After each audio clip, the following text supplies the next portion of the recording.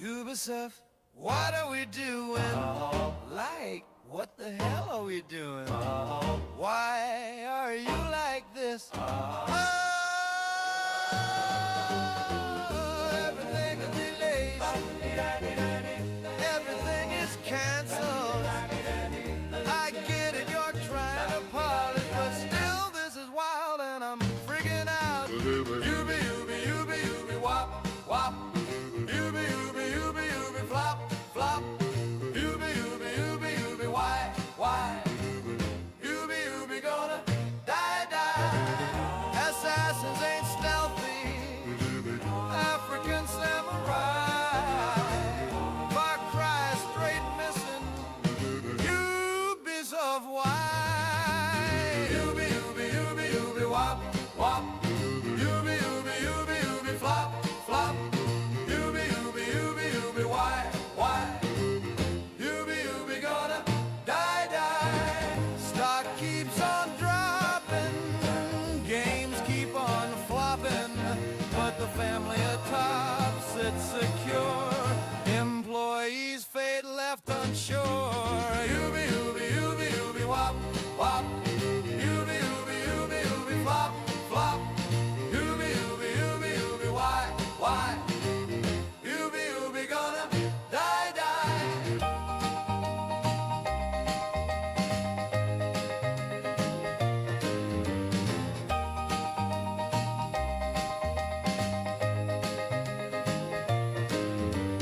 Ubi, ubi, ubi, ubi, wop, wop. Ubi, ubi, ubi, ubi, flop, flop. Ubi, ubi, ubi, ubi, why? Ubi, ubi, gonna die, die.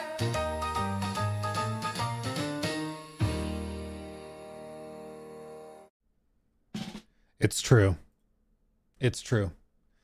In the words of the song, Ubi, Ubi, Ubi, wop, wop. Ubi, Ubi, Ubi, flop, flop. It's profound. It's profound. I just want you to take that in. How is everybody doing? Everybody feeling good? Are you feeling lively? Are you're rocking and rolling? Hopefully you are. I know I am.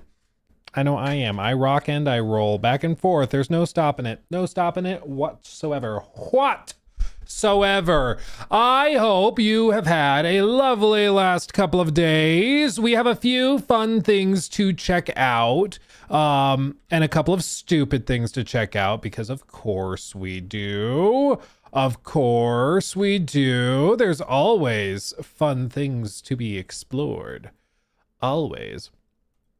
Everything from information about GTA 6. What? I know.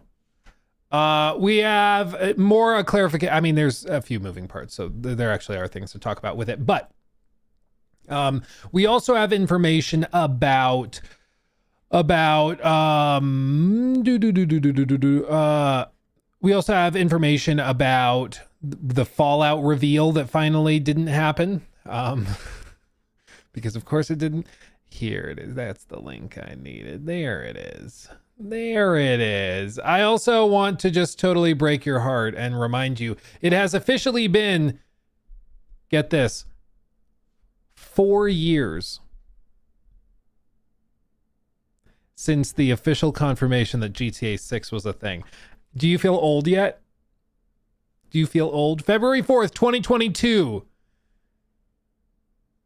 There it is. We're pleased to confirm that we are active, that active development for the next entry in the series is underway. 4 years ago is when they actually confirmed it. That's how long ago it was. That's crazy. That's crazy. I feel old. I feel old. Real old. Yeah, it flies by, doesn't it? Flies by. Flies by. I got a new chair mat for like protecting the carpet, but it's not big enough. So I keep like sliding just ever so slightly off of the mat in the chair. It's driving me crazy. Driving me crazy. It's annoying. First world problems. Anyway, let me turn these on. I just realized I had those muted. Sorry, not sorry. Now do Elder Scrolls 6. That's a whole other can of worms. Tell you what. Also the first anniversary of the KCD2 release. You're damn right. Swag-alicious is what that was. And I'm so, it's a gem. It's a dream. It's a dream. It both feels like forever ago and yesterday at the same time, you know? It's wild. It's wild. We also have a couple of packages to open, I guess. Mainly just one package that they sent me, and I figured I would open it because it's key. It's key. Pull up the trailer for it just so I can show you. Here we go. So as you guys may be aware, there is a game coming up very, very soon. It was actually shown off last year, shown off a few different times, but it's a game I really liked, and I've actually had one of the characters for it behind me for the last like 2 years or 3 years, whatever it was. That's Knifey from High on Life, and the next game is actually coming. They've been working on it, and it's kind of flying under a lot of people's radar, and but it's coming very, very soon. And they sent me something kind of cool. And I appreciate any time I get goodies in the mail. So let's see what it is. It is a mailer for the game. Ooh, shiny, glossy. I unsheath it. That is the term. Crust Lord, freshly made for you. Alien pizza. Okay. I open it. I did cheat and I peeked in here already. Okay, I'm sorry. But inside we have things such as this one. Bounty Juice koozie for your drinks and such. And as you can see, one can is roughly 7,500. Come on. Block my face. 7,500 calories. Nice and lean. There's a few other things in here that I'm not smart enough to grasp, but like there's like, look at this. There's like a bag, there's a shirt, I think. There's a mini version of the pill. Humanza Pro, High on Life 2, Humanza Pro pill. Oh, it's a freaking little USB. That's freaking adorable. That's adorable. So there's that. There's like a keychain for the Good Guys gang. There's a Humanza Pro. Dude, I could totally see wearing this out and about. People have no idea that it's a joke from a game. A sticker for it. What is this? An actual is this a shirt? What is this? Oh yeah, look at that.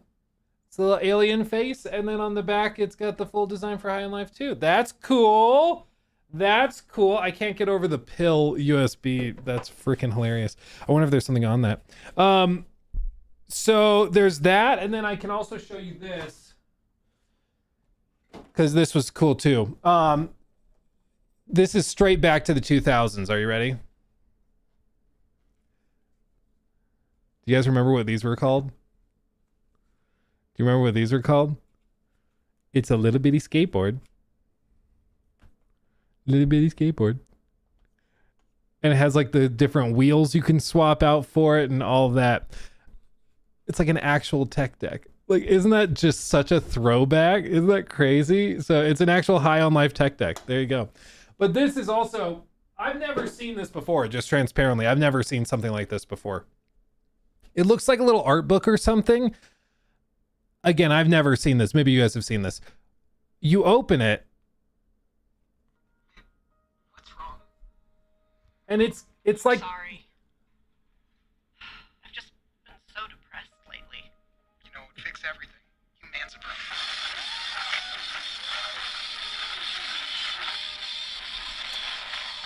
I've never seen that. So it's the trailer, and the screen on it actually looks way better in person compared to in the video. But I've never seen like an actual video wrapped up in a little booklet like this. I've never seen something like that before. It's kind of breaking my brain. It's very like cyberpunk or like Harry Potter with moving pictures and books. Yeah, it's very cool. So there you go. Thank you to Square. Squanch Games for sending that over. I really love the first one. If it's your kind of sense of humor, you know it and you love it because it's just so freaking funny. Like, again, the part where like there's a moment in the first game where the two of the characters have to have a pretty serious conversation, the gun and the player character. And so it's kind of like a breakup conversation. So they go to Space Applebee's. Because of course there's Space Applebee's. Where do you go to have a breakup? Space Applebee's. It's just like little stuff like that that's just freaking hilarious. I love it. So the second one's coming soon. Is that a press kit? I don't think it counts as a press kit because press kits usually have like, where did the thing go? Did I take it out? Did I set it somewhere? It usually has like footage and stuff like that. Here it is. This is the piece of paper they sent, and I can just read it. And it's all written from the perspective of the company, Rhea Pharmaceuticals. A special message from Rhea Pharmaceuticals to our beloved affiliates. Thank you so much for your ongoing support of Rhea Pharmaceuticals and our continuing mission to provide all sentient beings with high quality and affordable pharmaceutical care. We hope we can count on you to join us spreading the word about our groundbreaking new medication, Humanzapro. And then it's all sorts of things outlining the individual details on what they provided.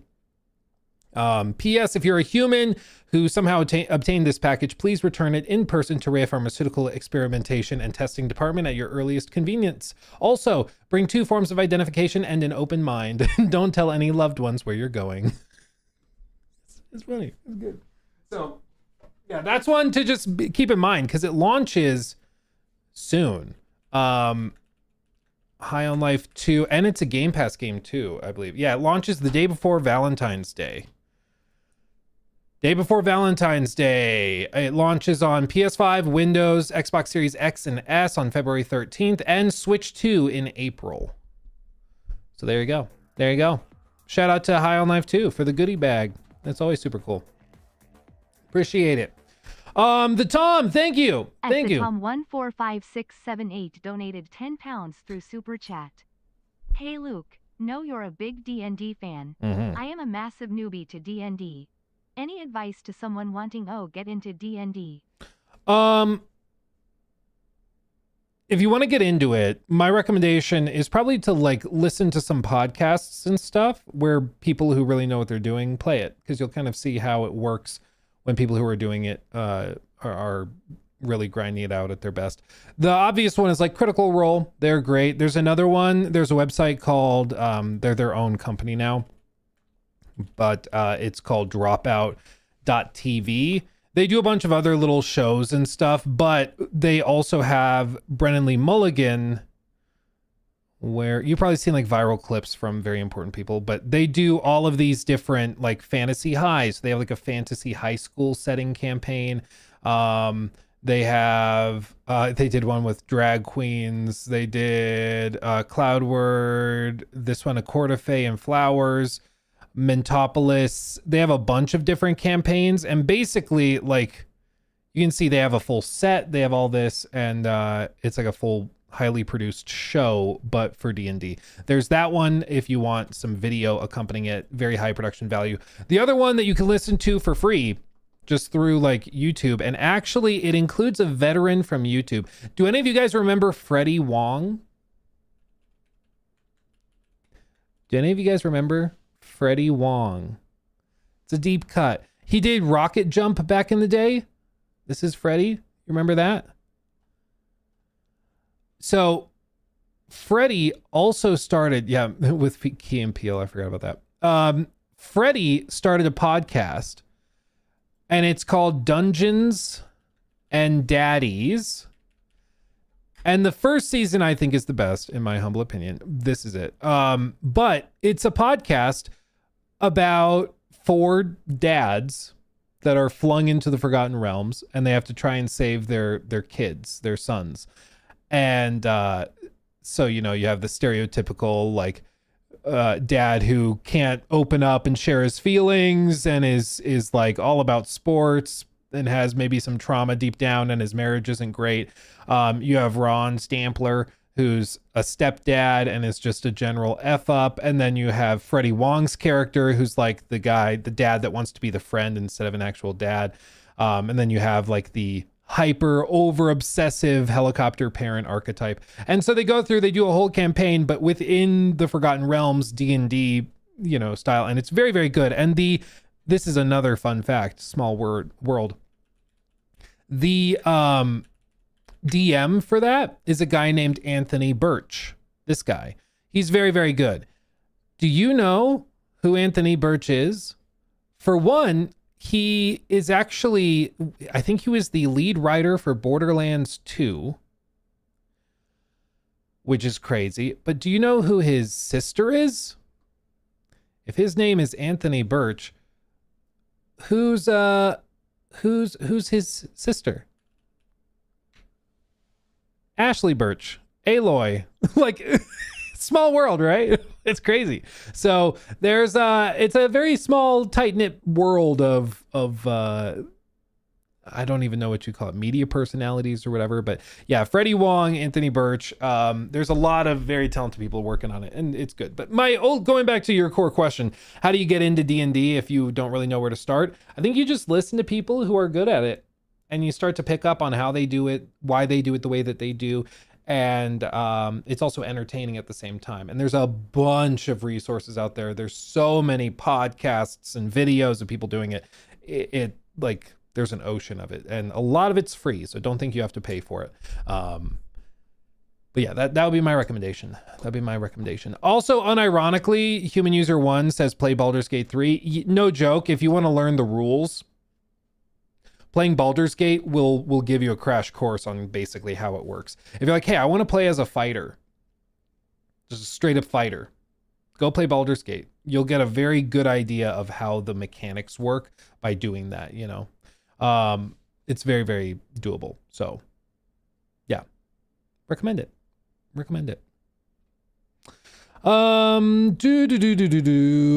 me continue catching up on these real quick. Ultimate Base, or is it Ultima? Sorry, Ultima Base, or is it Ultima Bass? I don't know. Never go bass to trout. Thank you for the sub over on Twitch. Thank you, my friend. Appreciate you. Arch, thank you for the super chat. I know I can only blame myself, but no Fallout 3 remaster or New Vegas. I am just sad. I'm going to be honest, just like you alluded to. I don't feel bad for you.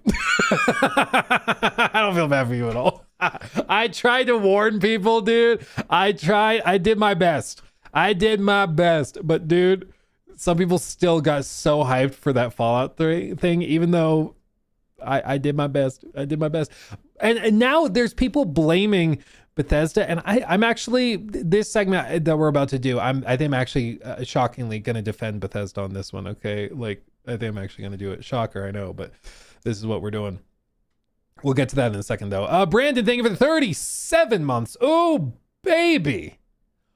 37 months. Oh, that's spicy. That gets 2 booms. Boom. Thank you, my friend. Thank you. You already got your collector's edition? Or what? High on Life? Jordanando 5883 donated £20 through Super Chat. Thank you. Hey Luke, I'm a big fan of your work. For me, you're the most balanced, common sense creator in the gaming space. Keep up the great work, and always feel free to check out my work at cut it off. Thank you. At Analog Stick Gaming and the Outer Haven. Thank you, my friend. I appreciate you. And I've got this random paper from the Squanch Games mailer. I appreciate you, and I am glad you're here, my friend. Thank you. These companies need to stop letting rumors run rampant. I think part of the problem is that a lot of these rumors, they swirl in corners of the internet where the company may not even be aware of how out of control the rumor is running. I'll mention this real quick. So this is like a mini segment, and then I'll catch up because I see that there's a couple of other things I need to shout out, but I want to throw this out. So new mini segment, sort of. So there's been a lot of discussions around GTA 6 in the last couple of days. For one, as of today, it is the 4-year anniversary of when it was officially confirmed to be happening. I feel old, but 2022 was 4 years ago. And that's when they officially confirmed that they were working on GTA 6. Of course, they were working on it before that, but that's when they officially confirmed that it was in production, full production was happening. 4 years ago today, February 4th of 2022. But yesterday, or in the last couple of days, there's actually been a earnings call where Take-Two Interactive CEO and CFO, all of those guys, they talked about their plans. They reaffirmed that GTA 6 is launching in November. They are saying they don't feel the need for another delay. They feel very good about this date. They said that about the last one too, to be fair. But what they did also mention is that marketing will kick off this summer, which they never confirmed before. And I don't think it makes sense for them to kick off an expensive marketing campaign if they're going to delay it 6 months. So I think November is pretty well locked in at this point. Marketing wise, they were very, very vague about what exactly they're doing. They said that people will be really amazed with what they're doing. Very creative. So I think that's, I mean, I'm sure they're going to say that about anything that they do, but they're going to be marketing it this summer. Most likely it's going to be like fun experimental stuff. I personally am not expecting them to do more traditional things. I saw some people were like, oh, maybe they'll put out a demo. They don't need a demo, dude. Like, people are going to buy it no matter what. So I don't think they'll do stuff like that. I'm guessing they'll do something where like they go to Jimmy Fallon and have Jimmy Fallon play it. Because like the gamers are already sold. I think what they're going to try to do is get the average everyday guy to be aware that this is happening. So he comes in and buys a PS5 Pro just for this game. Like that's the power of GTA 6 for the industry right now, is that they're hoping that brings in a lot of people who have been on the sidelines. So I think that they're going to be doing a lot more like mainstream marketing as opposed to gaming industry marketing, which I think just kind of makes sense. But time will tell.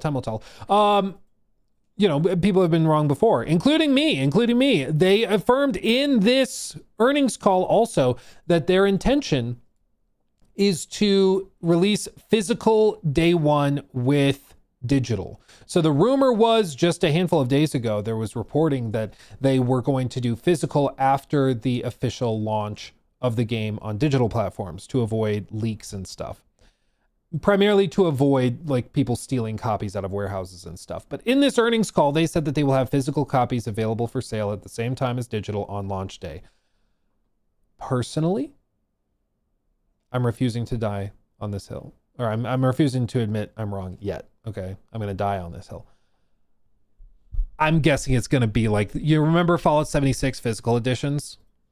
Fallout 76 physical. Not physical. Why did it say physical exam? It auto-filled physical exam. What? What are Fallout 76 players doing? Inside the box, though, was a cardboard disc. And then there was a card that had the game code printed on it. I'm guessing it'll be something like this, okay? Like there's a physical copy, but I'd be shocked if that physical copy has the game At Jordanando 5,883 donated £50 through Super Chat. Thank you. As someone that has also played Crimson Desert, I did the boss rush demo. I have a question for you. Why do you think that gamers are still skeptical of the game regardless everything Pearl Abyss? I cut off again, damn it. Regardless of everything Pearl Abyss has shown and the amount of people like us who have played it. I think there's concerns over performance, which is something that's still in flux. So when Will came on the show on Monday and talked about it, you know, he can't give a firm answer on performance metrics because they don't know what those are yet. You know, so people are asking what resolution and what frame rate is the game going to run at on PS5 and PS5 Pro? And he's like, I don't know yet. I could give you a ballpark idea. They had demos running on PS5 hardware. People in Europe got the chance to play it on PS5 hardware. The state of play trailer they did was captured on a PS5 Pro, he said. So they have it running, but he doesn't want to say we're going to run at 1440p 30 or 1080p 60 if he thinks that they could still optimize it further and get it ready. For me, the big thing is he said, we will tell you before launch.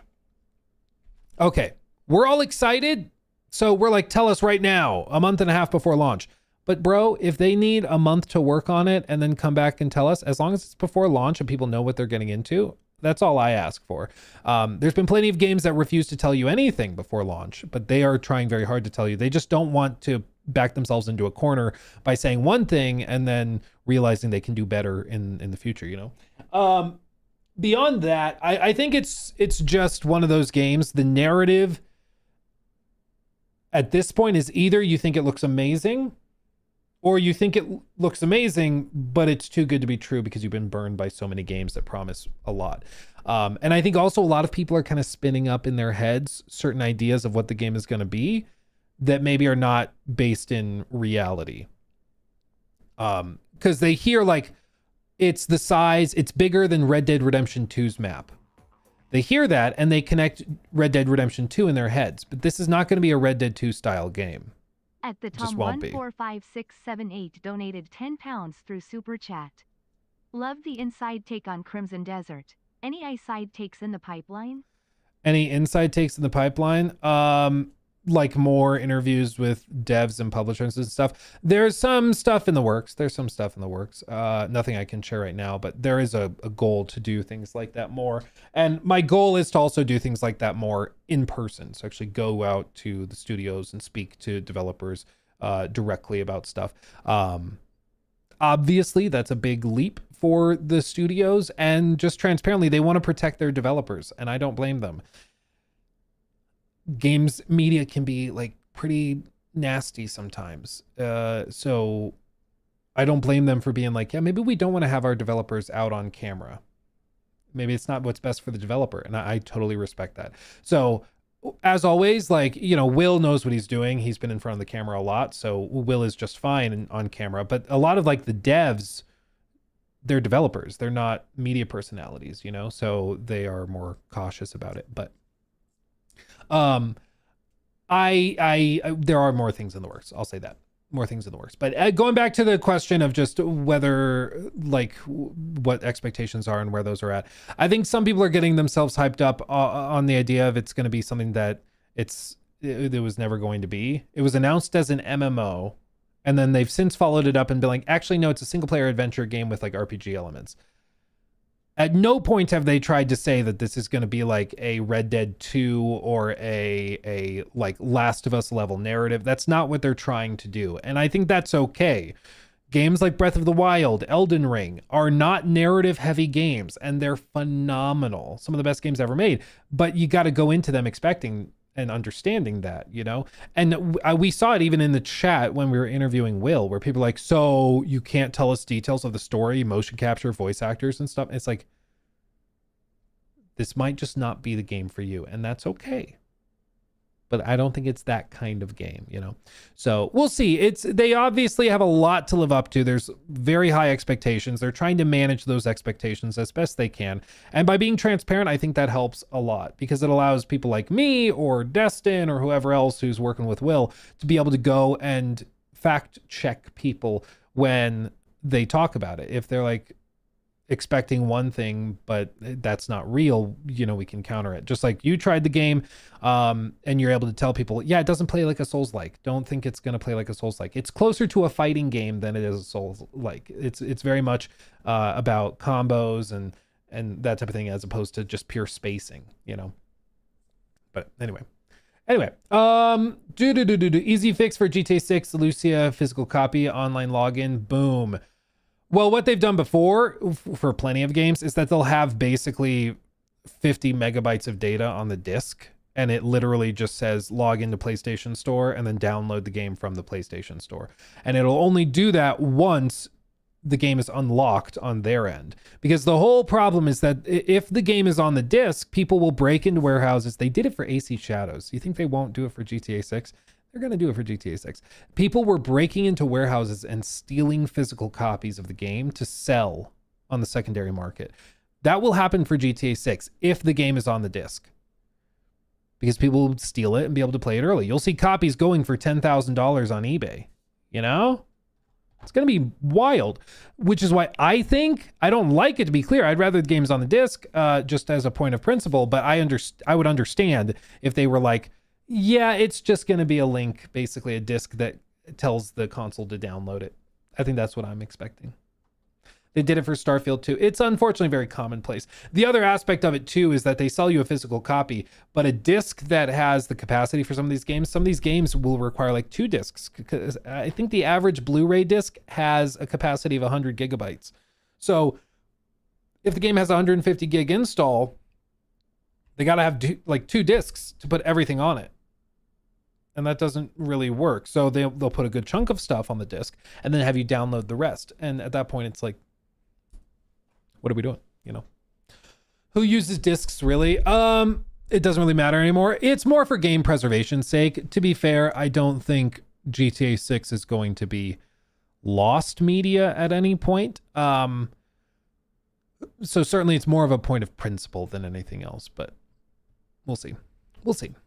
But like I was saying, going back to this with the GTA 6 stuff, there's a lot of moving parts to this, but it sounds like they're actually going to kick off marketing, and they're going to do that starting this summer. One of the things that did start to go around, though, a few days ago was a quote taken out of context from a kind of funny games show that they did. And it never really made sense to me why people were running with it, but here we are. Let me pull up the original clip for you. Is it? Oh my God. Twitter search is so busted, dude.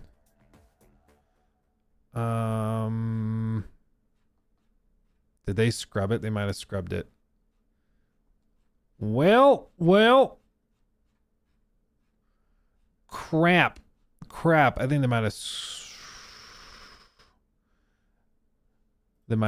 scrubbed it. But it basically, Greg Miller responded to it. News comes from GTA 6 Countdown. Video game show host and industry journalist Greg Miller says they're in talks with Rockstar Games to preview GTA 6. Quote, Andy's going to be previewing GTA 6. I got some emails from Rockstar about that, but we'll leave that for another time, end quote. Okay, so they're linking to Kind of Feudy yesterday, the show where I gave away pickles on a fake game show. Okay, so no, there are no, the implication of the joke I made on the fucking show was that Rockstar emailed me angry that I gave away a GTA 6 preview that doesn't exist. Basically, they had a funny game show. In the funny game show, he said, I'm going to give away a copy of GT, or a chance to preview GTA 6 to Andy. Oh, I'm getting emails from Rockstar about it. Oh, well, that's basically what happened. And then these pages picked up on it, took what was pretty obviously a joke, and started running with it. And so for like 2 days, there were stories being written, YouTube videos being made, TikToks being yelled about GTA 6 is gonna have previews, and they're actually sending invites right now. It hurts. It hurts, man. It hurts my head. It hurts my head. It fell for bait. I don't think it was bait. I think it was literally a joke. You know, like, it's a joke, but then they hear one little sliver and they run with it. And unfortunately, it happens a lot where like there will be somebody goes and says something in the context of a paragraph, and somebody clips out the few words and runs with it like it's confirmation of something. And it's just not.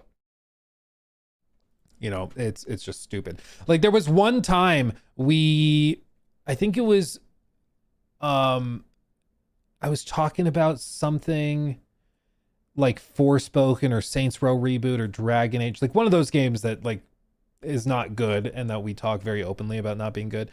But I was in a clip, I was saying like, there's got to be people out there who go, I love this. I love this game. This game is awesome. I can't get enough of it. And they clipped it. So it was me saying, they cut out the part where I'm like, there's got to be people who say, and then they just started at, I love whatever, Dragon Age Veilguard. It's so fun. It's so great. And they clipped it like that. And then they're like, well, it says the guy that likes Dragon Age. I was like, bro, what are we... Like, it's just, it's stupid, but this type of thing happens a lot. Unfortunately, it just happens a lot. But yeah, GTA 6 is coming. It looks like it's locked down for November. And I think it's happening. There's other rumors and things that have sprung up, like the idea that maybe they've been postponing Switch 2 support for Borderlands 4 to redirect resources and those developers over to a GTA 6 Switch 2 port. I don't know if that's happening or if I buy that. I would imagine they're separate teams. One is 2K and one is Rockstar. So I think they're separate teams. So I'm not sure if I believe that story, but I think the media machine is only revving up. It's only revving up. Only revving up. You got to get ready, okay? Okay. It's going to happen. Analog, I'm going to be honest. I don't know what that question even means. I don't understand. No. I don't think so. I don't think so. Zach, thank you for the 5. I want Rockstar not to send out review codes for GTA 6. If they do, it's going to be extremely limited. And I think it's only going to be like the big media outlets. They tend to be pretty old school with that. And I don't blame them. I've watched some like TikToker types, some YouTuber types, streamers who will just openly break embargo because they think they can get easy views on it, which is true, they can, but it happens all the time. I think it happened for like Monster Hunter Wilds. It happened with Starfield where people got it and then just started streaming Starfield. There was a game recently too, wasn't there? Where there was a guy that was like very openly breaking NDA. And he's like, I read and double checked it a few times to make sure I was right. I'm pretty sure I'm not breaking NDA. And it was like the first time he had ever gotten a code for anything. What game was that? Oh, that's going to drive me crazy. There was a game like that where there was a guy who was the only one leaking everything he was seeing in the game. And he's like, yeah, well, I read the email twice and I'm pretty sure. Silent Hill F, was it? No, it was last year at some point. It was like middle to late last year. I don't know. It's going to drive me crazy. It was a big game. It was a big enough game that like it was making headlines that he was doing that. I don't know. Somebody will tell me. Of course, it's TikTok and YouTube. Dude, there's just some people over there that just think the rules don't apply. It's so cringy and annoying. But like I saw it when I went to like the Ubisoft Forward event and they came out and said, hey guys, you guys are guests here. All we ask, you're going to get a full 8K recording or whatever of the show for your videos. All we ask is that while you sit in the audience, you don't film on your phones because it's disruptive to the people around you. And it's a pretty small theater. I say, okay, sure. You know what these guys do the second the show starts?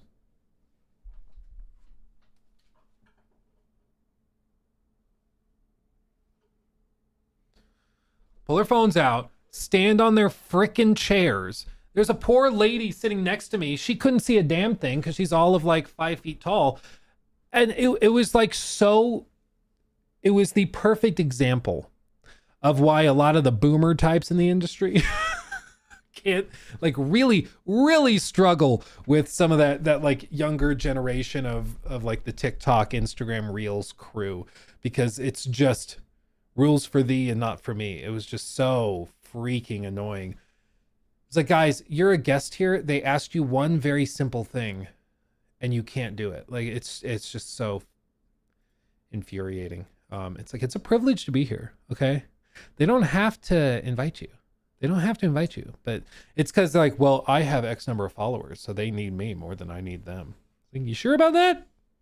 Sure about that? Because I think you're going to be complaining a lot if you stop getting invites. You know, call it a suspicion, a hunch. Call it a hunch. Shadows people were playing it early and spoiled the plot. Oh, maybe that's what it was. Yeah, disrespect. It's just being an a-hole. Like it was really, really disappointing to see. And to be fair, not all of them did it. There are some of those guys that are respectful and will be like, absolutely, of course. Yeah, no, I'll follow your rules. It's usually the smaller channels, the newer guys who have not been around long, and they act that way. And I guarantee you it'll prevent them from being around long, you know? Because it drives those press people and the media team crazy. Because like, guys, we asked you not to do this directly, and you still did it. Like, what are we doing? What are we doing? And I get it. They're like 20 years old. They've never been to an event like this. They don't know what the etiquette is. But I feel like it is. You don't get to say, I didn't know, when they literally told you point blank, don't do this, and you do it anyways, you know? It's just annoying. Just annoying. Okay, should we talk about this one? I'm gonna be real. I don't feel bad for people on this one.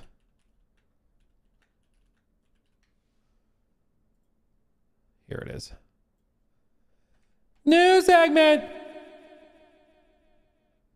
I forgot to catch up on these. And then we're going to talk about this map thing, because I don't feel bad for you guys for a second. Okay. I do not feel bad. Do not feel bad. Okay. I'm just going to be real with you. I don't feel bad for anybody who got overhyped on this one. Real quick. Where did I leave off? Tony, thank you for the 5. Hey, Luke, I have a PS5 but want to upgrade to a PS5 Pro. What's the best course of action? I would have said Black Friday. Black Friday was like $100 off, I think. Black Friday. If you can wait till Black Friday again, wait for Black Friday. Intergalactic Pirate Radio donated $10 through Super Chat. Thank Hey, you. Luke, wanted to get your spin on something. Do you think consoles are going to be phased out in favor of smaller form PC, console hybrid platforms? It seems to be where we're heading. I think that'll be the mainstay. I think like the way a lot of companies are going to handle their stuff is just like cell phones. You know, there might be fewer manufacturers, fewer participants, you know, but I think ultimately you're going to probably end up with a couple of big platforms that everything is running on. It seems to me like the big platform is PlayStation and PC. Nintendo's kind of its own thing. It's always just kind of been its own thing. I would expect that maybe in 10 years when we're talking about Xbox, the version of like the software that is running on an Xbox is just Windows 11 or 12 or whatever it is at that point. But the game mode of Windows 11, I think the Xbox platform as like its own thing probably goes away, and it'll just become a weird version of Windows that's on that. I think, you know, even Strauss Zelnick, the CEO of Take-Two Interactive, head honcho behind GTA 6 and everything, he's saying that he thinks PC is where everything's going. It's open. It's available for everybody. The openness of the stores and of the platform is also really, really nice for distribution's sake. It's really nice to avoid, you know, the tax that each of those stores take. Distribution is just easier. I think that's where everything is going. People like having their own hardware. And as this is the other piece, the games industry or game community is maturing.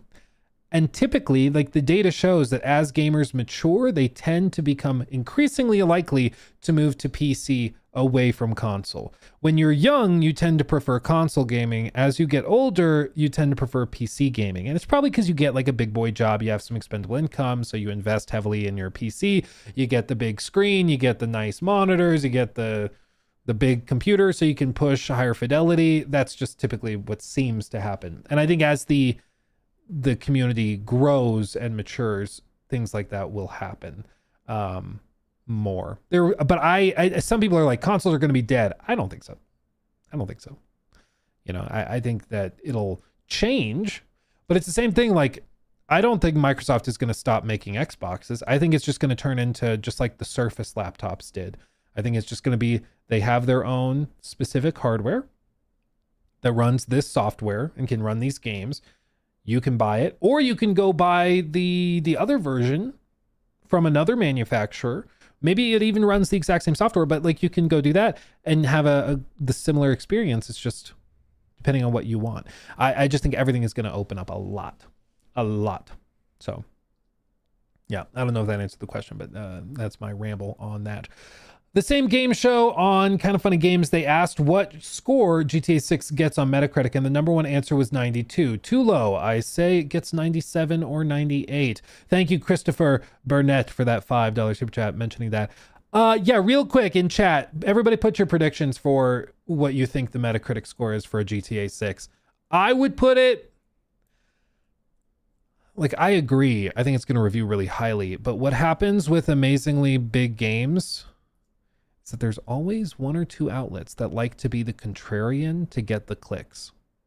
Because it's worth more to them to get the clicks for saying GTA 6, 3 out of 10. That's worth a lot more money to them than if they're just another one of the 9 out of 10 scores, you know? So I think you could see a couple of outliers who are like, the game's great, but I really think it's problematic. Did you know you can run over people in this game? It's really problematic. We should not be rewarding this. I think there's going to be stuff like that, unfortunately, but that's just how it works. I see a lot of like 94s, 95s, a couple of 98s. Yeah. I saw you post a video about why scoring critics is bad. I didn't watch it yet, but would love for you to elaborate. I think it's a great idea. I think, for one, they already kind of do that. So what Sven was throwing out and kind of spitballing was the idea of putting like an actual grade score, or like a number score on them. So GameSpot is a 95 out of 100, and then like this other website is a 2 out of 10 or 2 out of 100, and so they're scored differently. And when you do a Metacritic, you're weighting them differently. And then the same thing would be true of like YouTubers, streamers, and those types of people, where they each get their own social credit score for how reputable they're deemed. My frustration with it, and why I think it's a probably not great precedent, what it will lead to is just what happened in the 2000s, where you will only have the biggest outlets that have access, and it'll basically just turn back into IGN and GameSpot, Eurogamer, and those guys having the connections. Not necessarily, the best reviewers, just the reviewers that have the best relationship with the companies, which is not typically how you get the best thing, or best results. From my point of view, reviews are for the audience and reviews are for the customer. If the customer respects the opinion of a reviewer, that's their prerogative and right to respect that. The company doesn't have to agree with that reviewer, but if my audience likes my takes on games and I say, I love this game, they're going to go buy that game. If I say I hate this game, they're probably not going to buy that game. The company is just creating the product that I'm evaluating. Like, why should they get to determine how visible or not my opinion is to my audience? It's just weird. And the other piece of this is that they already kind of do that. They already kind of do that. Because if they don't like you as a reviewer, they just won't give you access. They won't invite you to the event. They won't give you a review code. They won't, this already is a thing. So I don't really see what we're doing. It just seems like a bunch of extra steps to clog things up even more and then centralize reviewer power back to like the big companies, which I don't like the idea of. I understand his frustration. There are a lot of bad faith critiques that are made in the gaming space. Absolutely. There's a lot of people who do not care about the games they're talking about. They just want the rage clicks. They just want the rage bait. And I can see why people are frustrated by that. But I think that you're going to be taking an axe to a fly and you're going to break a lot of other stuff in the pursuit of getting that fly, It's just, it is what's going to happen. So, yeah. Is that Tom Hanks on your shirt? Sort of.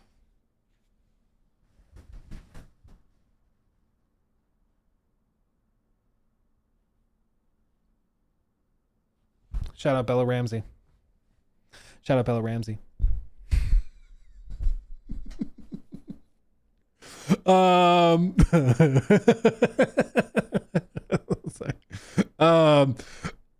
don't even remember where this shirt came from, but I found it in my stack of meme shirts. So there you go.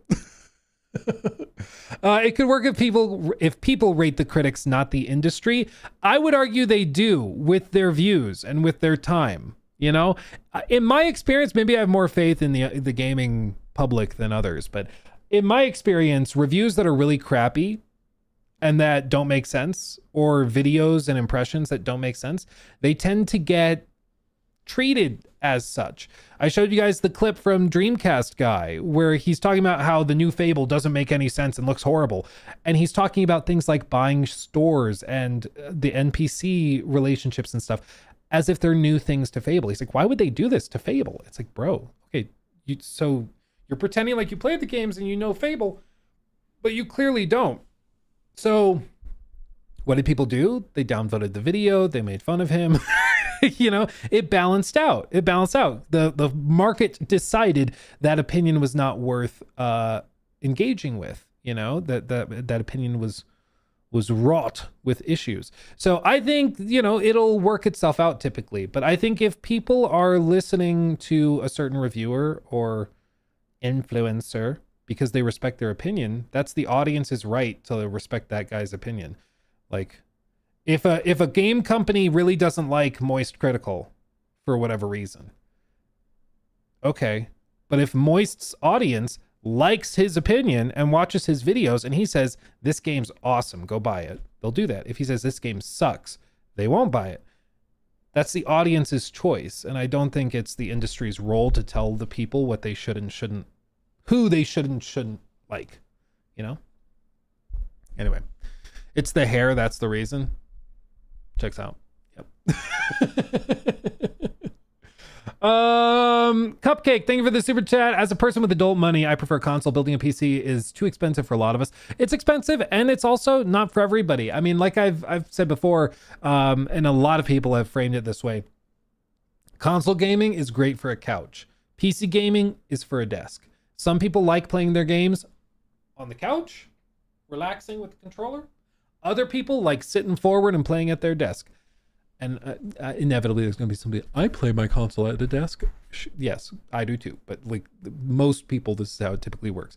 And so if you just prefer playing games on the couch, sweet. A PC probably isn't right for you, you know, and that's okay. It just, everybody's tastes are a little bit different, you know? Yeah.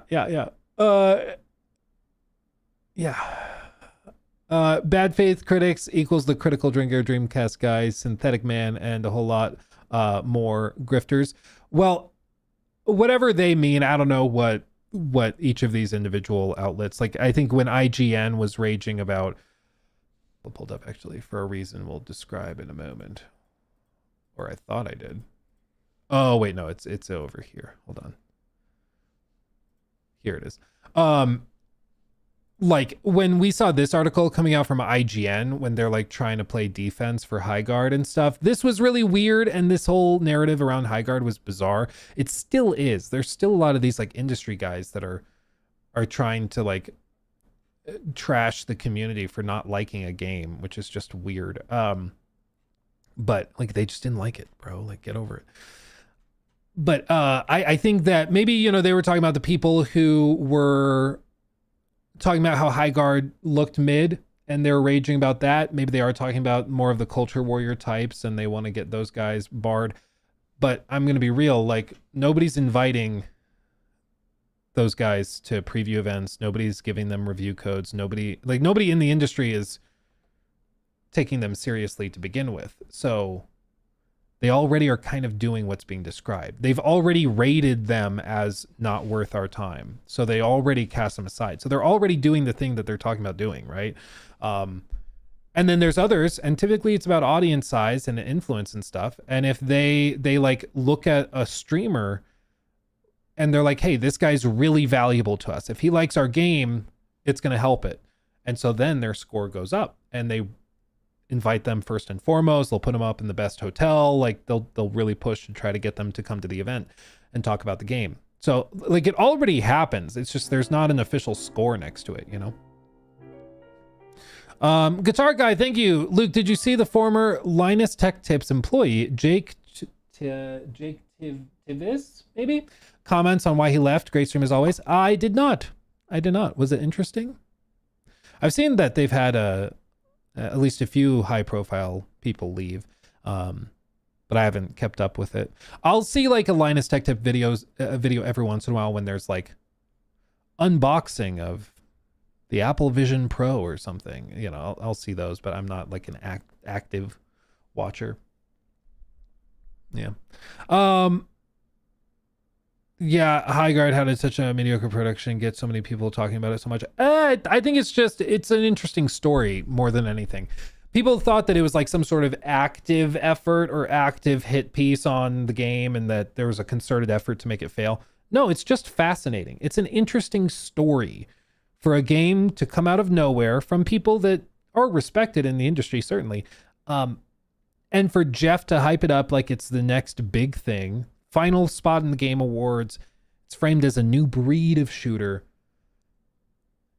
And to everybody else, it looks totally unremarkable.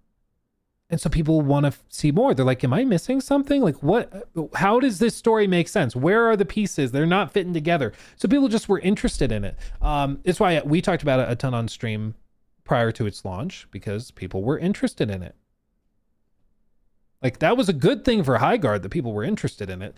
It just turned out the game wasn't good enough to convert them into players, you know?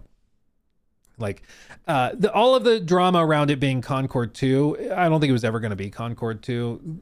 People who throw around the term, it's Concord 2, I don't think they truly appreciate how insane Concord was. Like, it's hard to put into words the scale of that disaster.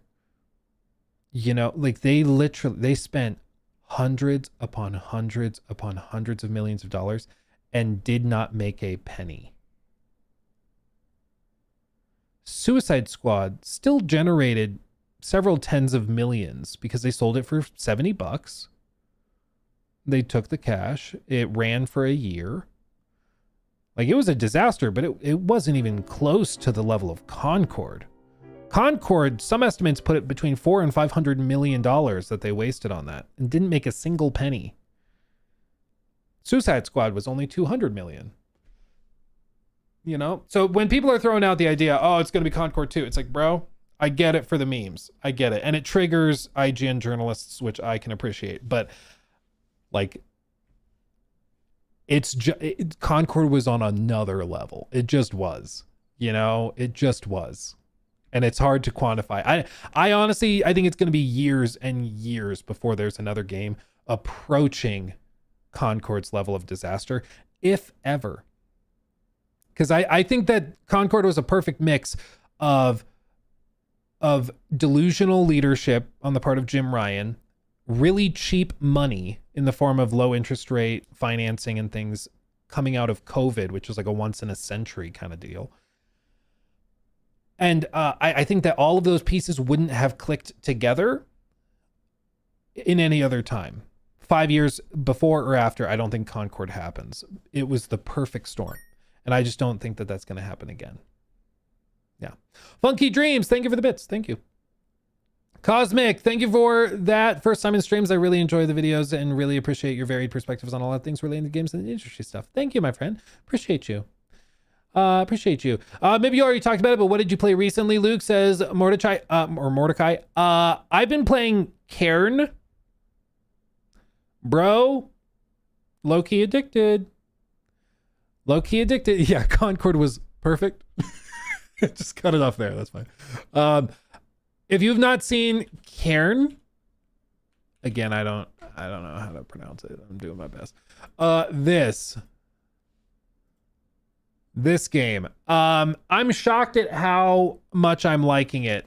Like, seriously, it's kind of fire. I saw it and I was like, how do you make a free climbing game fun and not feel super clunky and bad?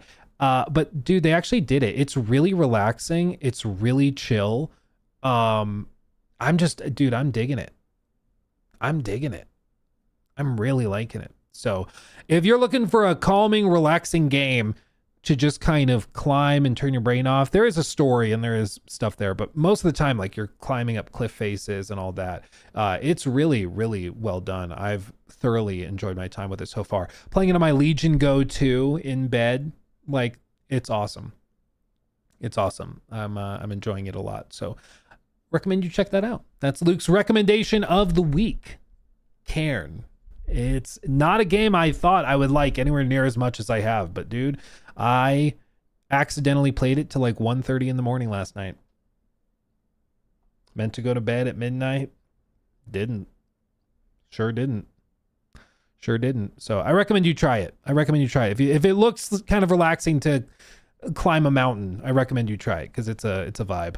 It's a vibe. But there you go. Shout out Karen. I know it sounds like Karen. I don't mean it Karen, but you know what I mean. Okay. Let's do this real quick. Let's talk about this one. Joshua, also, Luke, you mentioned last year that you always end up forgetting to plan in advance for Gamescom. So this is a friendly and aggressive reminder to do it. Last year you said this year, so just do it. Do it. Yes, it is on our to-do list. We're going to try to thread the needle and also do a trip to the UK donated at the 10 same euros time. through Super Chat. IGN made a video about Crimson Desert. There they said that the game has 3 protagonists, without mentioning that those are just playable characters with which you can do just side content. Yes. As Will clarified in our interview, not protagonists. He was very clear to specify not protagonists because that brings with it certain expectations and baggage. They're playable characters that have different play styles, and it sounds like it's specifically intended to give you a different play style to mess with while doing side stuff. So you're like, oh, I want to go try a boss. The other thing he said that surprised me, he's like, we've done a lot of discussion over the bosses and stuff that we have. But then he said the bosses aren't even a big part of the game. I think is exactly what he said. I think bosses aren't even a big part of the game, I believe is his exact quote. And I was like, really? Because you look at all the previews and stuff, the bosses have been a big focus of a lot of the marketing. That's interesting if he's saying that's not even a big part. It's interesting, you know? Does that mean that there's just so much that all these bosses don't seem like that big of a deal? Or does it mean that, like, no, those bosses we've shown you are all of the bosses we have? I'm not sure. It's hard to say. But let's talk about this, okay? New segment! It's new! And it's a segment! That's what we're doing! I'll catch up on super chats and everything. If I don't get into this, I'm gonna get distracted for another 45 minutes. So I'm gonna try to focus. Try. Segment. Okay. Guys, today we're gonna talk about the most shocking news story of the decade. IGN and hypocrisy? IGN and having a double standard? Who could have seen this coming? Who could have seen this story coming? Well, you see, there's sort of a duality of IGN, and it's very dissonant. It's fascinating to me. You see IGN promoting games that most people feel are mid, or even at times they suck. You know, there's the stereotypical IGN review of giving something a really high score when everybody else is like, did we play the same game? What are we doing? But then at the same time, they are overly critical of games that the broader community thinks look awesome. Like there was the story last, I guess it was 2 years, technically 2.5 years ago, with Black Myth Wukong, where they were straight up, dude, those things IGN did for that game were, I don't throw around the term hit piece often because I think it's overused. Those were like hit pieces, dude. They were alleging all sorts of insane stuff, character attacks and all sorts of garbage against the devs working on Black Myth Wukong to try and basically get the game canceled. Not like actually just we're ending development, but like canceled in the sort of cultural term, colloquial term, I guess. But they did stuff with that. They had pieces from IGN and Eurogamer attacking the devs on like KCD2 because they disagreed with their political opinions from like one or two of the executive team. They tried to boycott anybody and any coverage of Hogwarts Legacy, for example, because of J.K. Rowling stuff. Like there's this desire to hold games to very, very high standards, even standards based purely on the development teams and all this, to hold them to a negative standard. And then there's other times where they play defense for other games that just don't really make sense. There was this article that we looked at previously where Simon Cardy wrote this, and it basically just says, can we stop dunking on Highguard before it's even out, please? Well, the game came out and we have continued. But basically, it's a piece that is trying to argue that you need to be nicer to Concord because that's what you need to do. And if you are too mean to it, then you will not get good games in the future because no company will be able to take a risk and all of that. Let's see, maybe in 2026, it should be updated to never judge a game by its initial teaser and lack of marketing beats running up to launch. A mouthful, sure, but we'll never discover the next great game if we've endeavored to kill it before it even arrives, which is bizarre because it's like, so you want people to not judge a game based on the teaser trailers that they put out? What else are you supposed to judge a game on, dude? Like, it's this bizarre feeling that these companies are entitled to your time and energy and playtime. Like, they're not, okay? Even if a game is free to play, they don't just automatically earn your right to download it. If anything, being free to play means the game needs to be even better, because when a game is free to play, it's really easy to install, play a match, and then uninstall. Super easy. If you pay $50 or $60, then you're in and you might play a few matches even after you get out of it, but or even if you're disappointed with the first match or two. But being free to play, like, if anything, the bar goes up with that, you know, like to actually hook people long term. So there's been articles like this written, and this one, like I said, Simon Cardy, can we stop dunking on Highguard before it's even out, please? Well, Simon made a video on a game before it's even out. Is Crimson Desert promising too much? And the piece that is associated with this is a piece that's basically the video, but written out, describing how Crimson Desert, if you look at the trailers and stuff, seems to be promising so much that they probably won't excel at much of anything. And listen, to be very clear, I think videos like this are great. Even if I think a game looks great, you absolutely should ask questions like this. This is a reasonable, rational thing to do. You should think through whether this looks too good to be true. Thank you, Blackthorn. $10 through Super Chat.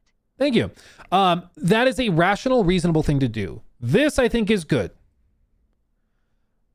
I can't help but notice that it's a little hypocritical that you're doing this right after saying, can we stop dunking? And dunking is basically, if you read the whole article, it's looking critically at what they revealed.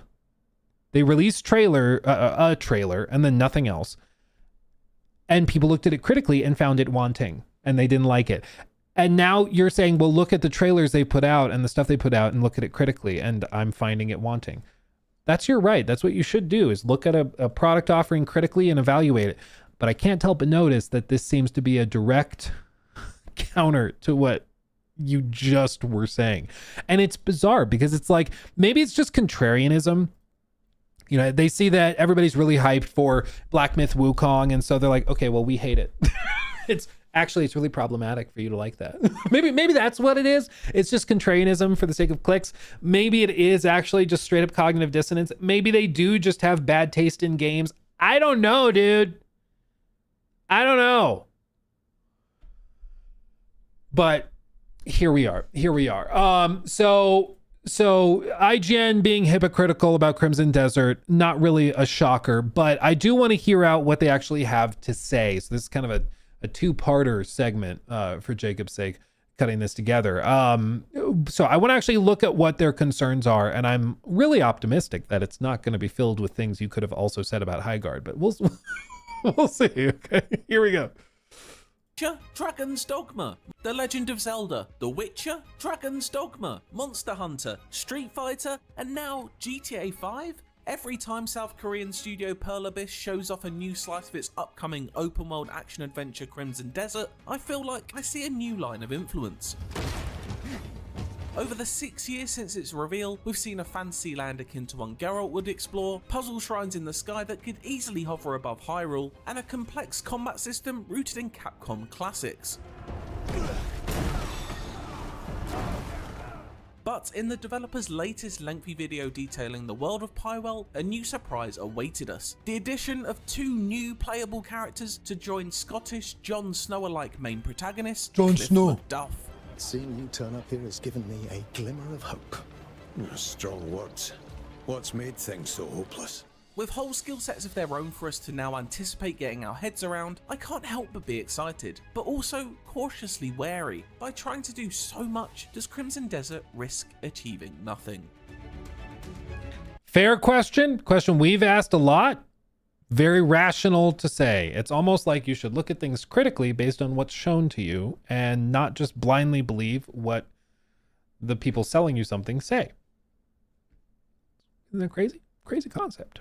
Crazy concept. You shouldn't just blindly believe whatever Pearl Abyss tells you about Crimson Desert. You shouldn't blindly believe whatever the Wildlight Entertainment says about Highguard. Like, and again, it's cringe to continue bringing up Highguard. I get it, but we're doing that specifically because we want to highlight the bizarre double standard way that they approach this game versus this game. You know, you should always question it, because at the end of the day, gaming is kind of a weird industry where, yes, they are works of art, but they are also products, and they're trying to sell you something. Okay, it's important to remember that.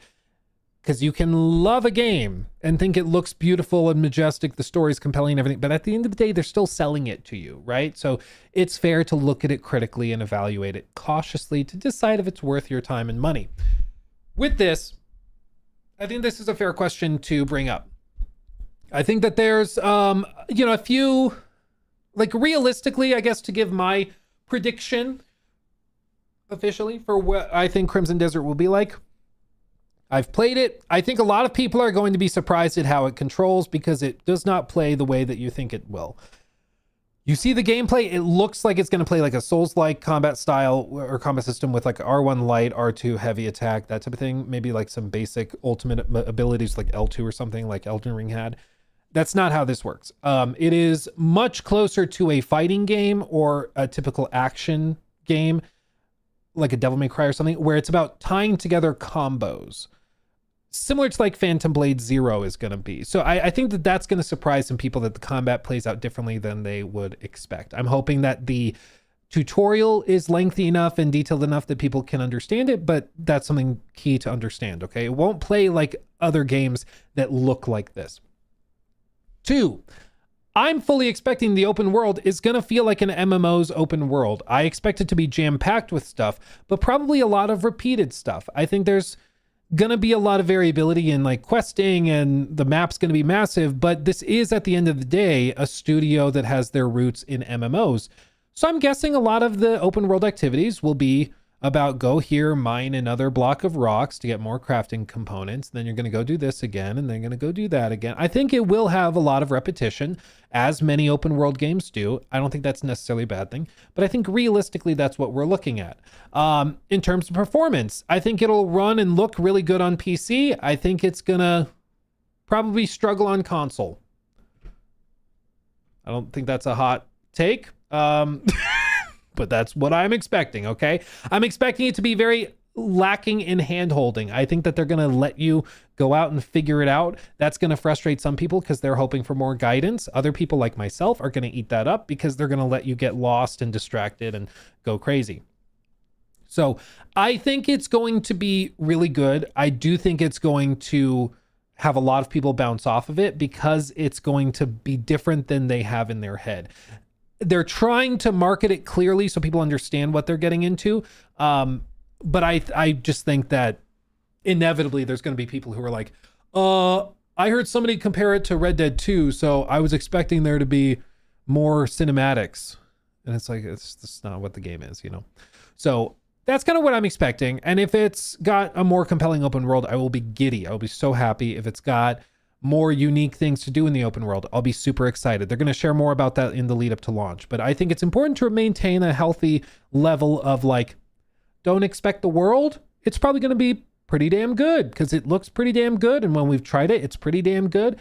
But I'm not expecting it to be like 10 out of 10, you know, the next iteration and next evolution of open world gaming. I would love for it to be the case, but that is a massive bar to clear, you know? But let's hear what they have to say. Again, I think this is good to think critically about this, and it's a good question to ask, and you should do it for every game. Every game. Continuing.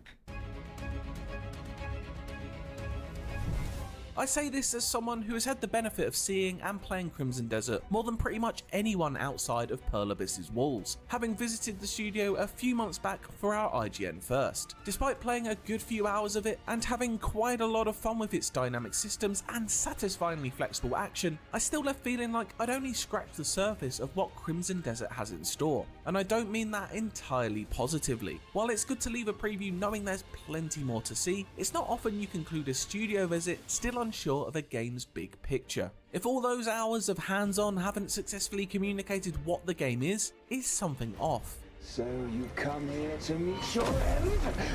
This is tricky because we've seen a lot of footage on it, we've seen trailers, and we've been talking about it for a while. And it's like, okay, because I've heard plenty of people say this, where it's like, what is this game? What even is this game? I think it's a weird question to ask, for one, just because like it's an open world adventure game and it has a lot of inspirations and a lot of little pieces of a bunch of other games. But that is the game. It's just a bunch of stuff in a massive world and a lot of little inspirations from a bunch of different things. It's kind of its own unique sandbox in that way. But from what I can tell, I know what Crimson Desert is. I think people are just trying to mentally put it into a box that they can understand, but it seems to be a melding of so many different boxes. It doesn't really fit into any single one. So you look at it and you're like, so is this The Witcher 3? No. Little bits of it, but no. And then there's other bits where it's like, okay, well, is it more Red Dead? Is it more Breath of the Wild? Is it more of this? It's like, it's pieces of that. Yeah. But I think it's going to be a very weird melding of all of these different things. I got you, Edgar. I can crank the audio. Don't worry. I can do that. I'll be happy to oblige.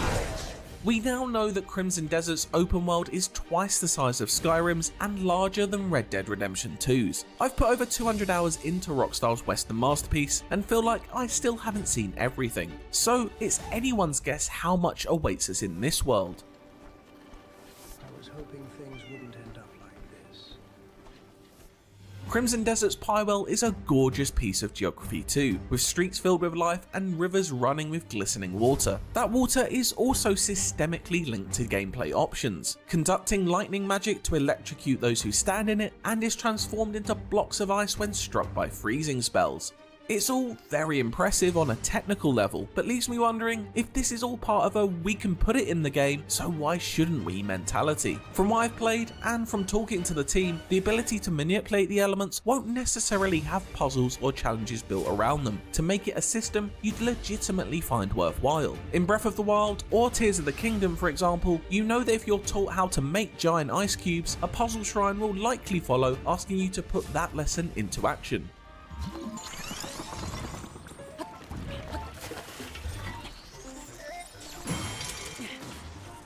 Dude, I love those games so much. It's true.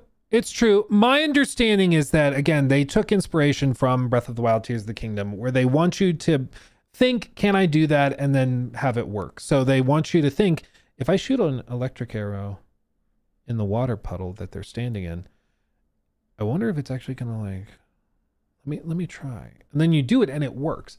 That is something that they've built the game around. They really, really want you to be able to think about that stuff and then actually see it come to fruition.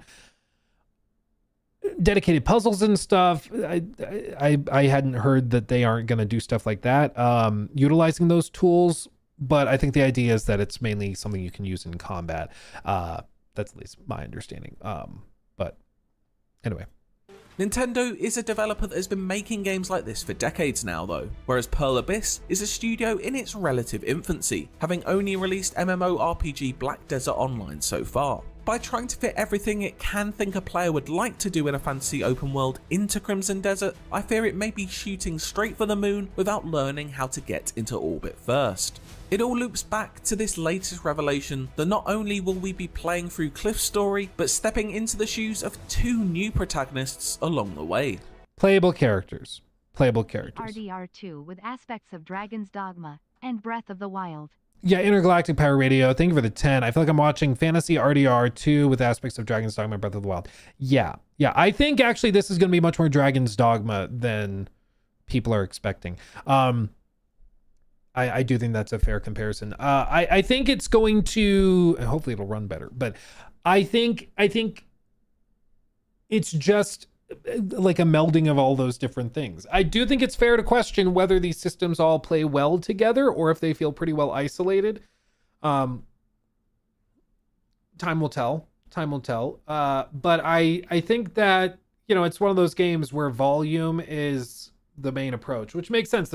It's an MMO studio. I mean, let's not forget that it's an MMO studio, and MMOs tend to be about quantity first and foremost. But I based on what I've seen and what I've played, a lot of it is about trying to tie those systems together. So you think I have fire abilities. Oh, let me shoot the fire at this thing. It'll light it on fire. Oh, it worked. Oh, I have the electric thing. I can connect these things with electricity by using the water underneath it. So let me break open this so the water goes down, then I can shoot that and it electrifies all of it.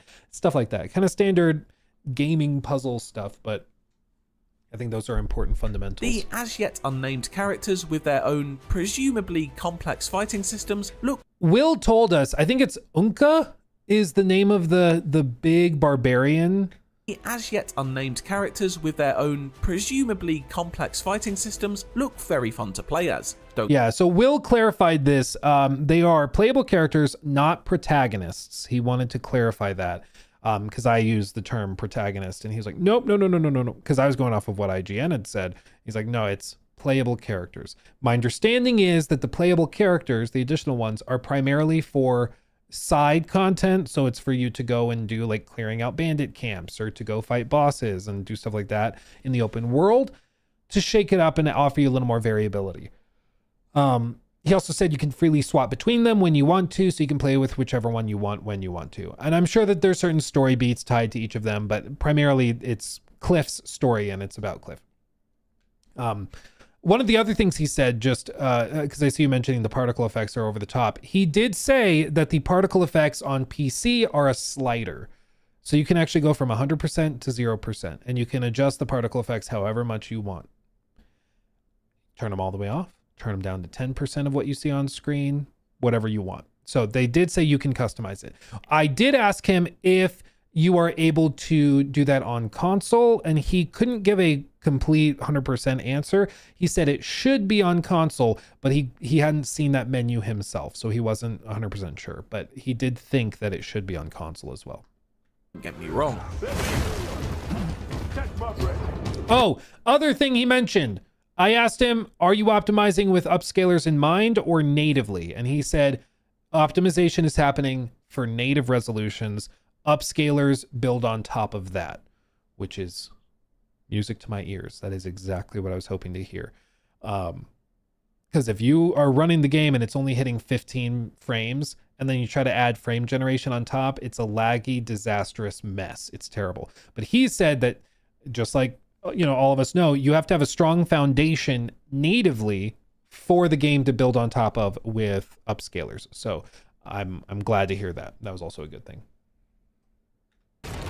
I'm particularly drawn to the quick-dodging, magic-shifting, pistol-wielding woman who appears at first glance to better fit my roguish tendencies. But it's yet another layer added on top of an already ambitious cake. And I like cake. You can probably tell from a quick look at my face that that would be the case. But when it's stacked so high that even Bruce Bogtrotter would take a pass on it, I worry it's a sign that Crimson Desert should not be trying to have it and eat it. You wanted cake, you got cake.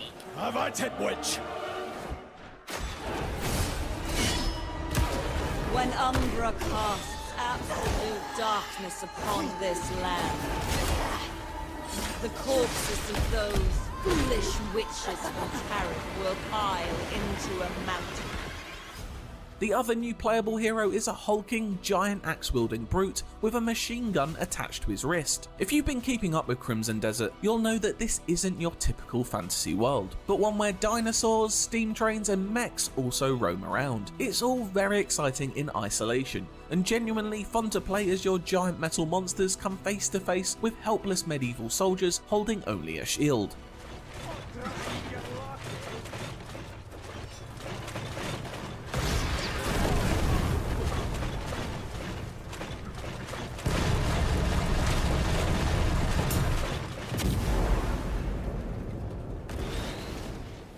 The power trip is there. I just worry about the rest of the journey. Story and questing are incredibly important to me when it comes to open world games. The Witcher's twisting tales and many memorable side stories are what make The Wild Hunt an all-timer in my eyes. The cast of characters in Red Dead Redemption 2 and the way they weave seamlessly in and out of its world are what make it my favourite game ever.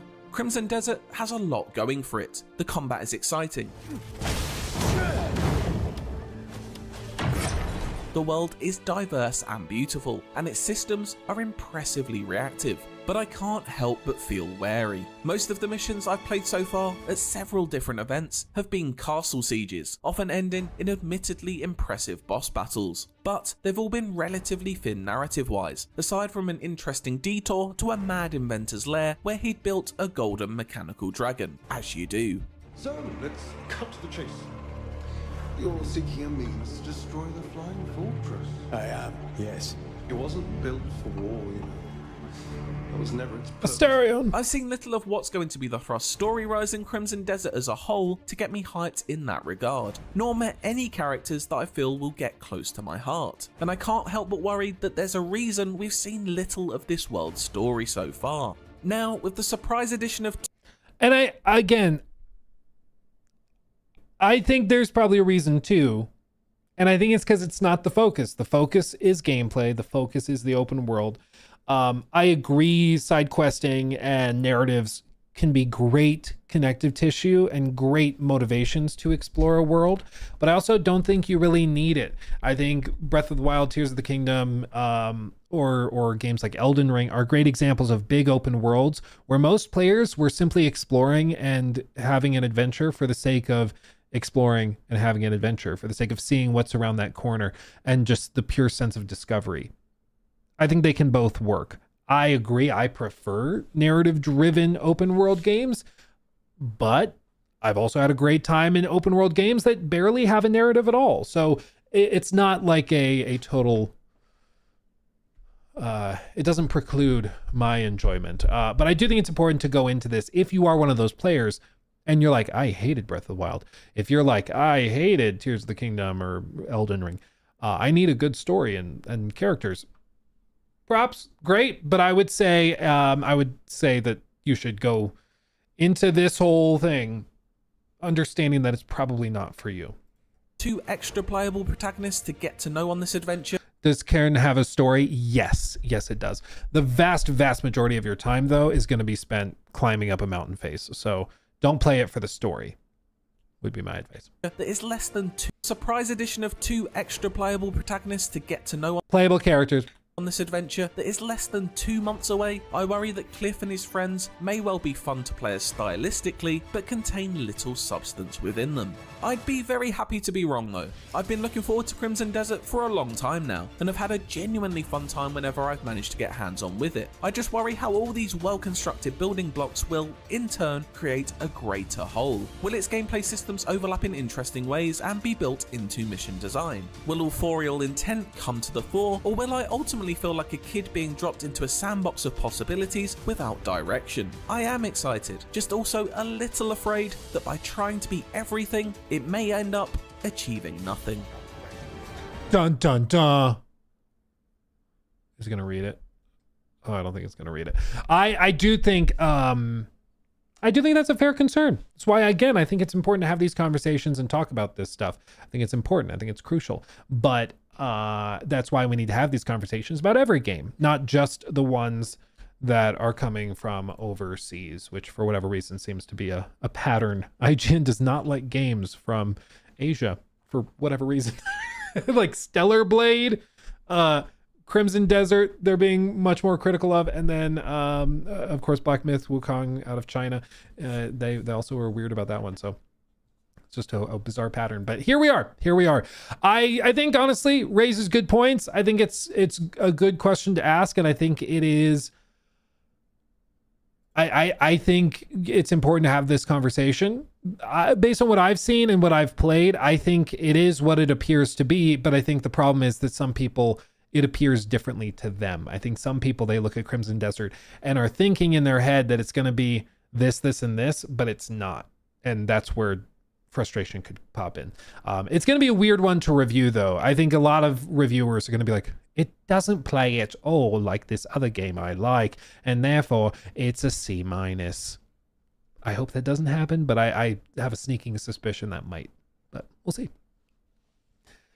Blackthorn, thank you for the 10. Hot take, AC3 is better than AC4. It feels like an early attempt at RDR2 by Ubi.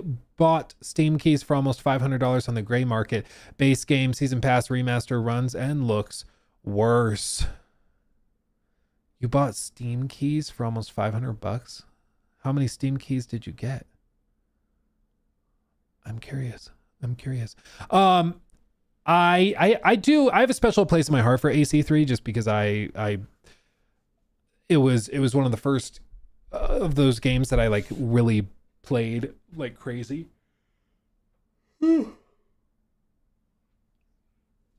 Excuse me. I've also told the story before. AC3 launched November, December of 2012 or something like that. And so I had prom 2013. And we went after prom, we went to a warehouse that one of the kids' parents owned. One of the other kids in my class owned this warehouse that had a ton of stuff. They were rich. And so it had racing simulators and all sorts of arcade games. It was like basically a Dave & Buster's, but private, okay? And they also had a flight simulator. I kid you not. It was like a full-on 737 flight simulator, okay? And they had a deal where if you landed the flight simulator, if you actually landed the plane, you could earn, I think it was a $20 Best Buy gift card was the deal they were doing. My dad loves flight simulators. I grew up messing around with them. So I was like, I got this. And so I landed the plane like 3 times in a row because nobody else wanted to try it. They were frustrated. They kept crashing it. So I got those gift cards and then like, okay, we'll give you one more if you can land in Hong Kong, the old Hong Kong airport before pre-1997 when they moved into the new one. It's in the middle of skyscrapers. I don't know if you've ever seen it. Hong Kong airport, 1990s. Yeah, this is literally the airport. It's in like the middle of the city. It's so stressful. Show me. Yeah, look at these planes. This is how you'd have to land in the OG Hong Kong airport. It was nightmarish. So we did this in the simulator. I landed it again, and so I had $80. So I was able to get AC3 with tax. and play it. And that was like the big connection for me was I had all that money and I went out and bought AC3 because I thought it was so cool. That was so cool. So there you go. There you go. But yeah, I have a special place in my heart for AC3. Sure do. Let's see. Metal, thank you for the 5. Did you happen to see DSP's crash out after going viral on live stream? Subreddit, pure gold. Thanks for the show. Back to lurk mode. Thank you for the 5. And I did see a clip of the crash out. Nothing says I don't care more than crashing out screaming I don't care. I don't care, guys. I really don't. Stop. I don't even care. I'm starting to think you might care. I'm really starting to think you might care. Show us. I don't have the clip pulled up. DSP LSF, maybe it'll show up. Oh my god. DSP's been real quiet since they started releasing the Epstein files. Oh my god, that's pretty funny. That's pretty freaking funny. Okay. Yeah, I don't have the clip actually. I don't know who would.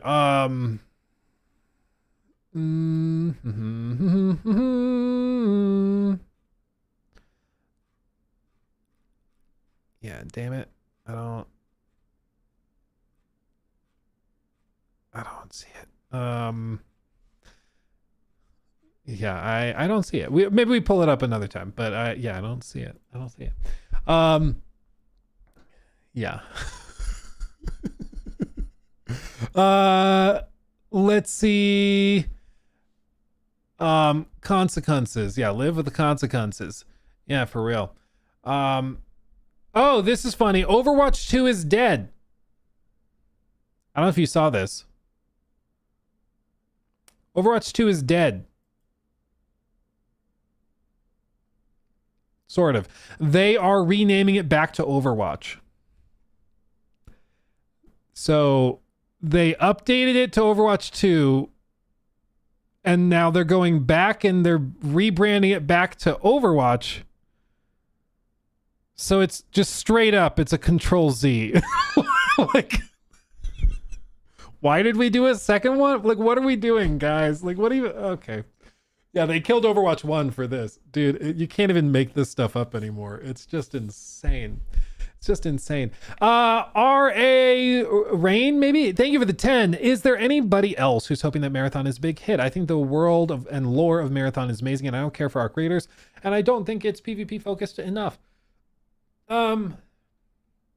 But I think there's a lot of people hoping that it does really well and that it pops off. I do think at this point, I think it'll have a solid audience. I don't think it's like $4 billion company solid audience. Like, I don't think it's going to be at 500,000 players. I don't think it'll I don't think it'll beat Arc Raiders concurrent numbers. But that's just me. Maybe it does, but I don't think it beats Arc Raiders. But I do think it gets a solid audience and is fine. That'd be my guess. So, yeah.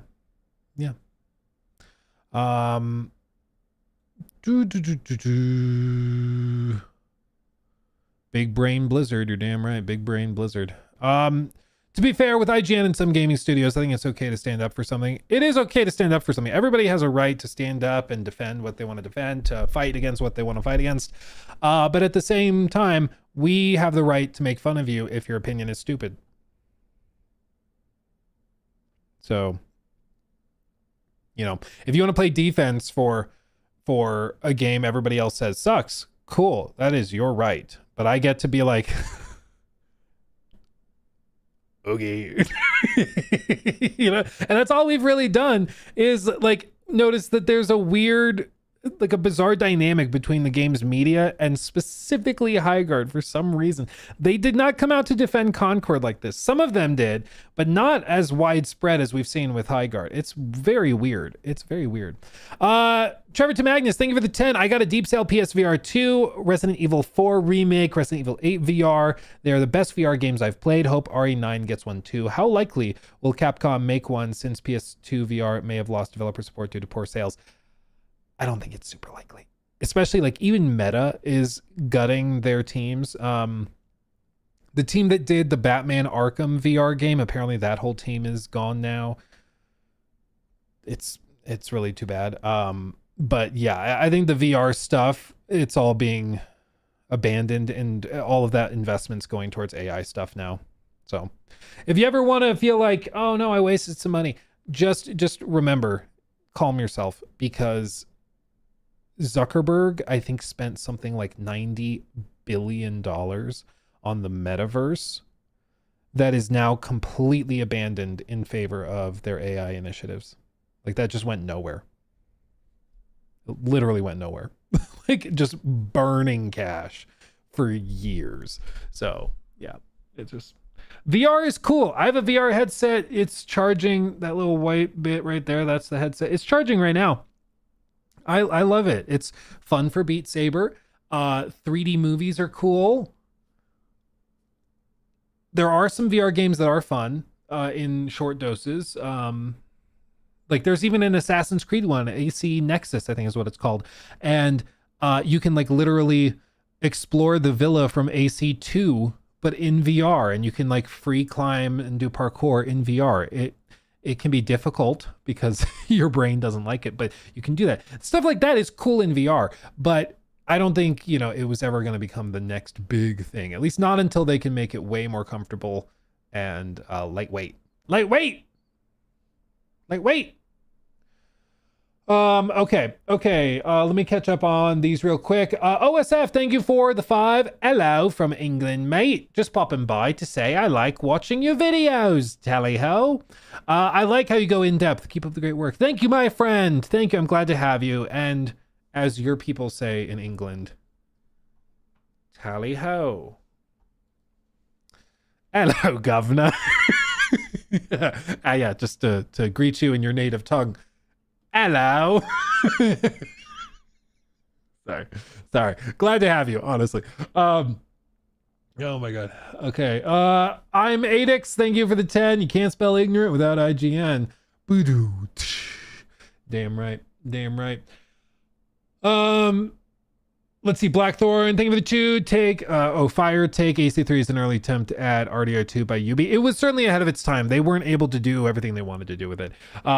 Emma thank you for the super chat. Have you seen or reacted to the IGN Crimson Desert video? Oh yeah, we just did. And also thank you for becoming a member. Appreciate you for that. Okay, I think we're caught up there. Samuel James, 19 months. Oh baby, thank you for that. Glad to have you. Also, Major Dookie Juice. What a name. It never gets old. 7 months of subs. Luke Pooh, thanks for giving me stuff to watch while I'm working from home. Your shirt makes me want to be a dad. Is it this one? That's a good one. Anybody who's like, Luke, that shirt is in poor taste. Like, no, I'm just a hardcore fan of Bella Ramsey. If I were a Justin Bieber fan, I'd have Justin Bieber faces on all of these iconic characters. I wonder if there's like a Walton Goggins meme shirt.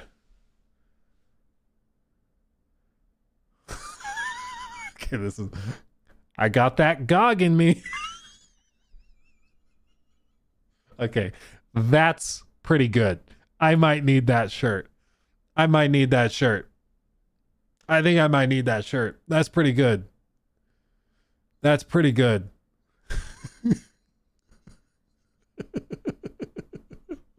Oh, this is a good one too. Oh my God. Just click. Yeah. That's a pretty good one too. I might need some of these. Okay. Yeah, tempting.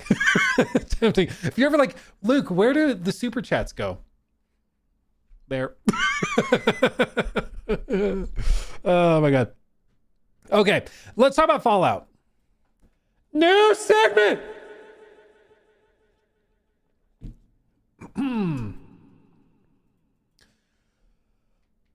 All right, everybody. I'm going to do something I did not think I would do today.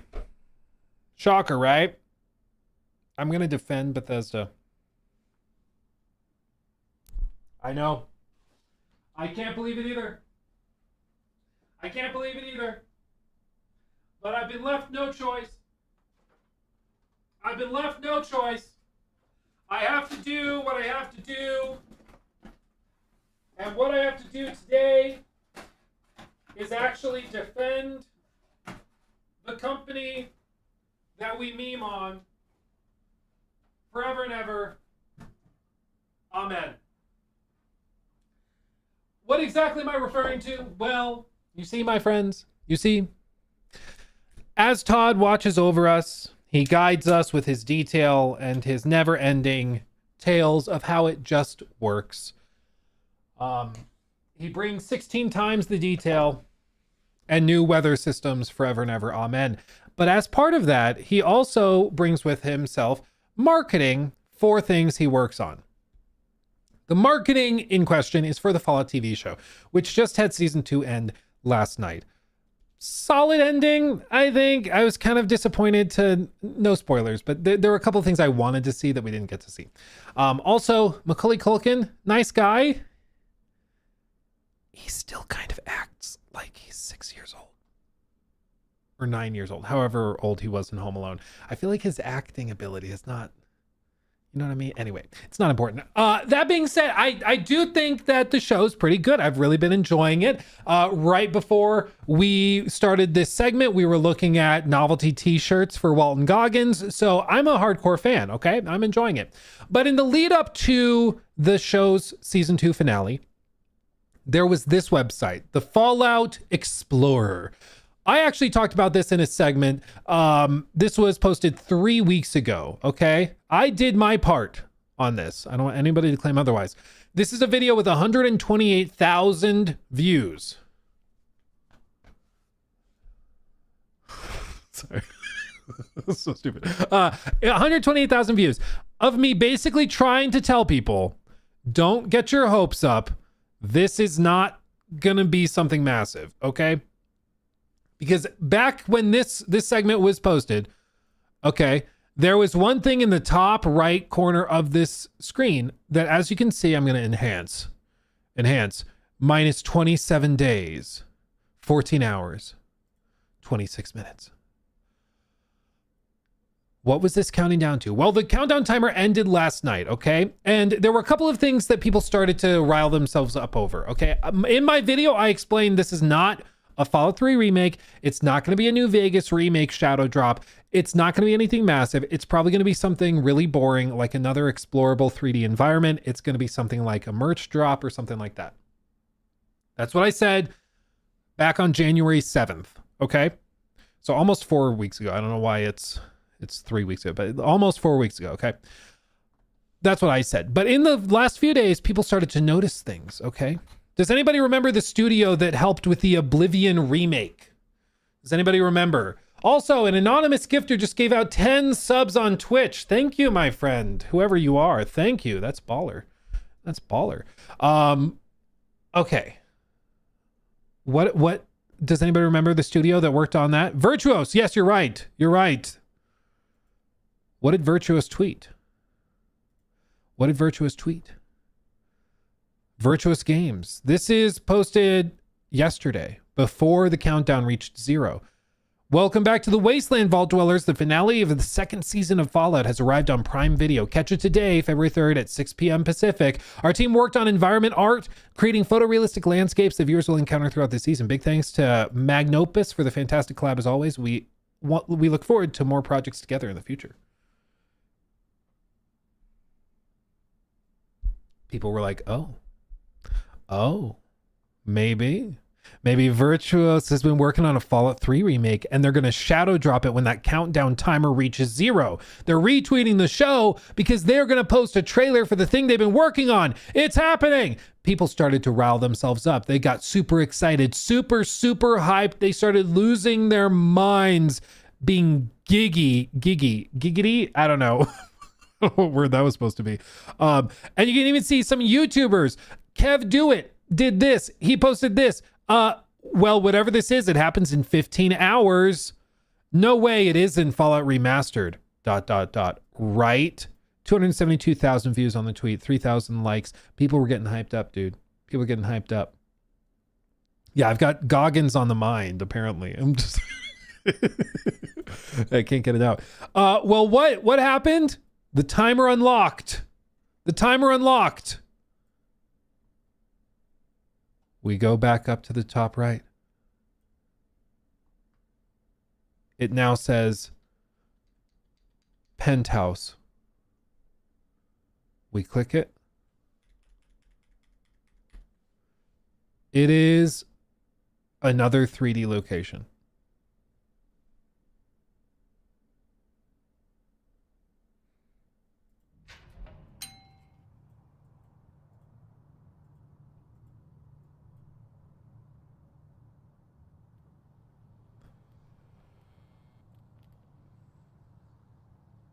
This is it. You were able to do this 16 years ago with Fallout New Vegas, but this is what it is, okay? This is it.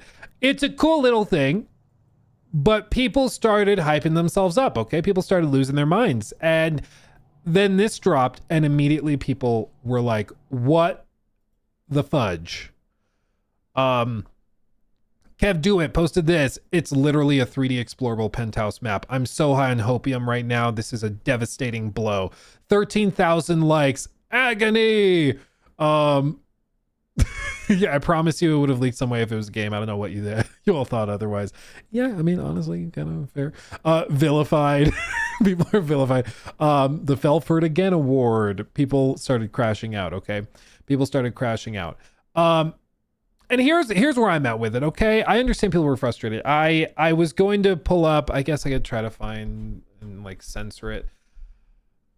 I did find some other tweets of people that, let's just say, were very passionately upset at what was revealed, or rather not revealed. Very, very passionate. And I understand that people were really hoping for a shadow drop. I get it. But honestly and truly, like, bro, they never once claimed that this was going to be anything like that. In fact, it sounds to me like, you remember, I think it was Jez Corden. He had sources that came forward and said, this is not Fallout 3 remastered. This is not New Vegas remastered. Don't expect that. I would bet you good money that that was somebody like Todd emailing them saying, hey, keep my name out of it, but this is not Fallout remastered. Don't let people get their hopes up. They didn't want to come out as a company and actively unhype people, but they did communicate, in my view, sufficiently enough to be like clear, this is not what this is. I feel like at some point, yes, there is an obligation from studios to not overpromise and lie, but I also think that if the community willingly ignores all of the signs saying this is not X, if they continue to hype themselves up thinking that it is X, I don't feel bad for you anymore. That's not, in my view, the company's problem. You know, like Todd has been saying, for example, he said that GTA 6 launches before Elder Scrolls 6. Said that on the red carpet for the Fallout show. There's still people out there making YouTube videos saying that, no, he's just saying that because he has to, but like they're going to shadow drop it. And there's people saying, I think they're going to drop Elder Scrolls 6 at the summer showcase. Even though there's a ton of evidence saying that is not happening. They're ignoring it. And then when it doesn't happen, you know who they're going to blame? Todd. Praise be unto him. And I love memeing on Todd. I cover him in memes, practically drenched. But dude, I think at times he doesn't deserve that. He does deserve a lot of the crap he gets, but he doesn't deserve that. Okay? He just doesn't. It's not his fault that you willingly deluded yourself. Okay?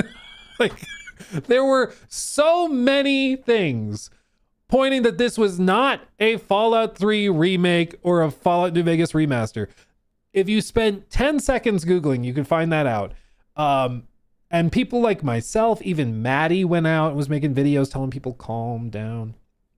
I think Juicehead was telling people calm down. We were trying to tell people, like, don't get your hopes up. But now, even still, I saw one tweet of a guy, again, I was going to show it to you, but he used slurs, some slurs in his statement. He was calling for, like, lawsuits against Bethesda. He was like, at some point, they have to suffer repercussions because that guy, Todd, keeps lying to us and leading us along and taking advantage of our excitement just to steal it away and disappoint us. I'm like, Todd literally did not say a damn thing about the penthouse. He didn't. This tweet is from Virtuos, a company that does a lot of work, and they say they made 3D environments, which they did. You know? Like, at some point, I do think there is a responsibility on the players and the audience as well to not intentionally delude yourself and like deceive yourself into thinking something's going to happen. In the same way that we've seen it before, where like they will say, oh, you remember the freaking Larian statue? You remember the Larian statue for Divinity in the lead up to Game Awards? We had, like, literally, we had Cory Barlog in chat, and he said, it is not God of War. And people took that and said, well, if it was God of War, he wouldn't say that. He wouldn't say it's God of War. He's throwing you off the scent. I feel, there was one guy that tweeted me and said, I'm even more confident it's God of War now. It's like, what are we doing? Okay, you don't get to be disappointed when the guy behind it says it's not this, and then you're like, so what you're saying is, like, I have zero sympathy. Okay, zero sympathy. So I understand. I understand. Like, people are disappointed, but I don't feel bad. Okay, there were enough warning signs. There were enough things to say this isn't what's happening, and you would think after a decade of disappointment, you would chill. You know, you'd think after a decade of it never happening that you would chill out. It's the same thing with like getting hyped over, like, well, I had a pretzel this morning and the pretzel was kind of deformed and it looked like an H and a 3. So I think Half-Life 3 is going to be revealed at the Game Awards this year.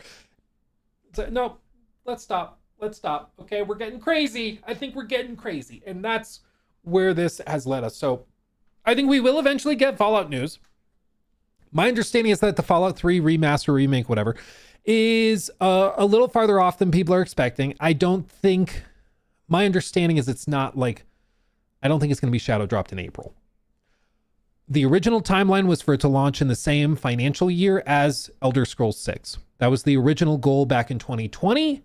And if the timelines have all moved together, which they have for everything else, that would mean that it's probably like 2027 to 2028.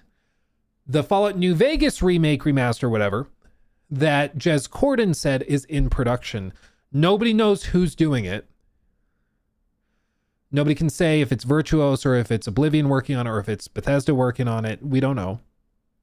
So it sounds like it's very early.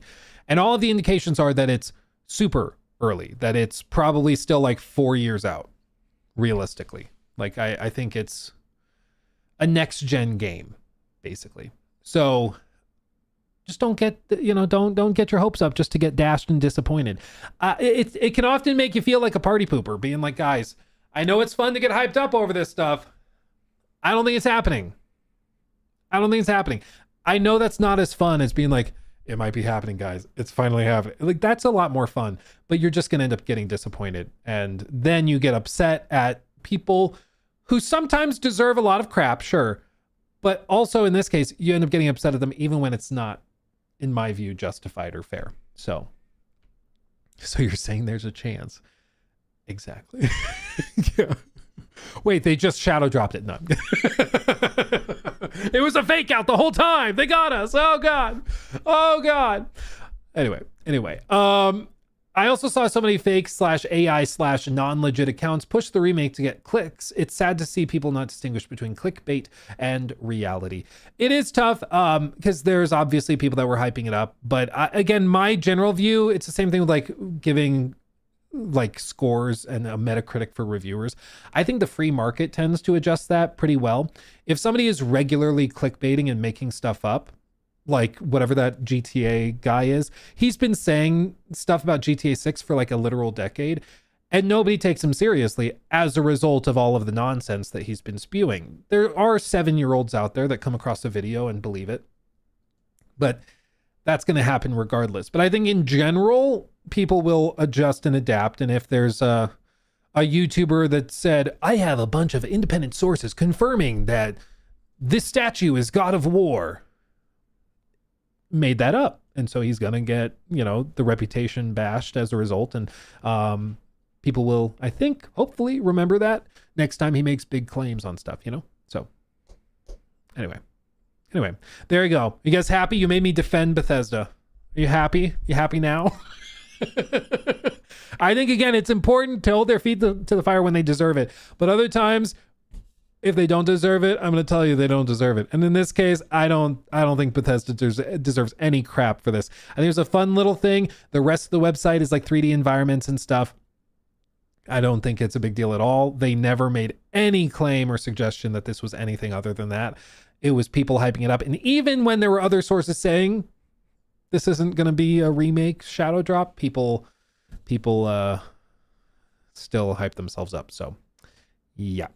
You did it to yourself.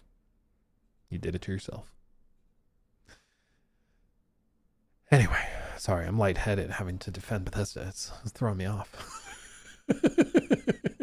Is this what you wanted?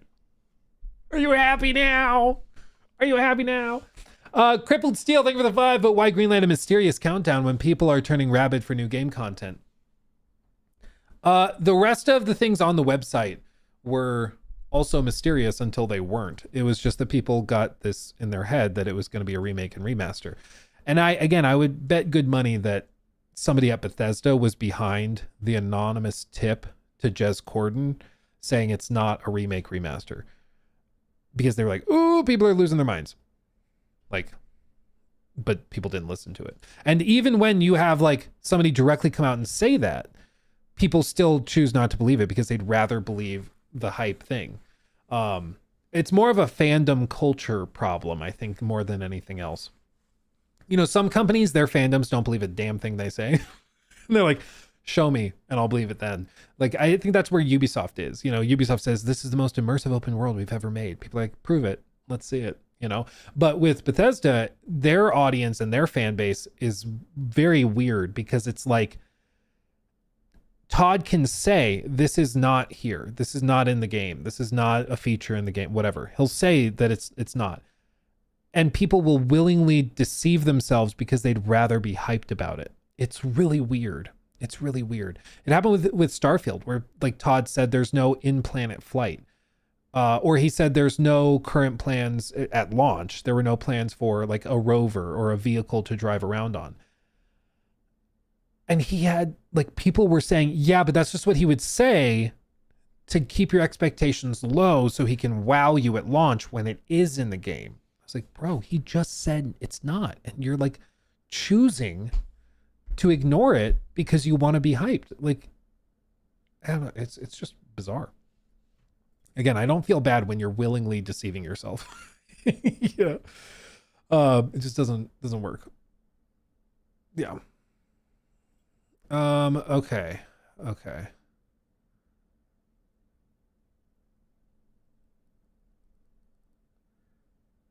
Oh my God, this is the most Polygon thing I've ever seen. So, hold on. Let me, do I have the other tab pulled up? This is, okay. New segment thing. Skibbity-doo-dah. Skibbity-doo-dah. Okay. So there was a report from Bloomberg going through the financials and the positioning of Obsidian. It's written by Jason Schreier, but basically it's titled Inside Xbox. The game studio is trying to reinvent itself. And we get some interesting looks at what went on behind the scenes. There's a bunch of little interesting tidbits in here. Like he outlines, the CEO, Urquhart, said that their releasing of 3 games in 1 year was not like a good thing. It was a result of scheduling problems, and it was a result of all of this other stuff that went poorly within their timelines and stuff. And so one thing he also said, so they've had a lot to discuss in recent gatherings. Last year, the developer released 3 games, a rare and impressive achievement for a studio of its size, but 2 of them failed to meet sales forecasts set by Obsidian's parent company, Microsoft. Urquhart said, they're not disasters. I'm not going to say this is a kick in the teeth. It was more like, that sucks. What are we learning from this? Effectively, what they reveal is that Outer Worlds 2 did not meet sales expectations or revenue expectations, and Avowed did not either. They did say Grounded 2 was a surprise success to them, and that was doing quite well, but those 2 games were disappointments for them. Partially because they probably stacked them in too close. I think Outer Worlds 2 is an interesting story because Outer Worlds 2, remember, that was Microsoft's attempt. They wanted that to be the first $80 game from their portfolio. You remember, it's easy to forget because so much happens in this industry, but like Microsoft at one point in the summer put Outer Worlds 2 as their big showcase game. That the year before, I think it was Call of Duty. Okay. Core Xbox Showcase, Outer Worlds 2 right after for 45 minutes. And they revealed that it was going to be $80, which was insane. And even the developers and people at Obsidian seem to be like, are we really doing this? Is this what we're doing? Like, it's just, why us? Why us? Why can't you do it with Call of Duty and like leave that there? Why do we have to be the guinea pig for this experiment? Like, what are we doing? They eventually walked it back because everybody was like, no. It's just like, are you crazy? No. Like, I think Outer Worlds 2 was a good game. Avowed, I think it's a good game. Are they like masterpieces that'll change your life? No, but 99% of games aren't. I think they were good games that you can have fun with and were pretty solid. However, I don't think you can be good and justify $80. You know, you gotta be pretty freaking phenomenal to justify an $80 price tag, okay? Like, that's crazy talk. It's a little crazy talk. Even if like GTA 6 is 80, I think a lot of people will be like, even though GTA 6 is GTA 6, you know?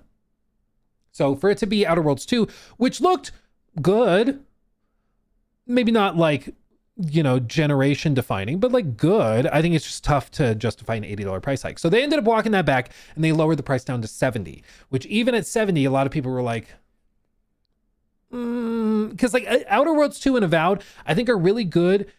They feel like solid, for modern standards, AA open world RPGs. Like they are not on the scale of like some of the big AAA stuff that you see nowadays. And so I think trying to charge full AAA pricing for it just feels rough, especially when Microsoft is doing Game Pass stuff on the side. But anyway, that's one side of it. As for Avowed, where's the specifics about that? Let me see. Avowed. Okay. Yeah, both Avowed and Outer Worlds 2 were in development for more than 6 years, inflating their production costs and the company's financial expectations. They were in development for 6 years, dude. Woof. That's crazy. That's crazy. Apparently nearly 7 years. So look at this. So a few years later, Urquhart and one of his co-founders were in talks to sell the business, Obsidian, to the company that had almost killed it. During the negotiations with Microsoft, Obsidian's executives assembled a slideshow presentation for the concept that would become Avowed, pitched as an ambitious cross between mega hits Elder Scrolls V Skyrim and Destiny that would allow players to battle monsters together in a massive fantasy world. It was an impressive, if unlikely, proposition. He said, quote, "My thought when I first saw it was, I don't think there's a team on the planet that could execute on this," says Josh Sawyer, Obsidian Studio Design Director. 2 years later, Obsidian stripped out the multiplayer feature, and a year after that, it assigned a new director for the project. By the time Avowed came out, it had been in the works for nearly 7 years. 7. That's woof. That's woof right there. That's woof. In 2019, just after the Xbox purchase, Obsidian released The Outer Worlds, a sci-fi game by the creators of Fallout that attempted to recapture the spirit of their old game's jagged satire. It was a surprise hit, selling 5 million copies, and Obsidian went on to work on a sequel. Hampered by the pandemic and technological challenges, the second game took longer than expected. Quote, "I don't think anybody really likes 5, 6, 7-year dev cycles," said Brandon Adler, the director of Outer Worlds 2. "We've kind of grown into that." Grounded 2 came together the quickest, despite the popularity of the original, which the studio released during the pandemic gaming boom of 2020. Obsidian hadn't planned on greenlighting a sequel until it got a pitch in early 2023 from Eidos Interactive, a studio in Montreal that was looking for outsourcing work. That the 3 games were already in 2025 was mostly a coincidence. Releasing them all in one calendar year made for a slick marketing beat, the year of Obsidian, as Xbox called it, but it also taxed the studio's resources. The group has around 280 employees, far fewer than its peers, such as Baldur's Gate 3's maker Larian, which has more than 500, or Cyberpunk 2077's maker CD Projekt Red, which has more than 1,300 employees. Obsidian support teams were stretched thin, with frazzled staff leaping frantically from one game to the next. Quote, "Spacing those releases helps the company manage its resources and not burn everybody out. It's not good to release 3 games in the same year. It's the result of doing things wrong." Which, I mean, having 3 games ready at the same time is crazy. This guy's desk is giving me anxiety. It's freaking me out, dude. It's freaking me out. It's crazy. What is that? Contact information. This is like a jersey or something. It's a bug kebab for a bearded dragon, it looks like. I don't understand, dude. That's so funny. What a desk. So all of this to say, the game was originally pitched as a Destiny meets Skyrim crossover, which is interesting. Like, I do think that there is a hole for more fantasy, I don't even know what you would call it, but just massive fantasy live service games that are not just massive MMOs, right? I think that if you were to take the Destiny formula, blend it with a little Monster Hunter, and then maybe a little bit of little Dragon's Dogma, maybe on top, you know, I think that could be interesting. The problem is just to build a game like that, you need 500 to 600 people working for 5 years nonstop. And if it doesn't click, like it's hemorrhaging money. Like, it's just such a high risk, high reward, but very high risk proposition. And for them, it just didn't make sense. And so they pulled off of it and chose not to do it. Polygon, though, wrote an article arguing that the crossover that they originally were planning, it may have saved its sales. I think what happened, okay, is that they realized a couple of years in that the multiplayer thing was going to be extremely expensive to continue building out. And they pivoted, decided to make it more of a single player RPG. And I think that worked better. I think the game was better as a result, because we saw what Avowed was like. And I don't think if Avowed was a co-op game, it would have done better, personally. Maybe that's a hot take. I don't know. But I think they made the right choice for Avowed to pivot towards single player and go that route. I think that was the right choice. I think that the idea that they had originally pitched could be cool, but I just think that the types of studio and the types of the type of game that would have turned into is not the type of game that Obsidian is prepared to make and maintain, because it's like insane. But one of the other interesting little tidbits we got through all of this is, for one, they want to be able to make faster decisions, shorter development times, as could more outsourcing. The company is already embracing another shortcut. According to Urquhart, the team plans to more frequently reuse technology on projects instead of, say, building a new animation system for each game. For 2010's Fallout New Vegas, Obsidian used art and tech from its predecessor, Fallout 3. New Vegas ended up costing around $8 million, a relative bargain, and it took less than 2 years to make. Quote, "We don't need to change everything every time," Urquhart says. "We've had to debate this internally. Do people really care that we spent an extra 100-person months on the inventory screen?" 100-person months. That's interesting. Probably not. Probably not. And I think that this has been the magic sauce for Capcom, and it's been the magic sauce for From Software especially, is that, like, don't come at me. That's just my opinion. Cancel me. I don't care. Each of the From Software games, with the exception of Sekiro, they're not massive graphical leaps or anything. Like, they're not massive leaps in terms of texture quality or graphical fidelity. They're not adding in like 4D ray tracing with 3D stereophonic audio, whatever the crap. Like, they're using the same tool sets for like Night Rain. They use the same tool sets, a lot of the same exact assets from Elden Ring, and that allowed them to make that really quickly, pump it out. And because people primarily cared about the gameplay, they had a good time. And I think that for the types of game that Obsidian is making, I think that's fine.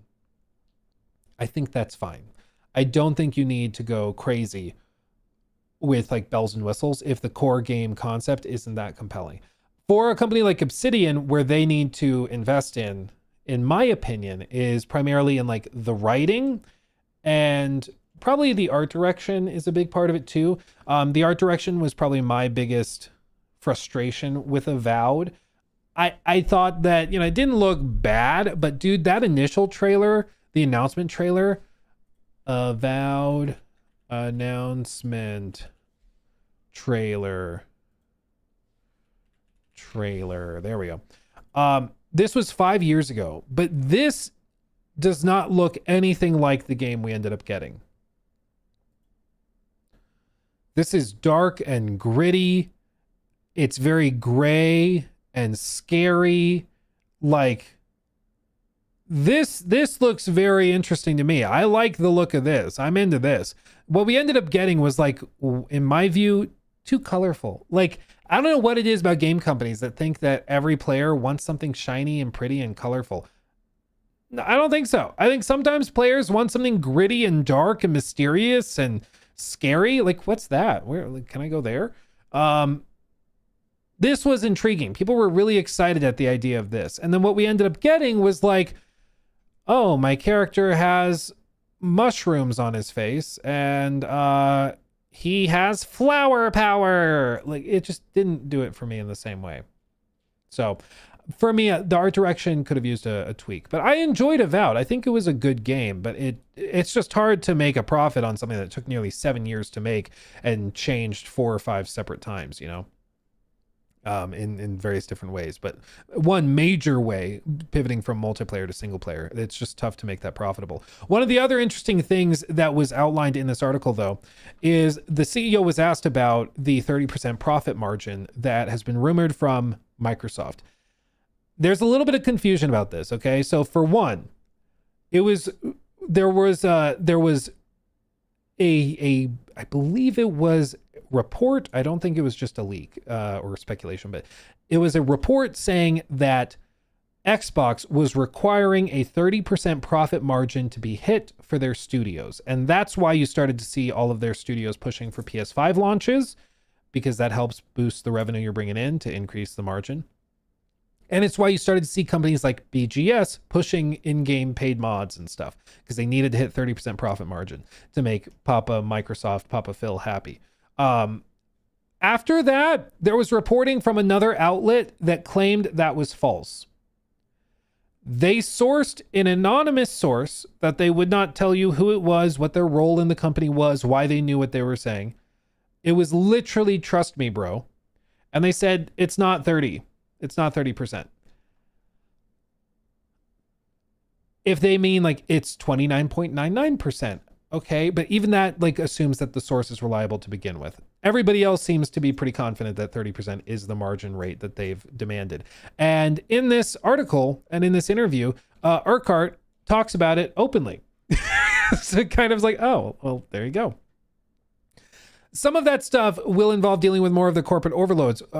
For the past decade, after struggling to put out games on par with those of Sony Corp and Nintendo, Microsoft went on a buying spree, culminating in the $69 billion purchase of Activision Blizzard in 2023. But with revenue growth flat, console sales declining, and Microsoft's priorities shifting to artificial intelligence, the company has put Xbox under new financial scrutiny, enacting an ambitious 30% profit margin target for any studio, or for many studios. So maybe some don't have that expectation, but there you go.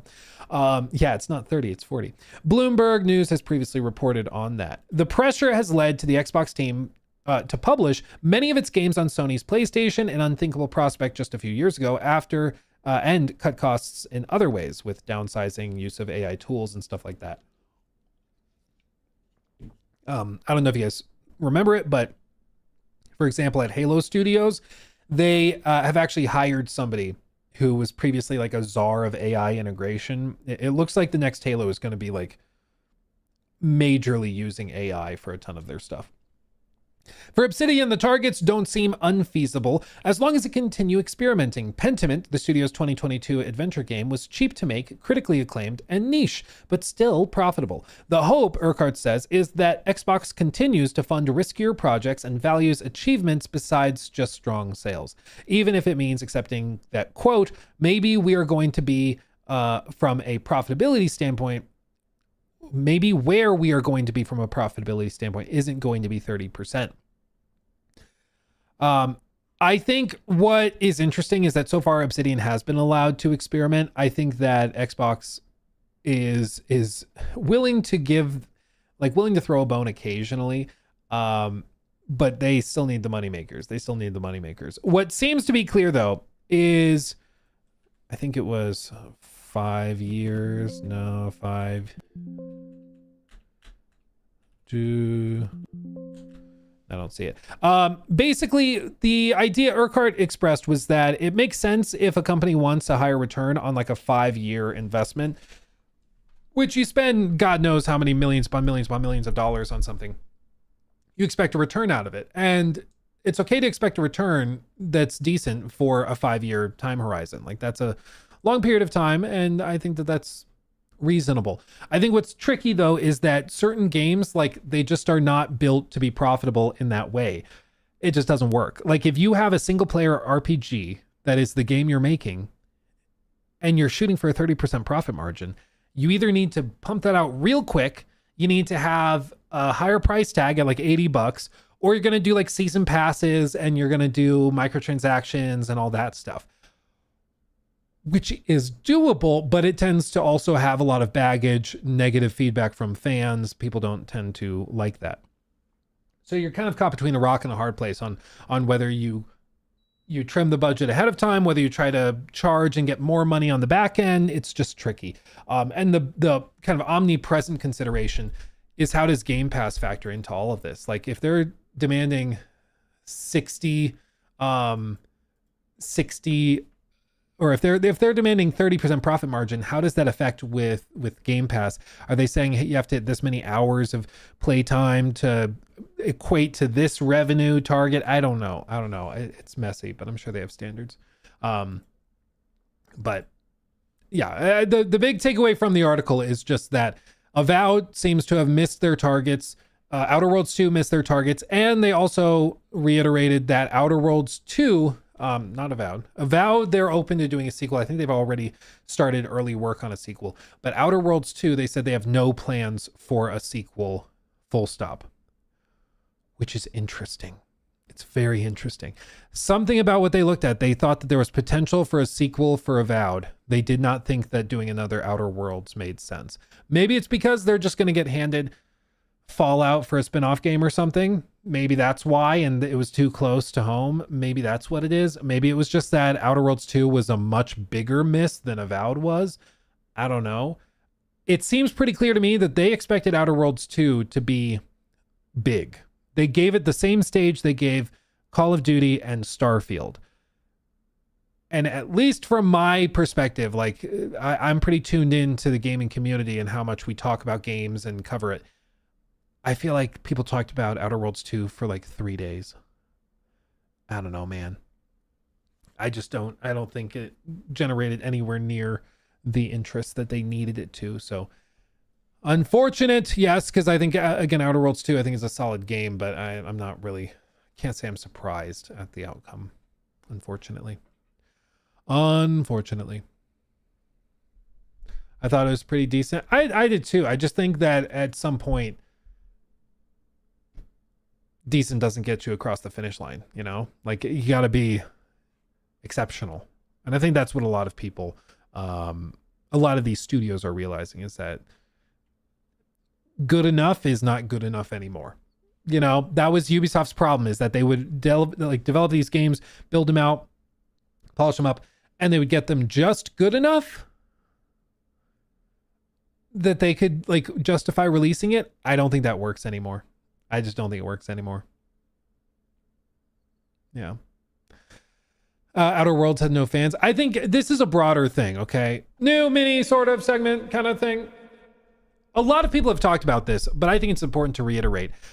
Xbox has a lot of games. They have a lot of studios, and they have a lot of games that are in all sorts of different tiers of like where they should fit in the market. AA games, AAA games, even some games that are way more experimental and are more indie style games, like, you know, Pentiment, which we were just talking about. Pentiment is a phenomenal game, and it's weird, but it's from Obsidian, and it's a Game Pass game. It's not a game that would historically you would expect to do well, but apparently it was profitable and did really well, and it only exists because it was experimental and they were able to do it. But Xbox has one massive problem, in my view. Just it's a kind of omnipresent problem for them that has gotten worse. And for me, it's the Xbox beat problem is what I'll call it.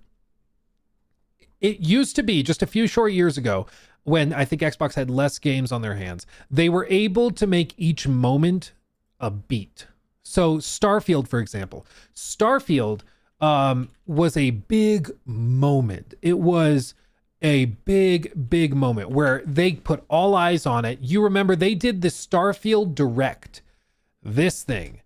You remember this, where they got Todd on stage, I guess on camera, and they did the full deep dive, and they went through all of this. They did a ton of marketing for it. It was a moment. This was, of course, 2 years ago. This is June 11th, 2023. And for the next 3 months, it was Starfield everywhere.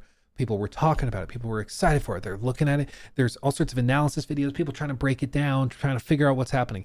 And that beat, that moment is important for marketing. Very important, because it means eyeballs are on there. People are talking about it, talking to their friends about it. They have it wish listed. They're setting aside time. Maybe they're taking a day off work to play it. That's an important thing, to get that beat, to make that a beat.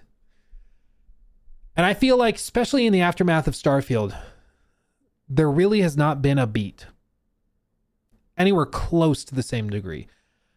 They've had other big games, but there's not been a beat anywhere close to that. They had a Doom game release since Starfield, and I feel like people talked about Doom for a week. Doom the Dark Ages. It feels like Doom the Dark Ages came and went faster than Summer Games Fest is. Like, it was bizarre. And there was interest. I mean, look, dude, the trailer has 10 million views. Maybe this is just my bubble. I don't know. You guys can tell me in chat. Honestly, tell me in chat. If you feel like people talked about this way more than I'm aware of, please tell me. But I feel like this came and went so freaking fast, where people were like, yeah, try to play it a little bit. I think maybe it's because it was shorter. I also think it was good. I don't think it was like a masterpiece or anything, but it was good. But I swear to God, like it came and went so quickly. People just moved on. And then there's other big games that they've had. They had, this one was a bigger beat. I'll give them credit for this. Indiana Jones was a much bigger moment. And I think I think it benefited heavily from the fact that it was, for one, a very recognizable brand, a big name brand, which helps. So they've got the Disney marketing machine behind it. I think they also released in December, and December has basically nothing. So no real competition. It launched, I don't remember exactly when it launched, but it was around the Game Awards. It was after the period, or maybe it was late November. It was after the Game Awards cutoff. So it was like late November, early December, something like that. And so it had a lot more time to be the focus, and I think that that helped. But even after that, like, people moved on once we hit January, February, and the story shifted to other things, and it was just kind of quickly forgotten. And I think that there's two sides of it. For one, I think that Xbox just has a lot of freaking games. They've got a ton of studios. They are trying to juggle all of them. And it's just, frankly, number two, it's not realistic to market them all super heavily and make each one of them a big beat, make them a big moment. Because they had other games, even besides Indiana Jones, that they had coming to Game Pass.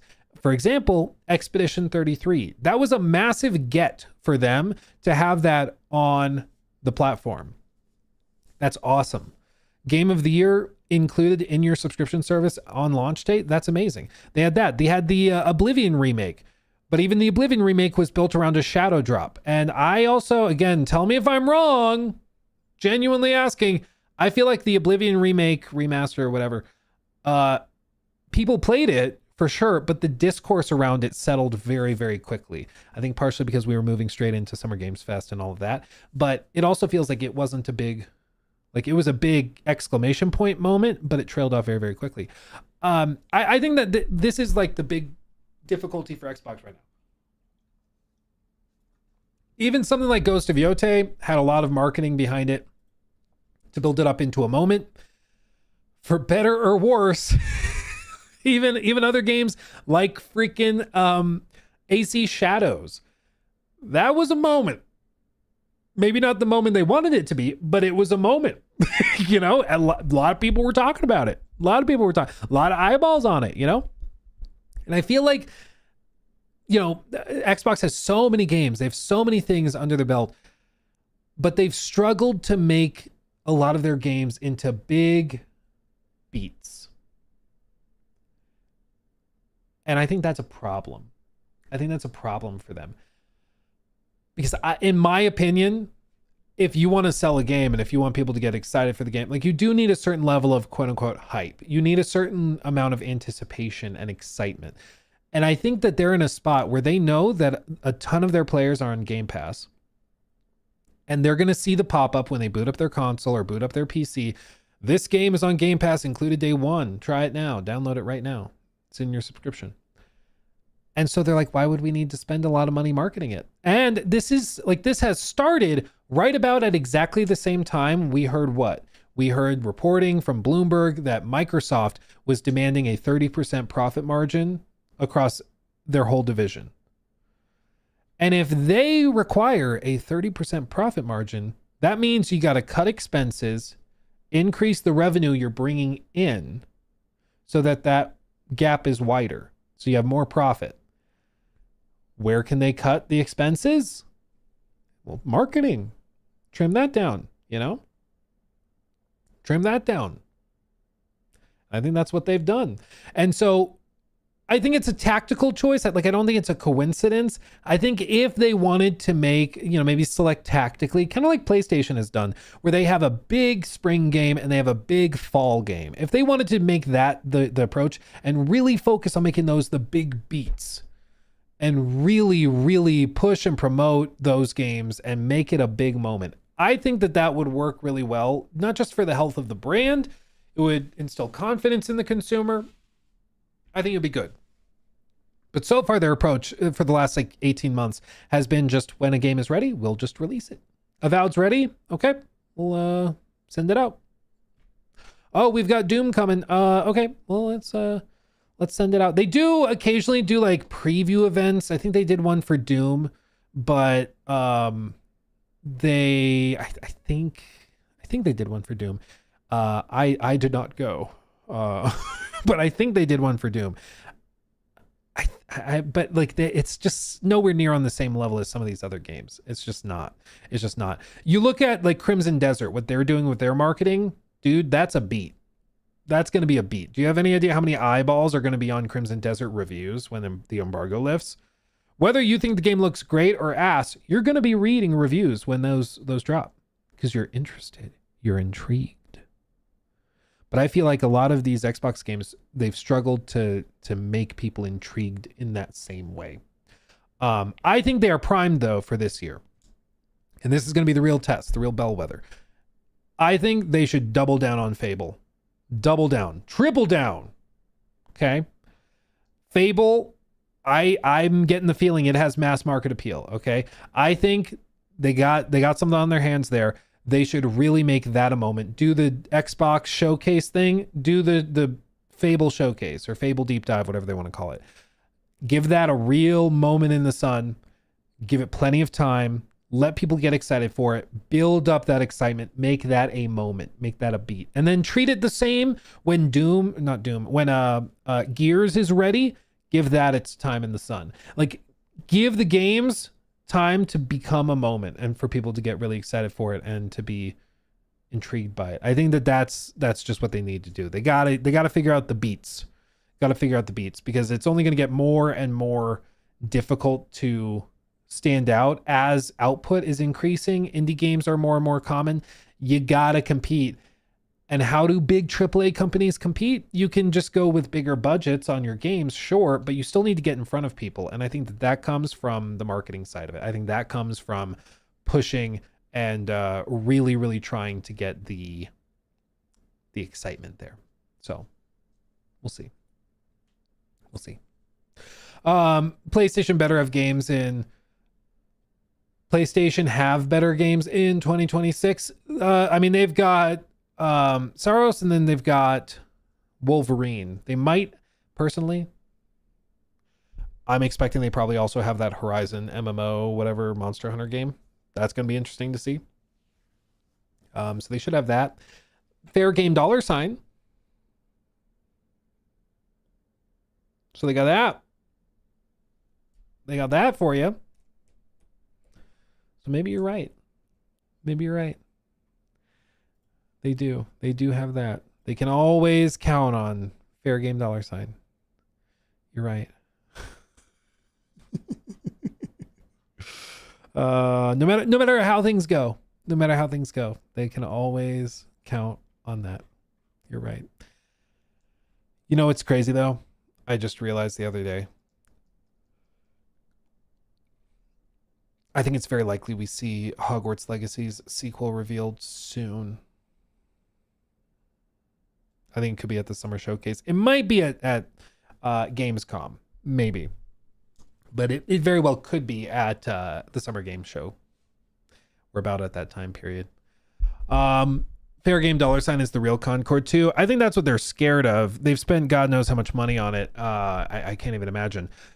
But, because like most game studios, this is the thing about Fair Game $, okay? This is the thing that you may not be aware of. Fair Game $. Hold on. Hold. Dude, I'm such a menace. We've talked about this game so much. That's Haven Game Studios. Haven Game Studios.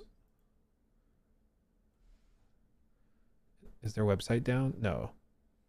Dude, that would be so funny if I just discovered that their website's been shut down. It's trying.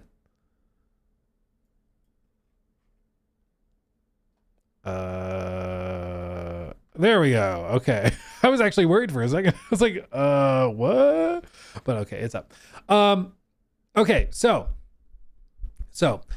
the thing with Fair Game $, that is interesting. Okay, this has been in development for ages. It was, of course, headed up previously by Jade Raymond, who is a former Ubisoft designer and head honcho executive. She founded the studio with some other people. Mark Cerny was close with them. And interestingly, it sounds like one of the big reasons that PlayStation bought out Haven was not actually just because of the game. Okay. It seems like they bought out Firewalk for Concord because they thought that was going to be Overwatch 3, because I guess 2 it already exists, but now it's back to Overwatch 1. It's complicated, but it sounds like they were not just interested in the game, but the technology. You see, Haven, the studio, is actually also headed up by a bunch of people with experience from like Google. It's a lot of like Google engineers and stuff that work there. This one, adapting stable diffusion to create RGBA imagery. What is this? It's exactly what you think it is. Training a modified VAE decoder along with fine-tuning against modified noise enables the creation of transparent output images. Stable diffusion is a latent diffusion model that generates images from text input. So like they're also doing AI generation stuff. You start to see why Sony was like, ooh. Because again, go back to like 2023, okay? 2023, companies are spending, this article is, this blog post is 2023 to be clear.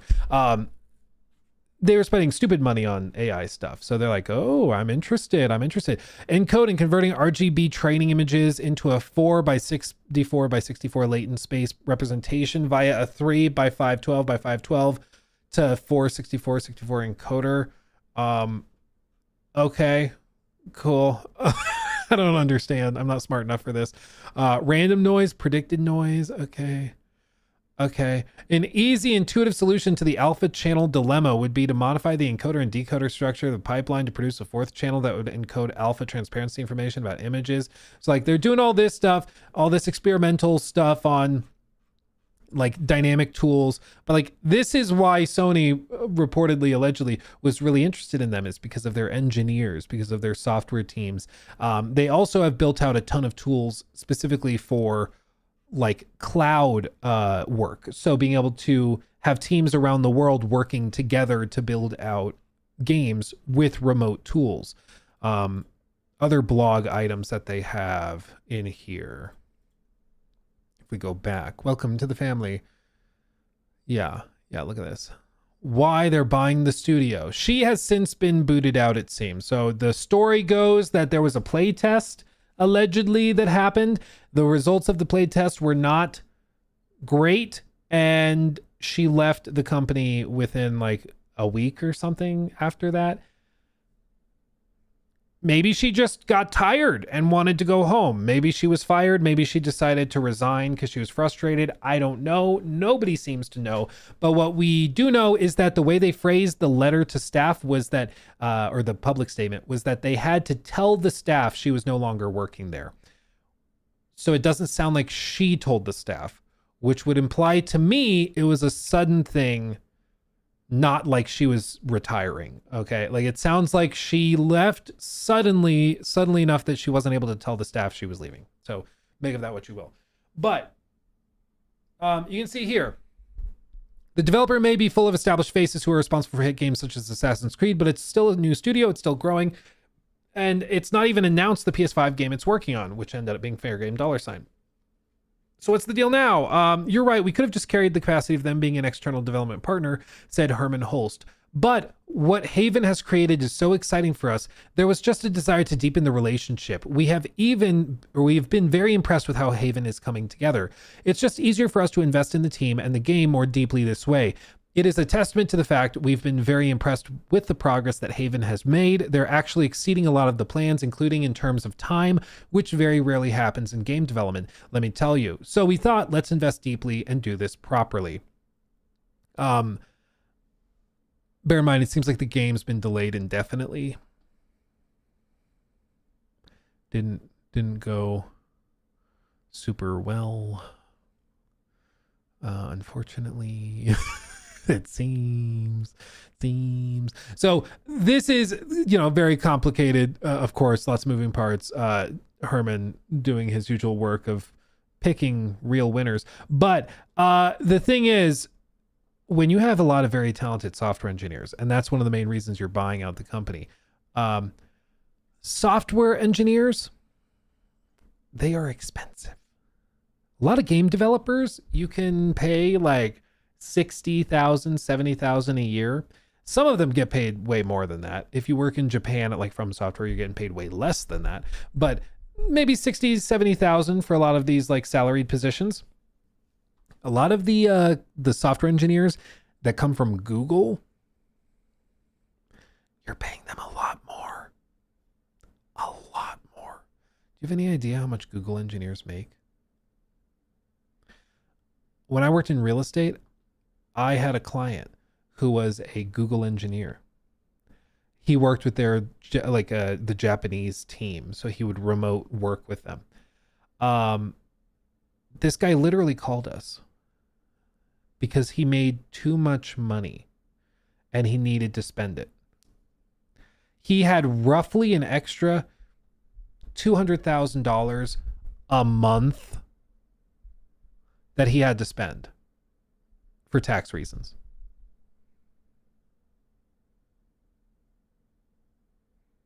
Not every Google engineer makes that kind of money. Not everyone does. A lot of them make stupid money. Stupid money. Okay? Like stupid money. You have no idea what kind of money. Okay? Now, he was eccentric. He was a funny guy. Stupid smart. Like one of the smartest people I've ever been in the same room with. There was a reason he was being paid what he was being paid. But yeah, it was so funny. He would still live like 9 months out of the year, I kid you not, in his mom's basement. Like he still lived with his mom at home, but he was making well over $1 million a year. Like he's just a weird guy. He's just weird. And like when I met him, you would never guess he was that loaded because he just didn't really care. Yeah, he was kind of an Asmongold kind of guy. Honestly, he kind of seemed like that. Not in like a bad way, just like didn't really care about the money. Totally fine. He just would buy apartment buildings and then hire a manager and like he would never even see them. He'd buy apartment buildings sight unseen. You'd call and be like, hey, I've got like a 6 unit. This is the zip code. This is the address. This is what we're looking at. This is price. You'd be like, okay, what's the cap rate? Okay. Can X management company run it for me? Yeah. Okay. Yeah, let's do it. Just send me the DocuSign. Like it's just one of those guys, man. One of those guys just on another level. But that like Google engineers are expensive. They're expensive as hell. So I think Haven is a very expensive studio to maintain and run. But the fact that they still are up and running, I think should show you how much Sony believes in the tech that they're developing. Maybe not necessarily the game. You know, Fair Game $ is just a piece of the Haven puzzle. It is not the puzzle. For Firewalk, the game was the puzzle. Like Concord was the game. That was the company. That was everything. For Haven, it's but a piece of the puzzle. And it's pretty obvious that, you know, they see a lot more value than just the game, because based on this feedback that they got from this trailer, I think it's pretty clear that they see more than just the game when they look at the studio. So, yeah. Did they remove the $? They did, apparently. They did. It's now just Fair Games with an S, but I think it's probably, you know, we joke that I forced them because I memed on it so hard. Realistically, I think it's more like they just realized for optimization sake and SEO sake, it just didn't really make sense. Like, just didn't really make sense.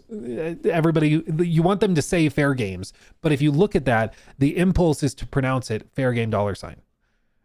How they didn't pick that up before, I don't know, but whatever. Okay. They became jaded. Jade Raymond did. Fair Game is a good enough title. Yeah, I think it's just, again, it was the most like, it's just kind of cringe because they wanted it to be like, oh, it's like you're stealing from the rich to keep for yourself. We're making everything equalize. It's a fair game. Make the game fair. Meanwhile, it's been greenlit by multimillionaires and stuff. It's just kind of cringe, dude. Like, it just is kind of cringe. I don't know. There's something just so inherently icky to me. Like, it's just a leave me alone kind of feeling when I hear that a multi-million or billion-dollar gaming company is trying to frame things as like, yeah, eat the rich. You know, it's so cringy to me. I struggled to even put it into words because it's just like, you realize, like, what are you doing? Okay. It's like when you see a billionaire go and like try to act like they're just one of the normal people. Like those videos of Bill Gates. Have you seen the video of Bill Gates at like a newspaper stand? Newspaper vendor. Maybe? No. Is literally, oh, here. Oh, it's a New York hot dog. That's what he's waiting for. They put this video out and they're like, look, Bill Gates is just a normal guy, just getting a hot dog, just like anybody else. Bro, in this one clip, I've seen like 4 bodyguards, okay? Do you think the guy in the suit behind him is just standing there for fun? Do you think this guy over here in the suit is standing there just for fun? What about the guy over here with the fanny pack sling that looks like it's got a gun in it? Do you think he's just hanging around? Like, no, he's probably got 12 people in all sorts of different dress all around him, ready to pounce on someone the moment that they get close, okay? Like, he's not just hanging around like a normal person. And even then he has somebody come and bring it to him. Like, it's so cringy to me. It's like, you are worth $100 billion or whatever he's worth. Cool. But like, don't pretend like you're just another bro, okay? Because you're not. You're not. Go back to whatever the island is. And I think there was a story where he had like some sort of infection that he was trying to hide from his wife. It's a whole thing. It's a whole thing. Go back to your lizard den. you know, lay your eggs and sit on them under a heat lamp, whatever you need to do. Did he even eat it? Probably not. Probably not. Honestly, he's like, I don't eat peasant food. What are you talking about? What are you talking about? Oh my God. Anyway. It's dumb. Okay. Where did I leave? I got this little sidetracked. This is funny. Mangho said this. Luke agrees with me, so I must be right. Tweeted, not to glaze them, but stop blaming Bethesda for the penthouse map. Amazon did that. If Bethesda was in charge, it would have been something way more heartbreaking. Yeah, that's fair. Yeah, that's fair. If it were Bethesda, the link wouldn't have worked and the website would have crashed. So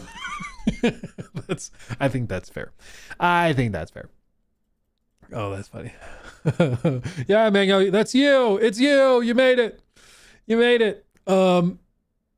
Let's see. Oh, there was a big update. So quick little thing. Hold on, let me close these down before we get Joe Raptor on here, okay? Let's do this. Where did the link go?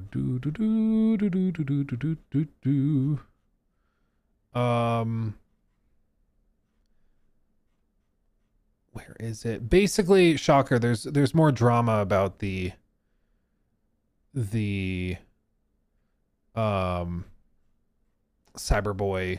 stuff. So mini segment thing. So a content creator who we've looked at before does good coverage of like Rockstar. He's done coverage, I think, of like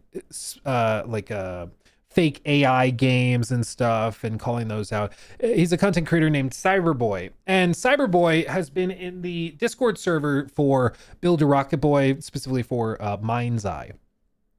The co-CEO of the company posted this, okay? Basically, it sounds like Cyberboy released a video discussing the details of an Epstein victim's alleged encounter with Leslie Benzies, on the same day. And then the co-CEO said something about it. This is the co-CEO that alleged YouTubers were being paid. He suggested it was by Rockstar to bash Mind's Eye and that it was part of an inside hit job. It was a whole thing. Leslie Benzies, I believe, showed up in the Epstein documents not because he went to the island, but because somebody he was in a relationship with was an alleged victim of Epstein as well. And so there were claims about his relationship with that common threat. That's my understanding, at least. So Leslie Benzies showed up in the Epstein documents somehow, but that my understanding is the allegation was not that Leslie Benzies went to the island or worked with Epstein or something. The allegation was that he was connected to somebody who was connected to Epstein. So he's like one step removed or whatever. That's my understanding, at least. So Cyberboy posted a video discussing that. And this is what the co-CEO said. Good afternoon, blah, blah, blah, Cyberboy. It is profoundly disappointing to learn that certain Build a Rocket Boy employees continue to leak confidential information to you, thereby betraying their colleagues, our studio, and the broader community we serve. You may notice this looks like a Discord comment. That's because it is. He posted this to Discord in their public channels, okay? Cease and desist letters are usually letters. He posted this on Discord, okay?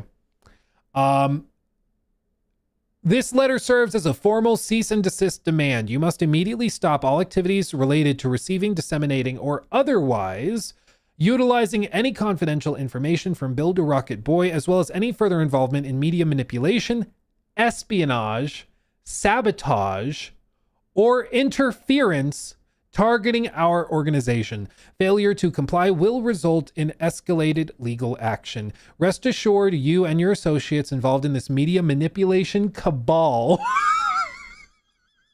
will be served with legal papers imminently as Build a Rocket Boy proceeds with complaints alleging criminal espionage, sabotage, and interference. You are all in very serious trouble.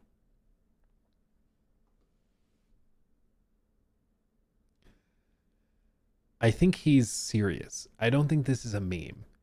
He thinks there is an actual cabal of media manipulation and interference, espionage and sabotage, because people are making YouTube videos about his game that's broken. It also is amazing. Like, you're upset with Cyberboy because people, Build a Rocket Boy employees, are talking to him. At what point do you reflect and go, why are my employees so upset that they're leaking information to this guy? You know, why are they so upset that they're leaking information to him? Maybe it's me. Maybe I should look at it. Like, you would think that at some point they would pause and reflect. But no, they're not doing that. Of course not. Of course not. So what happened next is, as Ben clipped here, shout out again to Ben for clipping all of this. Cyberboy asked the CEO a question to clear a few things up, but the CEO lashed out with the cease and desist. So my understanding is that this came before this post, but it also was related to the video he had made. That seems to be the timeline, at least. So what did Cyberboy ask that riled up the CEO so bad? At MMG, so the co-CEO in question, been told by a few people at Build a Rocket Boy that you've been claiming I was paid between $1 and $25 million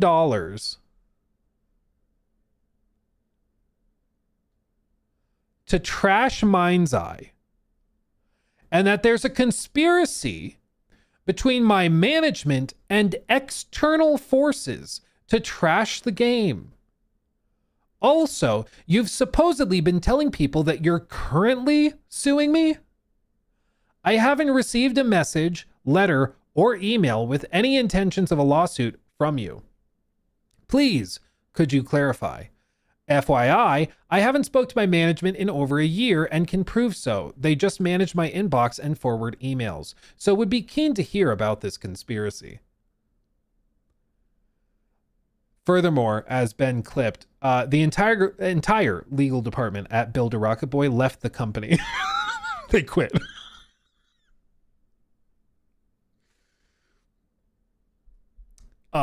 You can track it on LinkedIn. Like they quit. That happened right before the game launched and everything. It was a whole story. Their CFO, I think, also quit. It was a whole thing. This is insane. Okay, this is insane. The stories coming out of Build a Rocket Boy have just gotten more and more demented. Hearing stories, like, for one, I'm sorry, it's ridiculous, and just, it was not on my bingo card. I should have known better. But like, the fact that the founder of Build a Rocket Boy had to come out and, to be fair, Leslie Benzies here. Yeah, Leslie Benzies had to come out and like try and debunk this because a picture of him is in the Epstein files. Like it's just so patently insane. He did come out and issue a statement saying that he never went to the island. So there's that. It's just insane. But these are the same people that have been saying for months that there was a concerted effort of espionage and that people were being paid by some force, some entity. It was suggested coyly that it was actually Rockstar responsible for it. And that Rockstar was paying YouTubers like Cyberboy, myself, millions of dollars to make negative videos about Mind's Eye. It's insane. It's actually crazy pants. Like it's outrageous. And then like their employees are like, what the hell are you guys talking about? What are you doing? And so they start leaking stuff to Cyberboy being like, hey, they're crazy. Look at what they're saying. Where's the money, Luke? I would like to know, bro. $1 to $25 million? Are you insane? Like, it's so patently absurd. It's like, I seriously am concerned for the people that this guy works with, that this is the reality he's living in. Okay. That he honestly believes it. Yeah. You say it's schizo, dude. It like unironically could be. He is in a reality that is not shared with all of us. Okay. He's in a different world right now. It's seriously scary. It's absolutely crazy. And he's threatening lawsuits and all this, but apparently he's telling people that he's working with in the studio that he's already suing Cyberboy, which is apparently not happening. It's just all craziness. I think it's all a bluff personally. If he wants to sue, that counter lawsuit's going to be nice. Like, sure, pay for my kids' college tuition. I don't care. Come at me, bro. Like, it's so patently ridiculous. Like all we have to do is like alleging all of this, insinuating that we are taking payments to bash stuff just for the sake of the money. It's just so insane. I'll be like, yeah, I'll show bank statements to a judge. See, there's no deposit of $25 million. Curious. It's almost as if that didn't do it. Counter for $1 to $25 million. Yeah, I would unironically do that. And you know what? I think the judge would be like, okay, he's crazy. Sure. Like, the thing is, I don't think that there's that many assets. Unfortunately, it would end up probably coming out of the company, and then that would lead to the company getting shut down and all the employees getting fired. It would not be good for the company, or the employees that are doing nothing wrong. To be clear, this is the co-CEO going schizo and being a crazy person. So there's that. But anyway, that's going on. The Mind's Eye drama just continues to get crazier. They did issue a new trailer showing updates to Mind's Eye.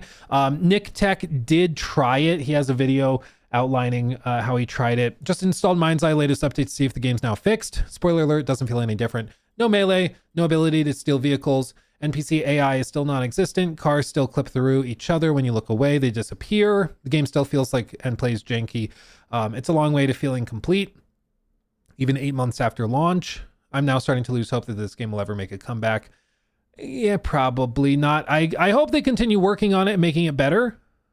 I wish them the best, but it's really hard to root for a company with a leader like that, okay?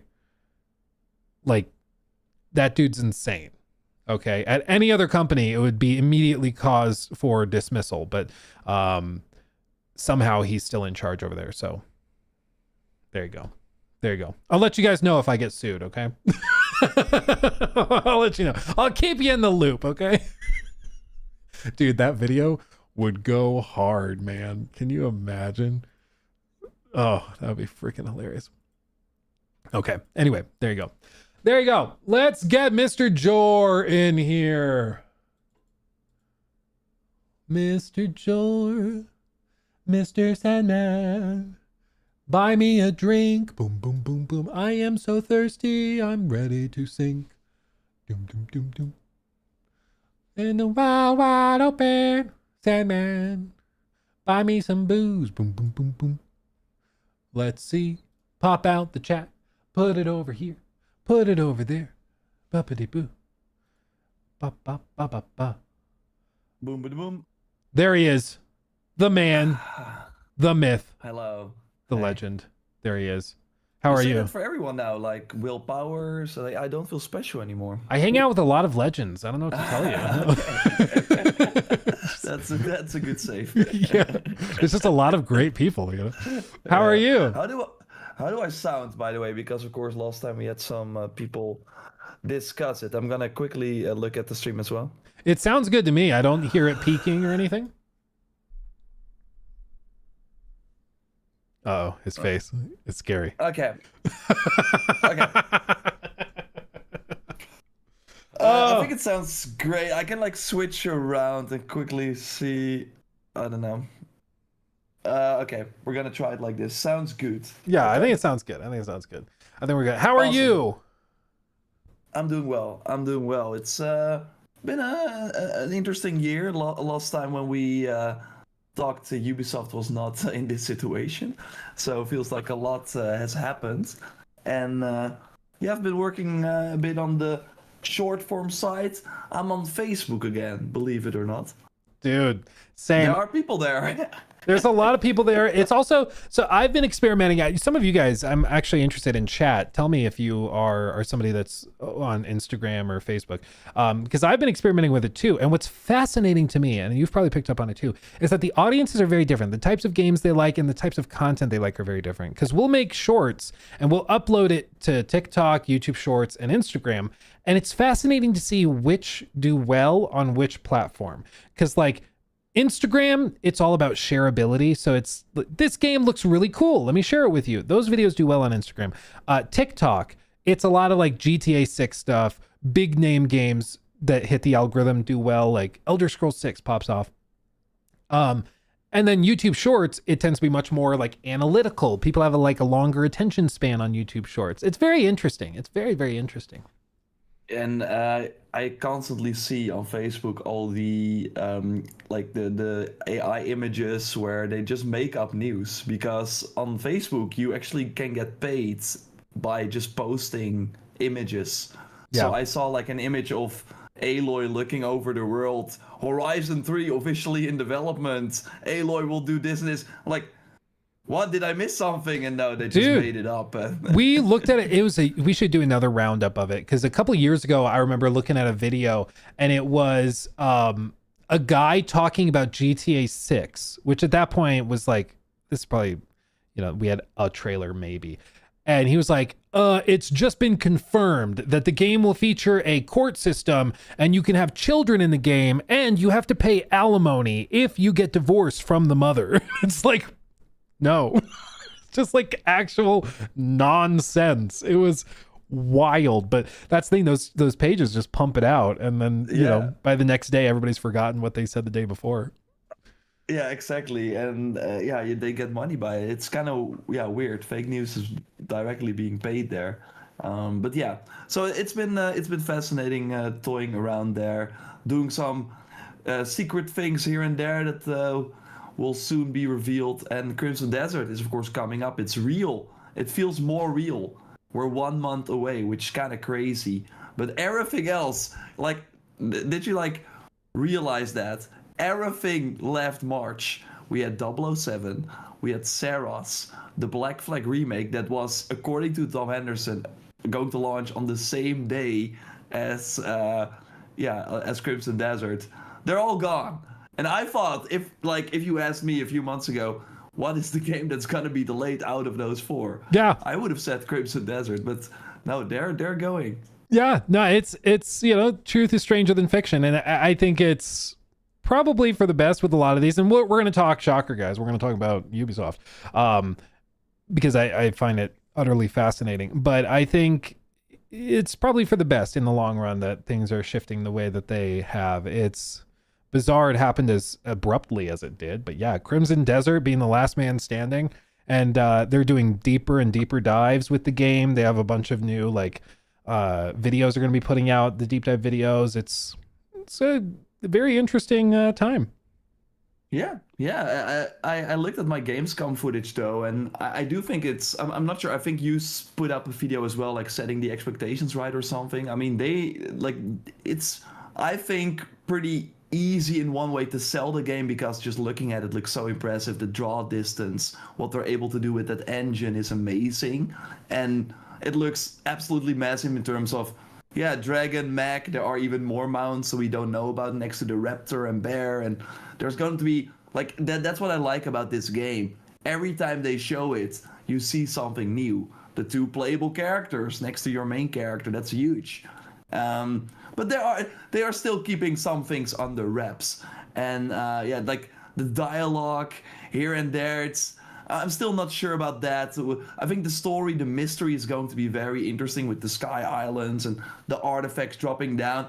Kind of getting Izu vibes from it with the villains getting like these powers and trying to fight over it. So I do like that sense that, yeah, you start out, you think it's a small story, but there's a way bigger overarching narrative going on. So I hope they deliver on that. But I even think if the main story does not really deliver, I do think you will have these moments where you drop down and suddenly there's this huge ant-like monster tree like fighting you, and oh my god, I see this bear and what, I can ride it now. Like, I do think it will have those kinds of awesome moments. Yeah, I agree. I think it's gonna be I think it's gonna be a lot. It's gonna be fascinating to see the reception to it, because I still think that there's a lot of people, like, we just looked at an IGN video where they're like, I still don't know what this game is, even after all the time and trailers and everything. And I was like, I think it's pretty clear what the game is. I think it just doesn't fit cleanly in a bucket. It doesn't fit cleanly in it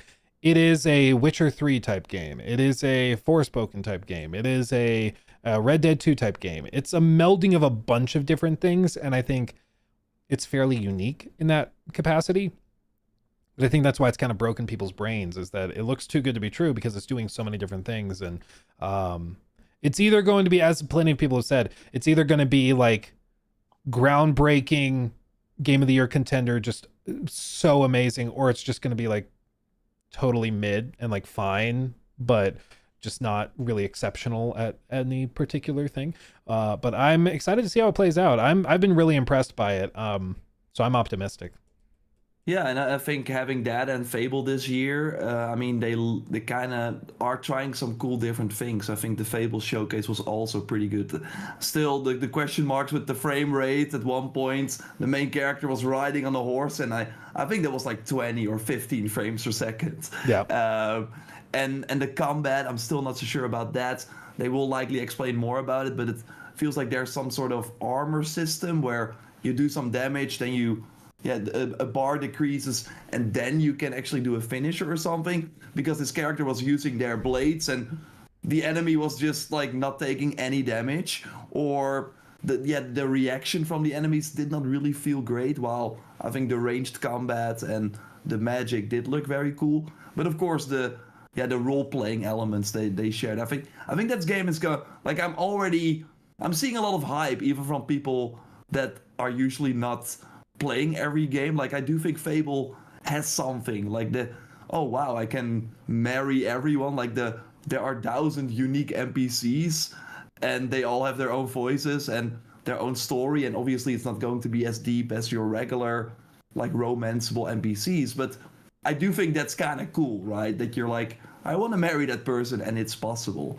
Yeah. So yeah, cool games to look forward to. Oh yeah, no, there's a lot, and you know, I with the industry constantly shifting and changing, you never know. I mean, maybe things get booped and delayed and shifted out. You just never know. I think that there's still going to be some surprises, some games that are probably going to be revealed in the summer and launch in the fall, and you know, we'll have some surprises like that. But it's already been a good year. I've been playing. Before we get into the Ubisoft stuff, we can each share what we've been playing.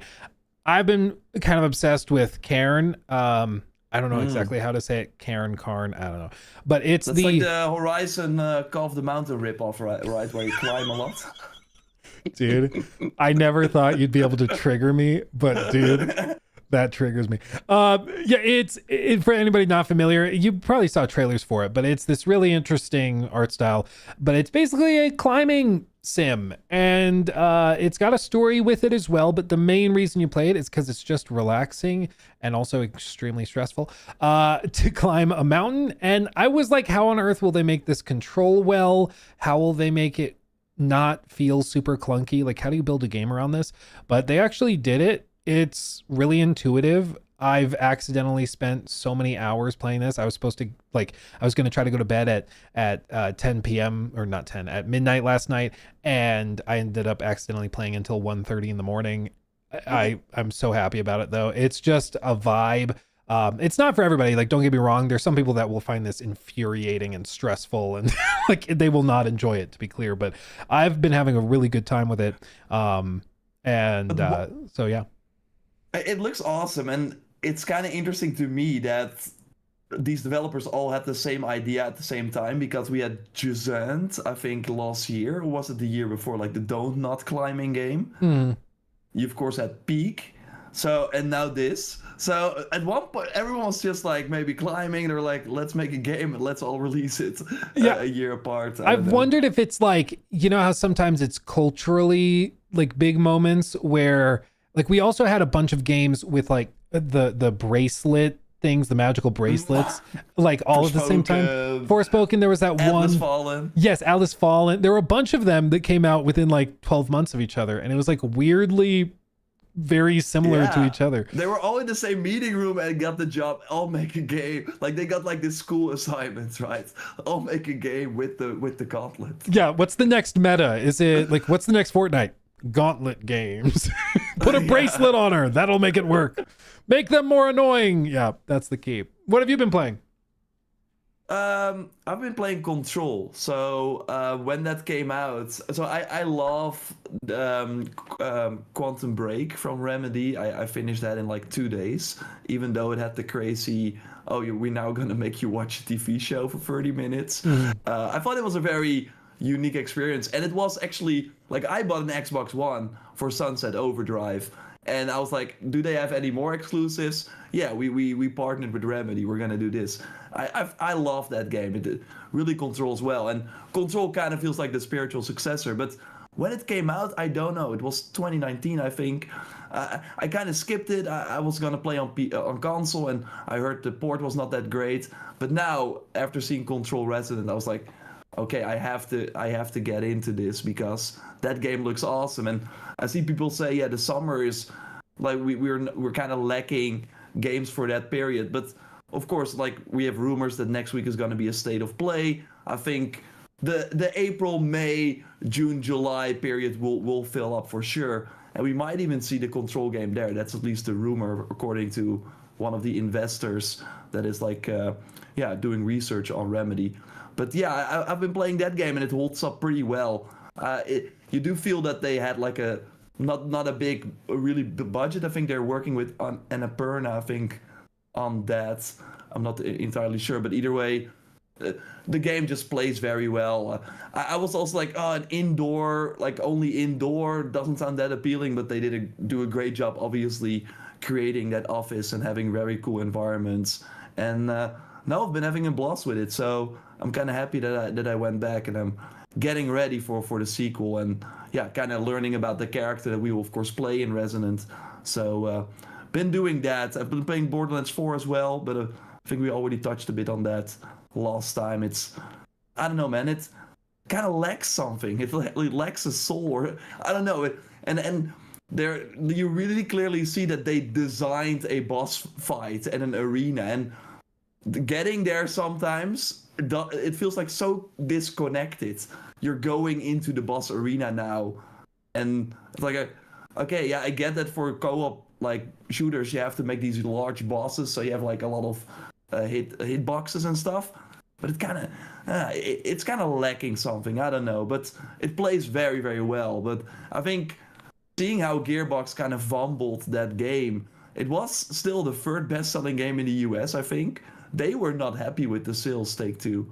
And I remember the post-launch for Borderlands 3 was firing on all cylinders, and they've been kind of trying to get people back, but I think the Steam numbers are very poor. And yeah, I'm curious if the first character they're gonna drop in March, I think, is gonna do something for them. But no, it's enjoyable, but if you skipped it, you're not missing a lot.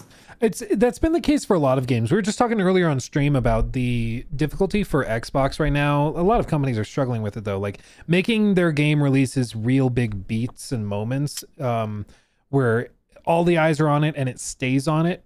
There's some games that find success with it. I think like Arc Raiders is a great example where they've been able to maintain a pretty phenomenal player base, and streamers are still playing a lot of it. And I think at the end of the day, a lot of it, for better or worse, is tied to personalities. Like for some of these games, you need a Tiny Tina, you need or even like a streamer that it becomes like he kind of carries the game. Like Burnt Peanut, dude, that streamer, he's still got like 80,000 people watching him play Arc Raiders on a regular basis. Like I think for a lot of these games, you just need something like that for everybody to kind of rally around and connect with, whether it's in the game or outside the game.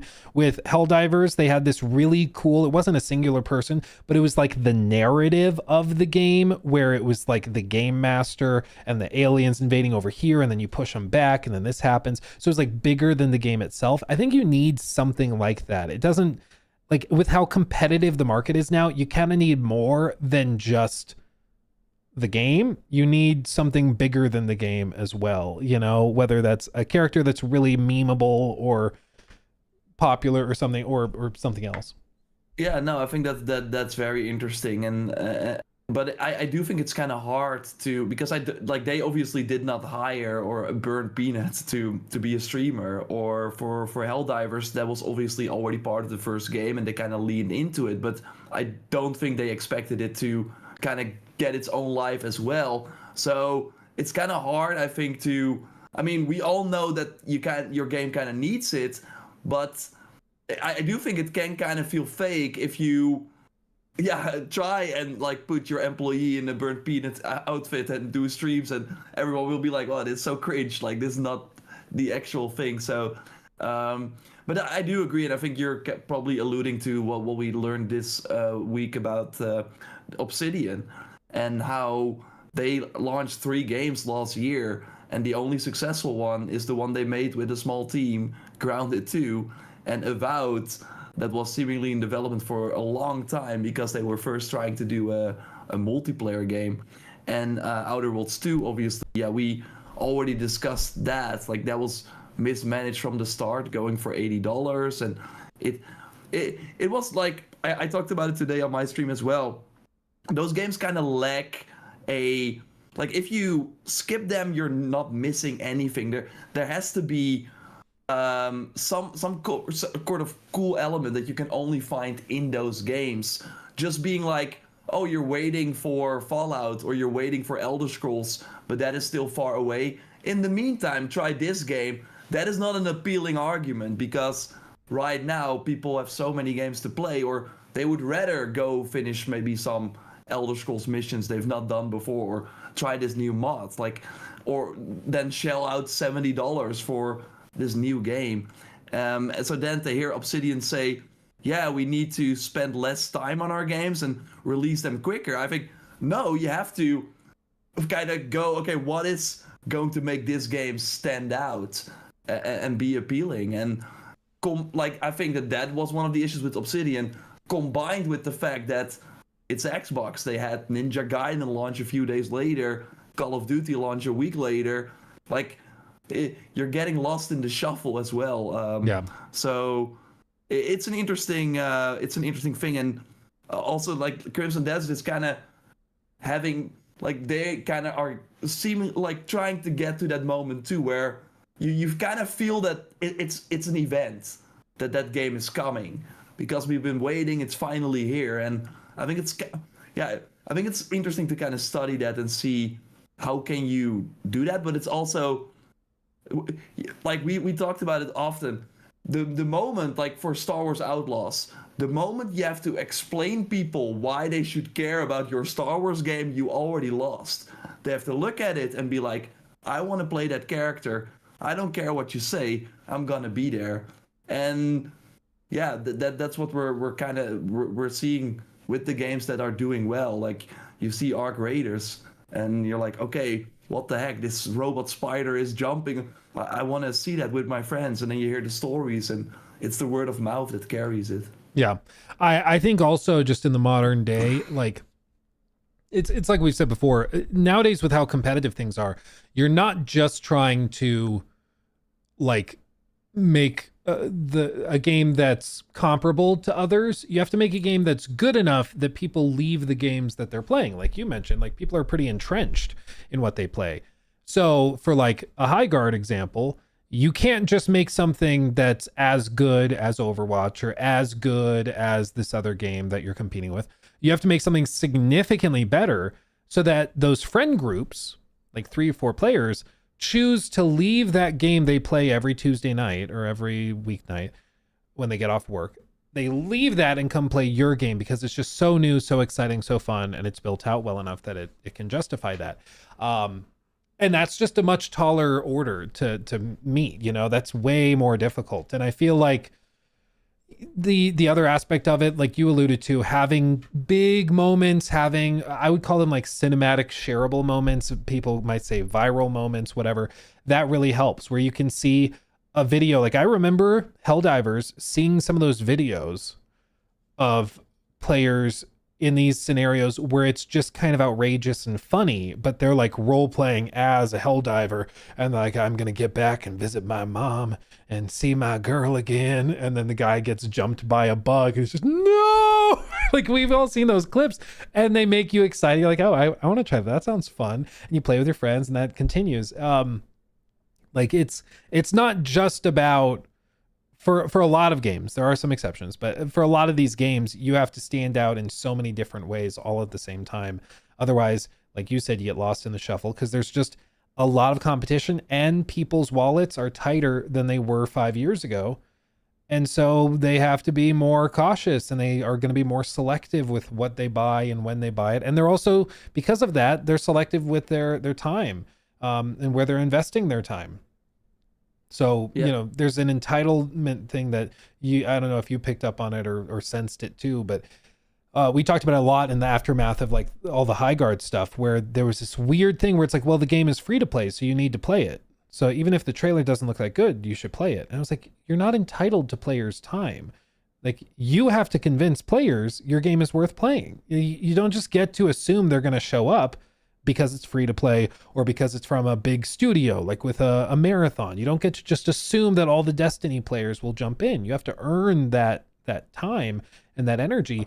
And I mean, that was true back in the day when it was new that AAA games were free. But now it feels like every month that a big free-to-play game that looks like a AAA game comes out. And yeah, it's hard to get those people interested. Yeah, well, and it's tougher now than ever, and as time goes by, people get more and more entrenched in the games that they're entrenched in, and the only way you can pull them out of that is by having a game that's remarkable enough that it pulls that attention and makes people interested, and that's just tougher.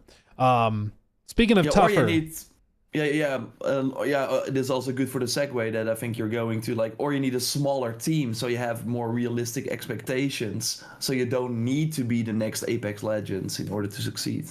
Yeah, I think there's a massive readjustment, and it was something we heard in the interview with the CEO and head of Obsidian. It's something we've seen with the Ubisoft restructurings and stuff. It's something we've seen with a lot of these different companies where the way you operated 5 years ago doesn't work today. You need to, and specifically the way companies operated coming out of COVID does not seem to work.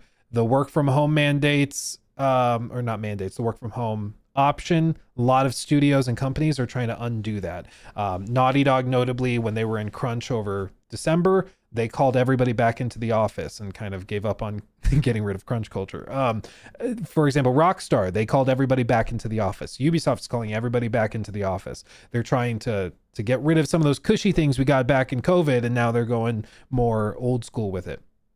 Then also, like the CEO of Obsidian said, they need tighter timelines. They can't spend, he said that Avowed, when all was said and done, was in development for just under 7 years. 7 years. And Crazy. obviously, Yeah. it's hard to make that profitable, no matter what kind of game you're making. It's hard to make a 7-year production cycle make sense. And yeah, as a result, it didn't meet their sales expectations. But I think that you're going to see tighter timelines. I think you're going to see games that are not trying to be big leaps forward. I think you're going to see a lot more of those like From Software style games where it's like, we have our tools, let's iterate. Let's see what we can do by using the tools in this new way. And much more of that, as opposed to trying and reinventing the wheel every release. So I think you'll see. I think there much will faster be pace. big games that will still do that. The Witcher 4s, that we come to expect, like the Rockstar games, Naughty Dog. Like for those games, you have those expectations. But I think in between, the other games will use animations, assets they used to before to iterate, have maybe shorter dev cycles because they know we are not going to reach that 10 million or 5 million sold. But if we are like a Lords of the Fallen 2 and we sell 1 million, 0.5, I don't know, and we made this sequel because it feels like that game, the first game just came out and they're already dropping the new one this year. Like it feels like that seems to be sustainable for them because they have realistic expectations going in and are really iterating on what they did before. So yeah, I do think that is the way forward. But for a Ubisoft, they seem so far gone. They can't hit the reset button that easily. Yeah. Well, let's shift into that real quick. So, of course, this is at this point kind of older news, but Ubisoft kind of shocked everybody by delaying and canceling a lot, not canceling other things we thought they probably would. And everything is shifting and moving. It sounds like literally everything is delayed. Everything. And they have new quality standards they're putting in place. They, as I mentioned earlier, are mandating return to office full time. So in some cases, they'll allow people to work from home in specific like approved instances. Otherwise, you need to be in the office. They are cracking down on their own employees, speaking critically about them in public. That one I don't really feel that bad about. Like, I feel like if you work for a company and then you're bad mouthing them, you shouldn't be surprised when the company's like, what are you doing? But they recently fired somebody because he was calling for like the CEO's firing and he was not happy, understandably, but that's just par for the course. And they're doing a lot. They're kind of going scorched earth, but probably the biggest news that surprised everybody is that Prince of Persia remake is not delayed. It is canceled. And it was supposed to be coming within like allegedly days, or even it was supposed to launch a few days before. It was already supposed to be out now. Yeah, like it actually sounds like it's supposed to launch the 16th. The extras already did promotional videos, and she heard about the cancellation on the internet. Dude, that's insane. Yeah, it's crazy. That's insane. But it's not the first time. Like I'm always, it's always said like, oh, we have more quality mandates, blah blah. We've had this happened with Ubisoft countless of times. Do you remember the Gods and Monsters Rainbow Six Quarantine was when it was what it was called, and Watch Dogs Legion? I remember having an event in New York for that, and one day before I was supposed to fly out, like they delayed everything. And even the people that were like in charge of that event did not know about it. Yeah. And then Gods and Monsters became Immortals, Rainbow Six Quarantine became Extraction, and Watch Dogs Legion got delayed by almost a full year.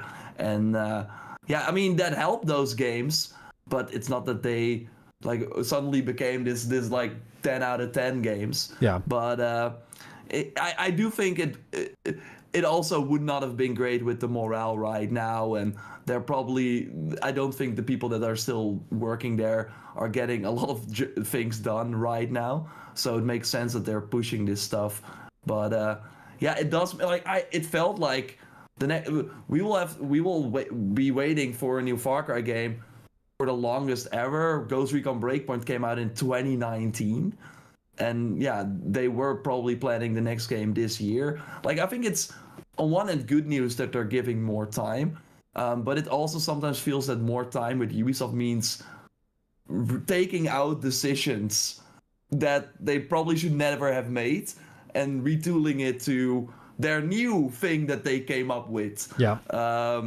And of course, we know already that they first always hit the gold edition, the ultimate edition, and you get the season pass. And with Shadows, they moved away from that. So the next Far Cry will likely not have a season pass either. And that is probably also things that shifted, etc., etc. So we will have to wait and see. But it felt like we were already reaching the point where Ubisoft was finally able to release things, because really COVID did a number on them, and they've not had a huge success since Valhalla, really, if you think about it.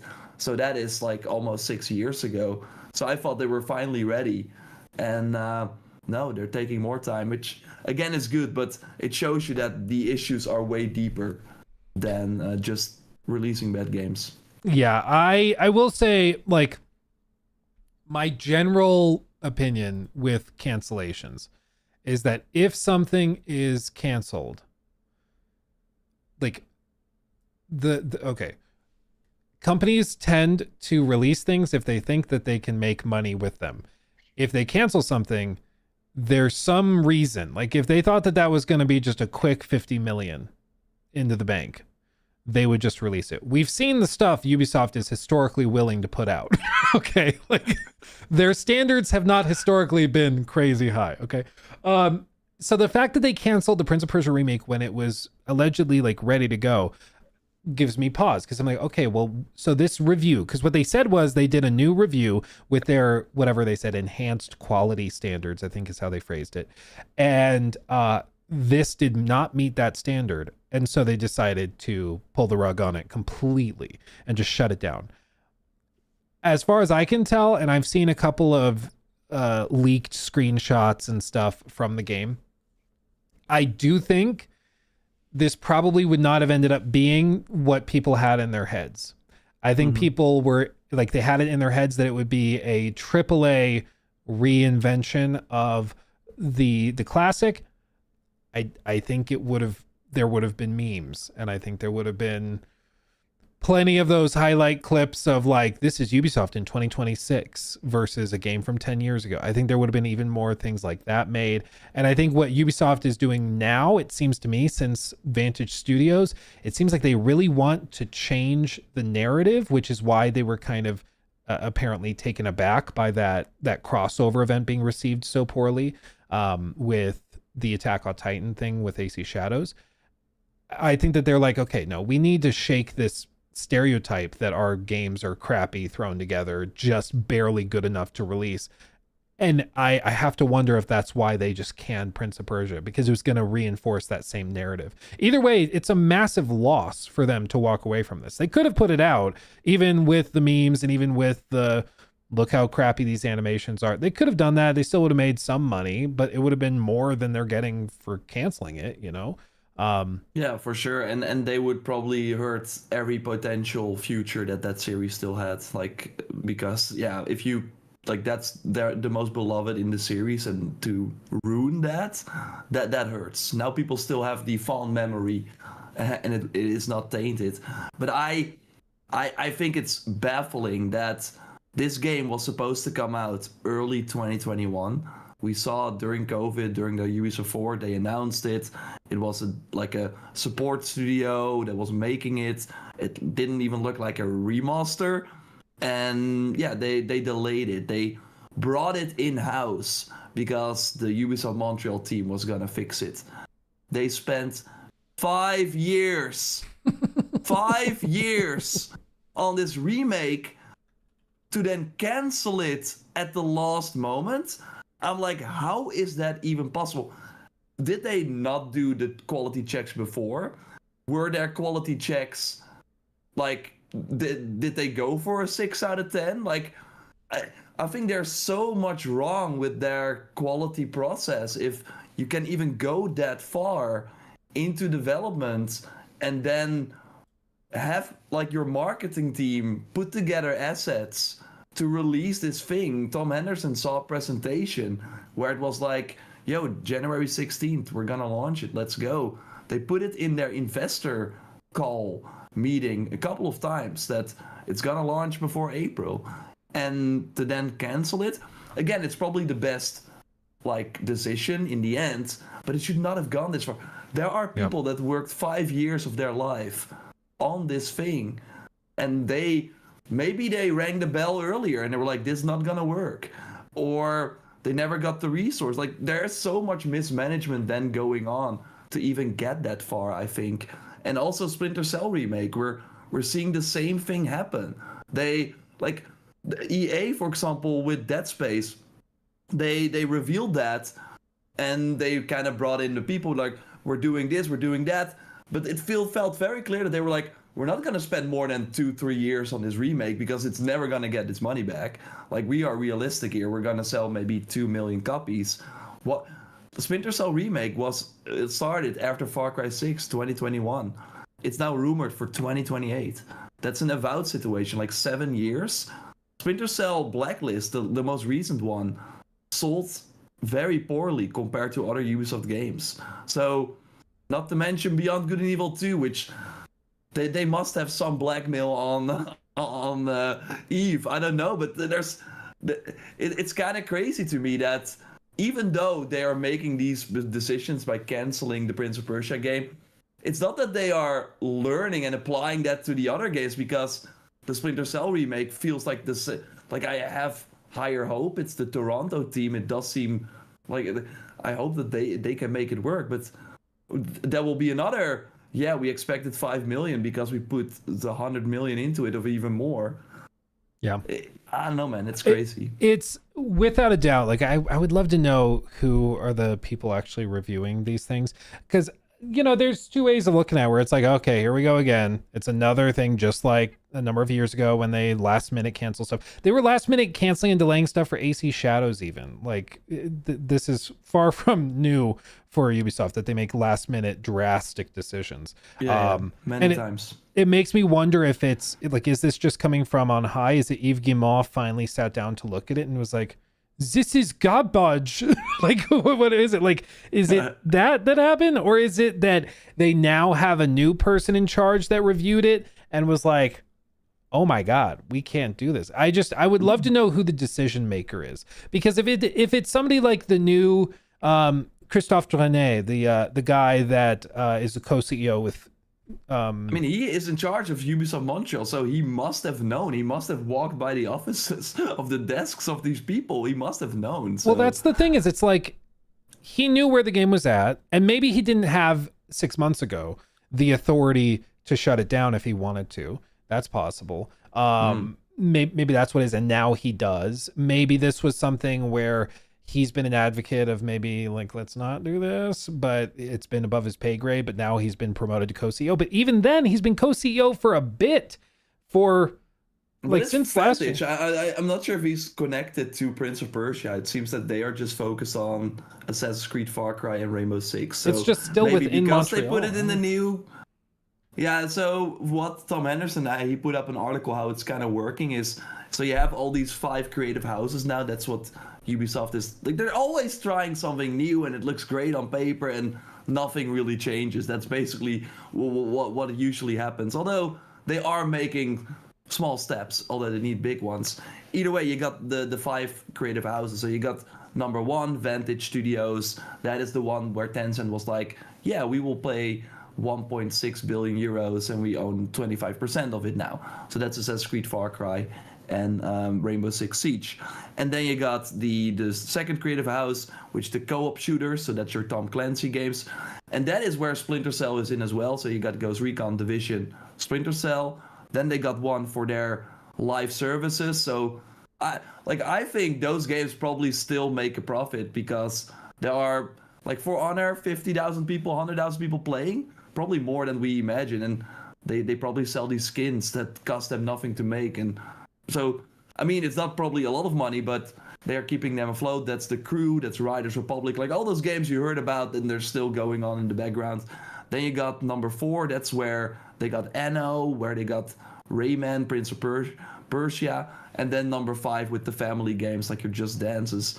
So they're kind of dividing that. So maybe when they moved Prince of Persia to that creative house, they were like, because these houses are now like they are directly responsible for the financial performance. So if like this Prince of Persia, they suddenly have the depth of this development cost. If they probably put that out and it did not sell well, that creative house is like, okay, it's like the ship going under while the rest is going, right? Yeah. It's like, it's a pretty crazy situation. Well, and I think, one of my suspicions, I see, let's see, where was it? Oh, Melissa asked, are they tanking the stock so Tencent can buy it up? The thing is, Tencent can buy it up even where it's priced at now. What's crazy is that Yves Guillemot... They don't want to. Yeah, they don't want to. Well, and the problem for Tencent right now is that they signed a legally binding agreement in 2022 where they cannot expand past 10% ownership for 8 years. So Ubisoft basically has 8 years. They have or 8 years from then. They have until 2030 to fix this. Otherwise, you better believe Tencent will come in, swoop up, buy it up for the rights, gut everything, shut down 10,000 people's worth of jobs, and then they'll just keep Assassin's Creed and Far Cry and Rainbow. Everything else goes away. Like, Tencent doesn't care. They'll go in there. They'll be the bad guy. They don't care at all. They just legally can't right now. Like, what's crazy is Yves Guillemot was a billionaire a few years ago. He is not a billionaire anymore. Like, that's how far the stock has plummeted in value, but that's what comes with mismanagement. I just think, like, part of me was wondering, okay, maybe it's that because, like, the Black Flag remake, maybe that's like their big high priority. Hexe is, of course, a massive priority for them. So maybe they're like, okay, Prince of Persia is being done in Montreal. Let's get hands off of Prince of Persia. That's going to look bad for us. It's going to lose money. Let's just move on from that. Let's take all those guys, put them on Black Flag or Hexe, and let's polish that up and actually try to get Hexe out this year or something. Maybe Black Flag gets delayed to next year, whatever it is. But like, let's do it. Because my question mark now is that if we look at the remake standards, one remake they were working on, next to another one to release within a couple months. They thought that this one was so bad they wouldn't even bother releasing it even though it was done. So where in terms of quality is the Black Flag remake today? Like, I mean, I think the name says it all. Resynced. They don't want to commit to remake because it's it's between a remaster and a remake. So that's why they go with their own name. So that's, I think, how they're trying to do it. And I'm not sure if they need to go the full, because I get the naming convention is kind of weird. A Resident Evil remake is completely different than The Last of Us Part 1, which was also a remake. So it's kind of hard to get that. So I don't know. Like, we already heard rumors from Jeux Video that turned out to be seemingly correct about them removing the modern day and stuff. And in that video, they also said that it's kind of coming in hot, and they wanted to do everything to launch it in this financial year because they were first going to break even. Now they're going to report a loss of 1 billion euros this financial year, which is really bad, obviously, also because of the cancellations and moving things around. But they are even expecting like a really poor next financial year. So I think we're not seeing any of the big games, the new Far Cry, the Hexes, until 2027 at the earliest.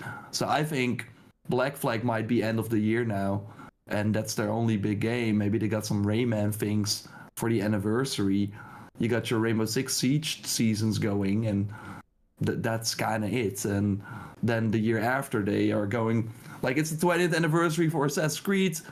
If the rumors are true that Ezio is in Hexe, that's of course a very cool way to celebrate that.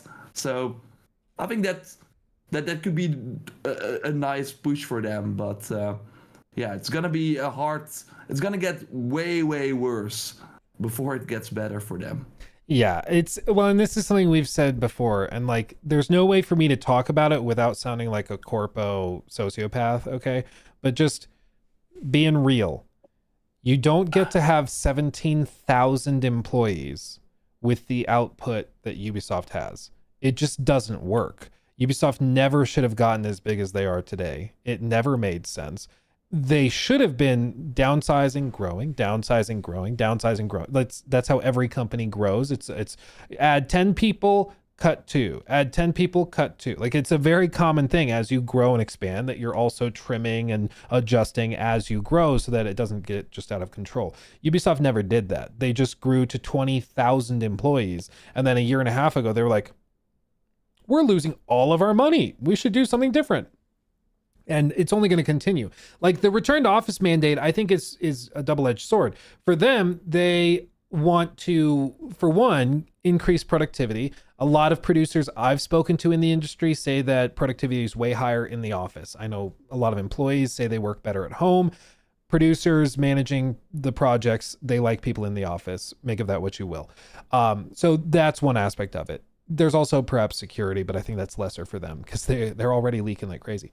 The other main aspect to it is that if they get people to willingly quit over the return to office mandate, it's one less severance package they have to pay, and that helps them downsize. So I think it's going to continue to get worse. I think they're going to continue to fire and restructure, but they need to, frankly. They cannot justify 17,000 employees with a $500 million market cap. That is insane. That's insane. Like, I can't even put into words how insane that is. I think PlayStation is like 11,000 or something. Yeah, worth billions and billions. Yeah. And Ubisoft is like struggling to, like, no joke, their office buildings may actually be a sizable chunk of the actual worth of the company. Like, their mismanagement of their IP is so vast and extensive, it's insane. Like just when was the Tencent investment in Vantage Studios? July, I think. Last year, yeah. Tencent put $1 billion into Vantage Studios that owns 25% of Vantage Studios, which is one of the creative houses. That means that the other 75% that Ubisoft holds is worth probably $3 billion-ish, a little bit more. And so Ubisoft owns that. And we know as of July, they valued that creative house at $4 billion, Ubisoft stake at $3 billion.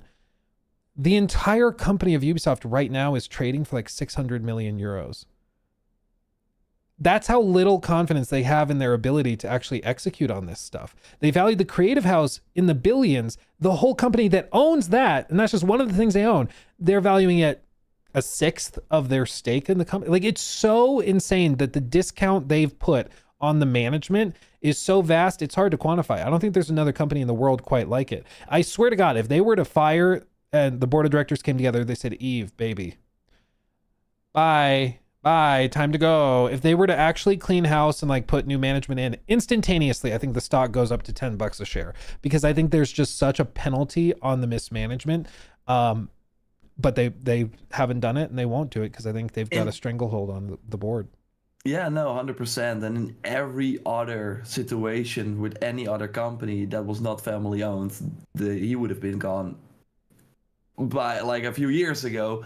Losing 95% of your value, like back in 2019, just before Breakpoint. Breakpoint was really the breakpoint for them. Like, we should have named it something else. Ghost Recon going up from here. Yeah, tons of money. Yeah, Ghost Recon billions of dollars. So that's crazy. Like, obviously it's its own money as well that is going down, but it's crazy to me that even he really, like, we're joking, but he really would rather go down with the ship than step down. You know what? And do what is best for everyone. I really have to wonder. There's a comment in Twitch chat, Wave TM, thank you. Gameloft has become one of the top mobile platform game studios in the EU with the famous Asphalt and Dungeon Hunter games, and was owned by Ubisoft before they gave power over to it and lost it. Well, Gameloft, you know who the CEO of Gameloft is? You know, he kind of looks a little scary. Okay, I'm sure he's a nice guy. He looks kind of scary. Jump scare. This is him. His name is Michael Guillemot. He is the brother of Yves Guillemot. Oh, I'm playing like Control right now. I think he's in that game. He's one of the villains. One of the villains. He's one of the directors in the game. He co-founded Gameloft, spun that off. Yeah, he's co-founded Ubisoft with his brothers, but he spun off Gameloft and has built Gameloft into a massive multi-billion-dollar company, and he's run it very, very well. I wonder if some of this is just literally Eve being like, I'm just as good as Big Brother. I can do this too. It's just he refuses to admit. At the end of the day, if he wanted what's best for the employees and for the company, including his own stake in the company. He would step down, let somebody else take it over. They still own how the Guimau family owns their stakes. They have like a 15% ownership of the company, and that's owned through a holding firm or a holding company, the Guimau family trust, whatever, that Tencent actually owns 49% of. But they own their shares. Yves could step down from CEO, firing his son before he does so, because he's going to get fired no matter what. But if they did that, he steps out, steps aside. They put in a new CEO who comes in, Tencent selects them or whatever, and they just clean house. His net worth would increase exponentially overnight by quitting, okay? If he quit overnight, he could become a billionaire again. No joke. And yet he doesn't do that. It's pure, I don't even know if it's arrogance, if it's chutzpah. I don't know if it's delusion. Succession in real life, man. It's insane. Because literally, if he quit overnight, he's worth hundreds of millions of dollars more. But he won't do it. How do you rationalize it? Like, where does that... Because like the meme is that, oh, these guys only care about money. Clearly he doesn't. For him, it's like a pride thing. It's weird, man. It's probably that Christmas dinner, man. That really did it. Yeah. Michael, how's your company going? Oh, it's great. I'm worth billions and we're doing record-breaking numbers. Yves, how's your company going? And he's just sitting in the corner, you know. Like, yeah. He's at the kiddie chair. Just, yeah. It's not going well. They have like a little play kitchen for him. He's not allowed at the big kid table.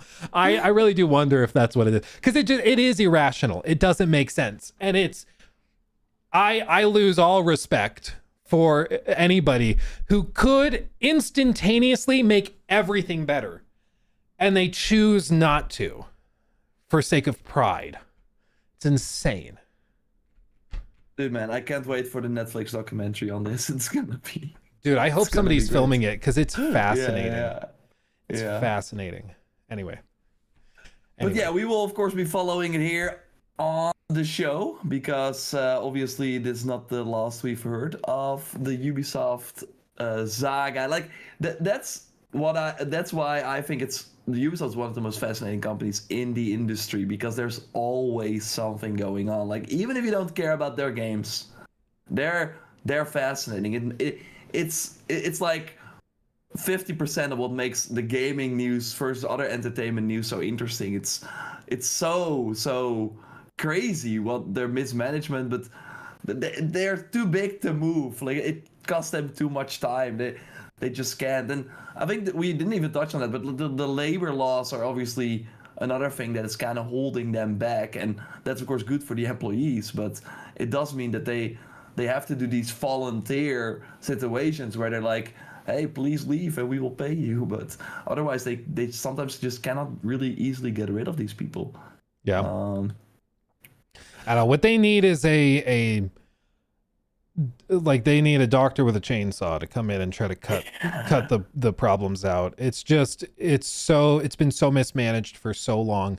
Clearly, at multiple points on the chain of command, there's people making bad decisions. You don't end up canceling a game that's done just like a few days after it was supposed to launch, unless something went horribly wrong multiple times. Like, it's just absolutely ridiculous. And I feel for the employees, but their bigger struggle, more than anything, I think, is going to be retaining talent now. Who wants to work at Ubisoft? Who wants to spend years of their life working on something at Ubisoft, knowing it could be done and still canceled? Like, it's just outrageous. You have to... I totally get that. But the crazy realistic situation is also that it's kind of bad in the industry right now. We had I'm not sure if you saw that, the GDC thing, where they were basically 50% of the people they interviewed 2 years ago lost their job, and half of that still don't have a new job. So it also feels like, in that sense, that's kind of helping Ubisoft, where it's not as if all these developers can go out and instantly join another studio. So, like, I do think we should not forget, there are people that would rather just stay with what they, because I do, like, I know, like, we've been obviously to be able to bring people like our take on these games, we of course get invited to these events and we talk to those people. And I know people at Ubisoft that work there for 20 years. Like they work there for a really, really long time because they like their job, they like the company, but they're like obviously not a fan of how some of the things are managed. But yeah, I do think it's like easier said than done to. It's not for everyone to leave your stable job behind in something you still love to do, with uncertainty that you might never find a job in the gaming industry again. Yeah, no, So, absolutely. And that's another part.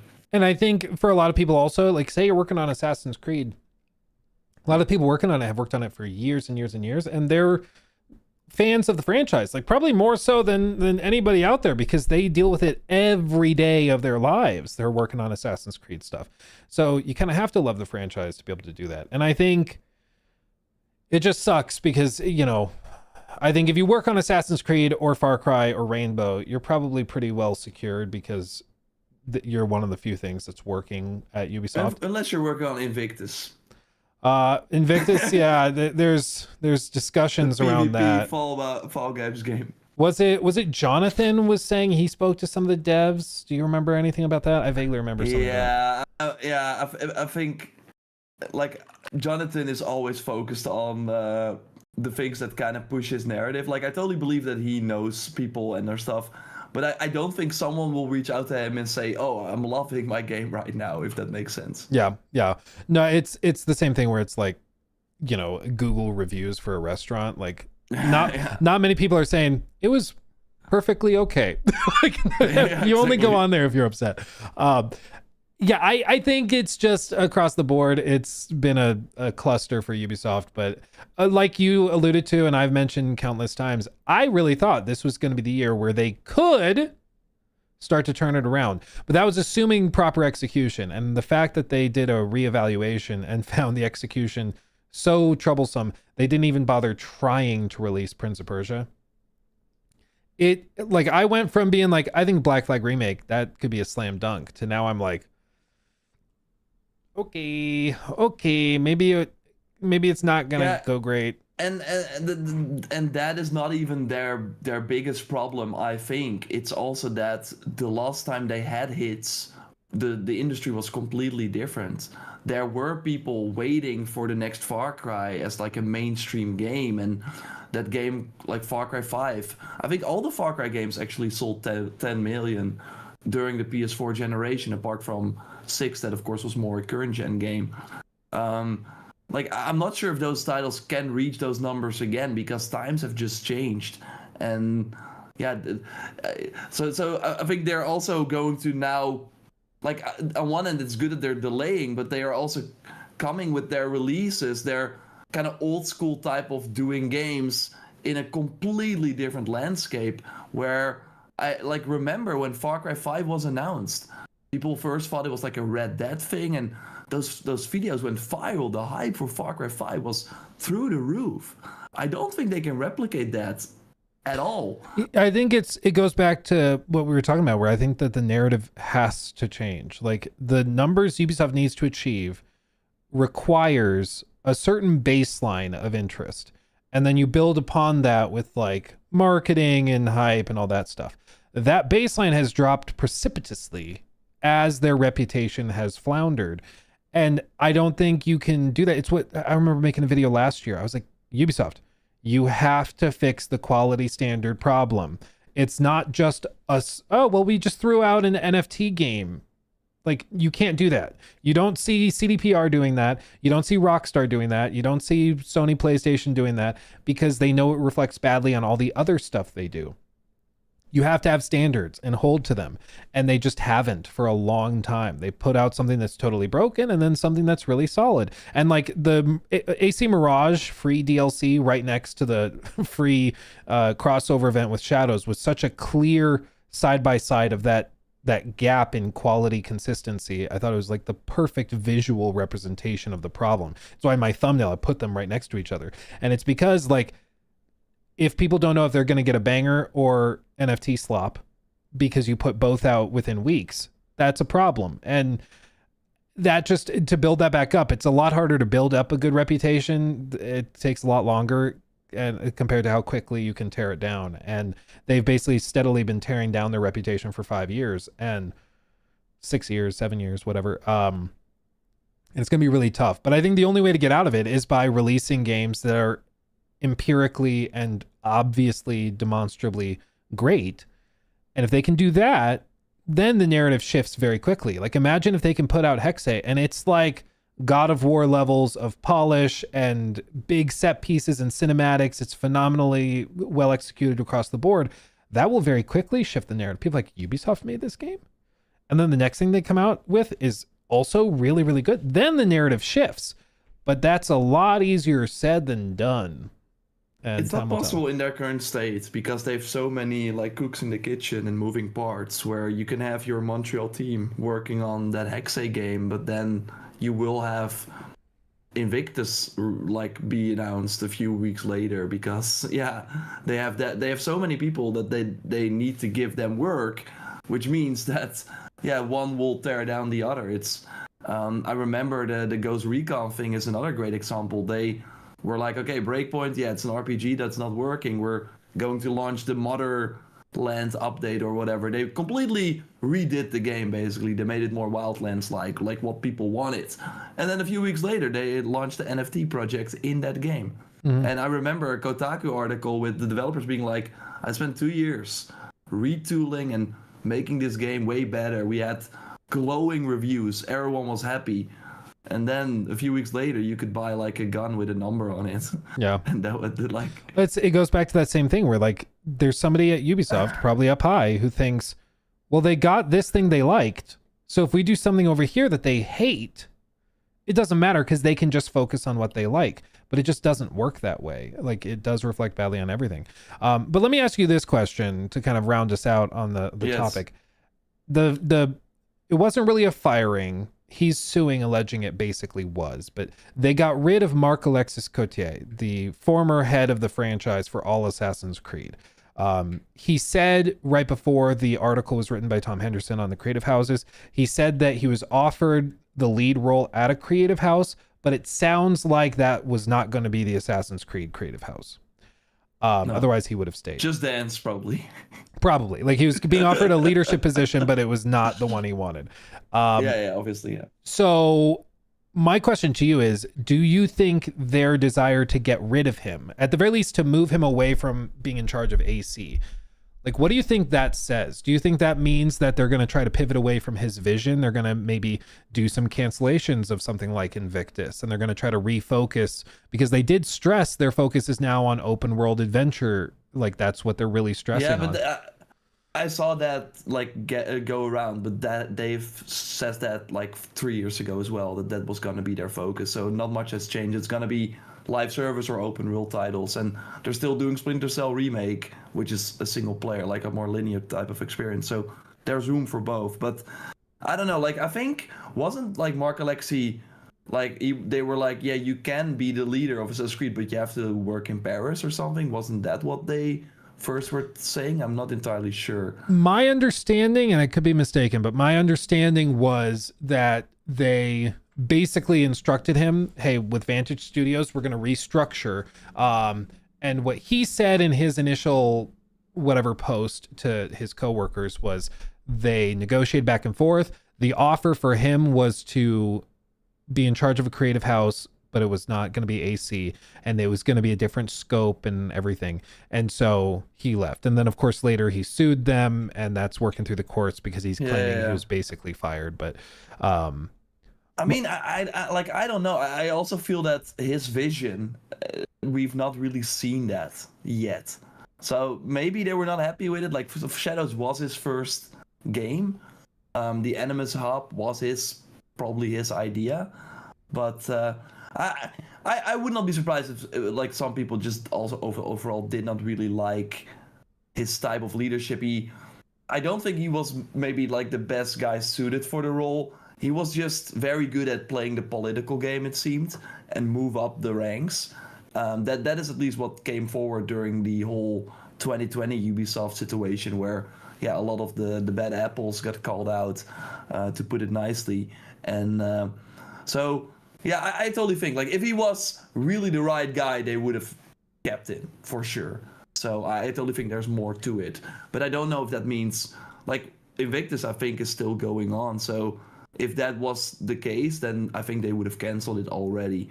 So I'm not sure if they're really going to go 180 on his vision just yet. Yeah, I do think I was thinking about that the other day where I'm like, okay, so 2020 they gutted a bunch of the senior leadership because there was a lot of bad people, as you said, bad eggs, bad apples in the upper echelons. And clearly, like for years, they were able to deliver things for the company, but it was at the expense of the people that they were abusing in the process, right? But it's pretty clear that the people that they replaced and put in those positions after they got rid of the other ones have not been capable of doing the job. And so it's just interesting how, you know, a few of those big roles can lead to just years and years of missed targets and stuff. But yeah, I agree. It's going to be interesting to see whether his vision is fully realized or if they just kind of move on. Because I still don't really... The Animus Hub, I still feel like that was built with the idea of it being much more monetized as opposed to what we have in Shadows, where it's just kind of like a weird start menu. I feel like they hyped it up way more. There's got to be more to it, or at least there was. But there you go. No, it feels like another like a cool idea, and they probably got many people working on it for years, and then this is what you came up with. They announced it in 2022, and then almost like 2.5 years later, this is what you got. Yeah. Because all these features were already in the previous RPGs as well. They were just not in an Animus UI. That's all they did. No, so it's kind of crazy to me. Like I remember seeing on LinkedIn, there were people like senior executives where their title was like head of product on the Animus Hub or whatever the official title was. And it was like, you have somebody whose full-time job is working on basically a weirder main menu. Like what have you been doing? Like, why is that a job? I really wonder that too, yeah. So, and that's all, like, I do think probably even like, getting rid of a lot of those people, we might not even notice it because that's what you get, I think, with having a ton of people work on something that you kind of lose track of what everyone is doing. And you probably could just have 2 people on the Animus Hub that are also doing other things or something and not have this full team on it. But no, absolutely. I think it's like, I don't know if you've ever seen those videos of like, day in the life of a worker at Facebook, and it's a vlog where it's, you know, a girl going and like, this is what my day looks like working at Facebook, and she vlogs the whole thing, and half of her day is spent in the cafe and coffee shop in the tower. She has like a couple of Zoom calls she does on her laptop, and then there's a company bar and restaurant on the roof that she goes to after. She did like all of 25 minutes of work in an entire day. Most of it was eating, and like it's just so insane that that's how they're doing it. And she's probably making 800,000 a year or something. And then and that's why I think and it sucks, of course, but that's why we're seeing all these like these tech companies being like I mean, Twitter, like that's a great example, right? They got rid of like 80% of the people. I mean, it is buggy, but like, to be fair, like I'm using Twitter less, but you would think if you got rid of 80%, the website would explode. And yeah, exactly. And totally, it was like at first it was really bad, but they somehow made it work. So yeah, I totally think it's not necessary to have all these people. But then we do have less vlogs, which kind of sad. Yeah, but okay. I guess last question. Do you think they bother with a Ubisoft Forward now, or do you think that they're canceling all of that? I think they're not gonna do a Ubisoft Forward this year because it doesn't make sense. I think they're gonna be like, okay, let's hopefully turtle and work on the Black Flag remake, have the Rainbow Six Seasons, again maybe celebrate that Rayman anniversary, and maybe Black Flag at Gamescom or something, and then launch it in October. Yeah. History repeats itself because Black Flag also came out around GTA 5, which kind of funny. Like, it's really like it's kind of crazy. That's awesome. But and then ride that ship out. Like, I do think they will have some Shadows stuff here and there, like people are saying, oh, that might be canceled, but that's really the only thing they got, and they are probably pretty far along on that, like a co-op mode and stuff. So maybe they put some extra resources behind that. But no, it's gonna be a very slow year once again, I think. Maybe Jade. I do think Jade is not impacted by this. And they got the Rainbow Six mobile game. That got like 18 million registered players. Maybe that will be their savior, like a sleeper. Nobody saw that coming, but those could explode in like China or something. So who knows, right? It's gonna be fascinating. I don't know. It makes it really hard to be like, okay, this is Ubisoft's year, when they're like, nope, here's my foot and a gun. Like, they're just like, it's just so amazing consistently how they manage to do it. But Yep. Anyway, hey, I wanted to quickly ask you this, Dan, because of course last week we had a rumor regarding the GTA 6 physical edition, and we of course have been discussing this on the podcast and on our separate channels, and already way before this rumor started, we were both like, they have to figure the physical version out because it's not gonna work out. So then we had this Polish website that rightfully reported that the Flight Simulator 2024 game would come to PS5, which happened. They reported some other stuff in regards to Sonic Crossworlds. Those were all true. So now they reported, hey, we are hearing through our in the rumor mill, basically from our sources, that the GTA 6 physical edition might be delayed by a few weeks, or maybe even release in early 2027. And like, I kind of ran with that because I think it makes so much sense, and I was actually surprised to see many people say, I will wait. I'm like, okay, wow, that's some dedication. I get it. Like, it does mean if you have the physical disc that it works forever. We know with games nowadays, like, I think it would be crazy to live in a world where they're like, yo, GTA 6 is shutting down, but maybe when we have grandchildren or whatever, we will reach that point. But now Take-Two did an investor call, and Strauss-Zelnick, I mean, I saw it I've not listened to the investor call yet, but there was a Variety interview, and there it was asked, yo, the rumors are GTA 6 is not gonna have a physical edition at launch, and Strauss said, oh no, that's not like that. We are going to do it. That is the plan, was his quote. So obviously that is the plan, leaves room for changes, and they, like, I think the wording is interesting too. Did they say physical edition or physical disc? Because they can put a code in a box. Yeah. So that's what I was gonna say. Is I saw that and I was like, I'm not throwing in the towel just yet, because I fully expect that it's going to either be like a disc with 20 megabytes of data, and it's just go to PlayStation Store, download the game from there, and it's like nothing more, or it's straight up what like Fallout 76 did, where it was a cardboard disc, and it was a card that had a code on it, and on the cardboard disc it said, go to Bethesda.net, log in and redeem the code on the opposite page to unlock the game or whatever. I fully expect that that's what they're gonna do, because it just doesn't make sense in my head. If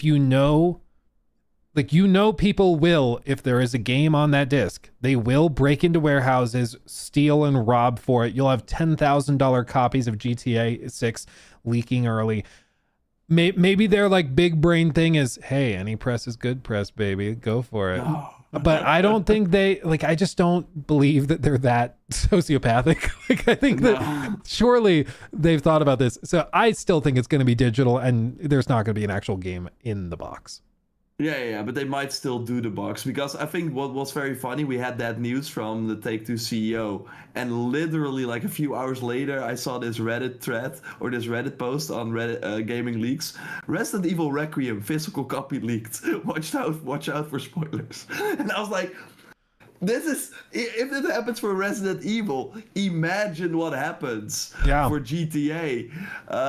For Shadows, like the copies were sold as well, like, because these copies have to circulate a few weeks to get into the warehouses. Like, Amazon has like these houses where from that point all the sort of trucks go to separate warehouses. So it has to be like 3 weeks in advance or something to get these games on like the door for people day one. And it's gonna be like a midnight launch and stuff like that.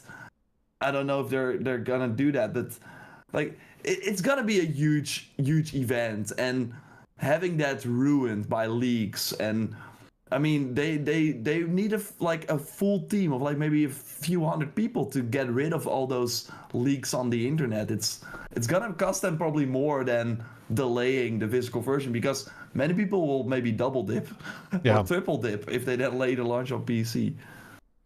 And they love that double dip. They love that double dip. Let's see. Real quick. Let's mention these super chats and stuff. Quick. Any Nintendo Direct predictions from Eric? Thank you for the $2 Australian. Do you think they're going to show? The Direct that is happening maybe by the time people have already are listening to it. I think we have some rumors actually from Nate the Hate, who of course has a good track record. I mean, the partner directs are just like old games coming to Nintendo Switch too, right? So Black Myth Wukong is the rumor right now. Final Fantasy VII Rebirth, of course, 7 Remake 1 already just released. Could they do Duskbloods there? Yeah, that is what people are hoping. But personally, and I'm not entirely sure, but I would not be surprised if Nintendo is publishing that game. So I think they will save that probably for their own. I don't think it's for the big one. I think they will save that. Although it would be cool, would be awesome. Yeah. If they showed that, and it doesn't feel like a real game that is coming out this year. But hey, yeah, I could see it, but I'm not expecting it. I think people like expecting that are setting themselves up for disappointment, but we will see. Sure. Let's see. JT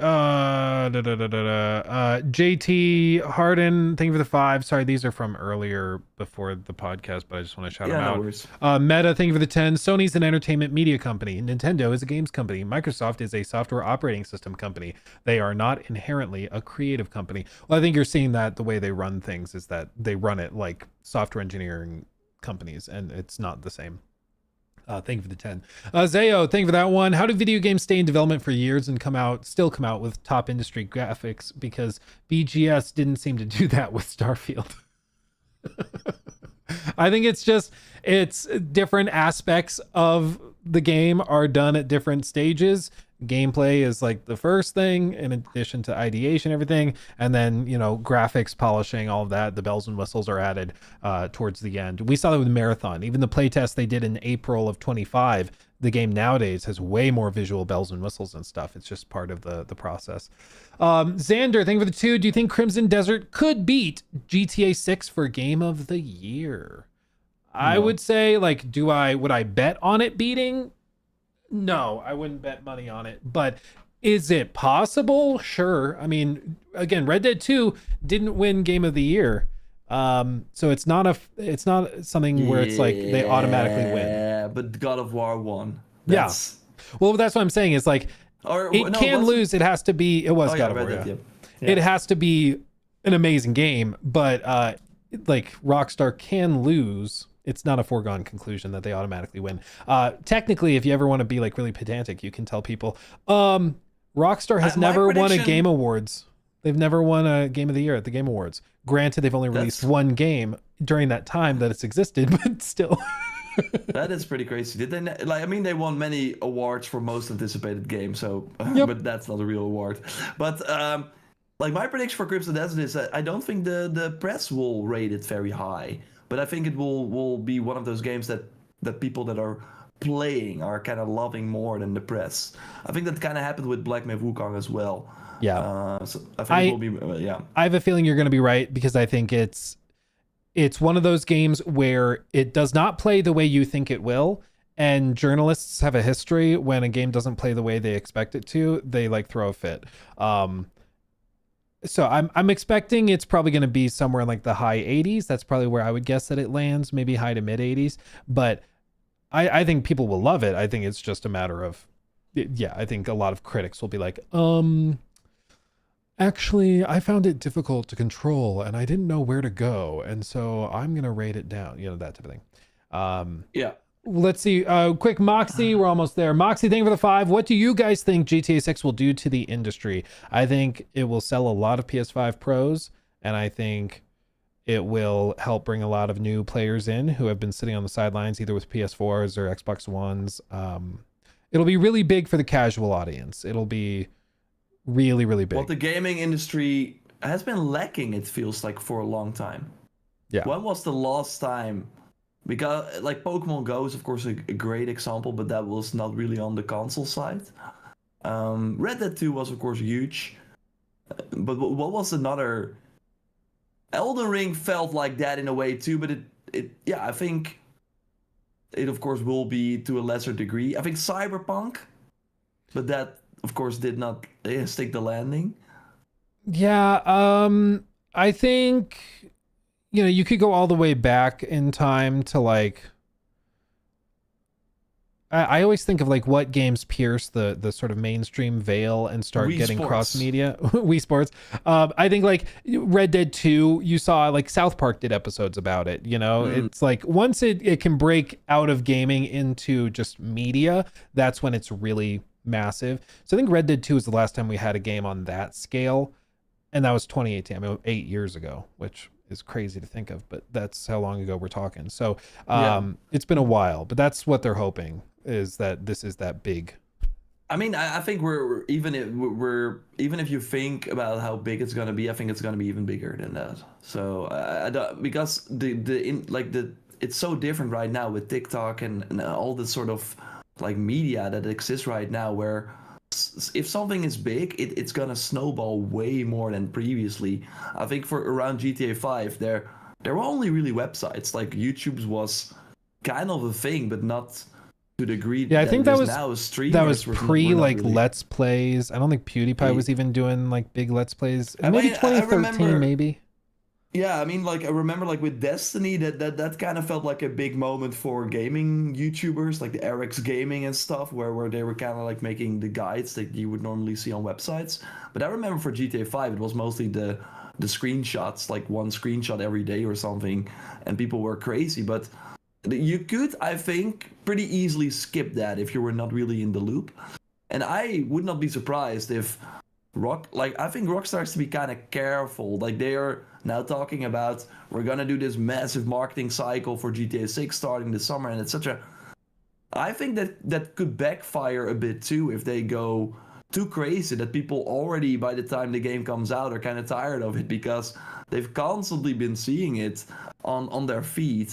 So I still think them just taking a more sort of, we're gonna drop the trailer, it's gonna be, pre-orders are now live. You got the $80 edition, you got the $120 edition if you want to play a day early or something. You got some online bucks, and then we are kind of going dark again.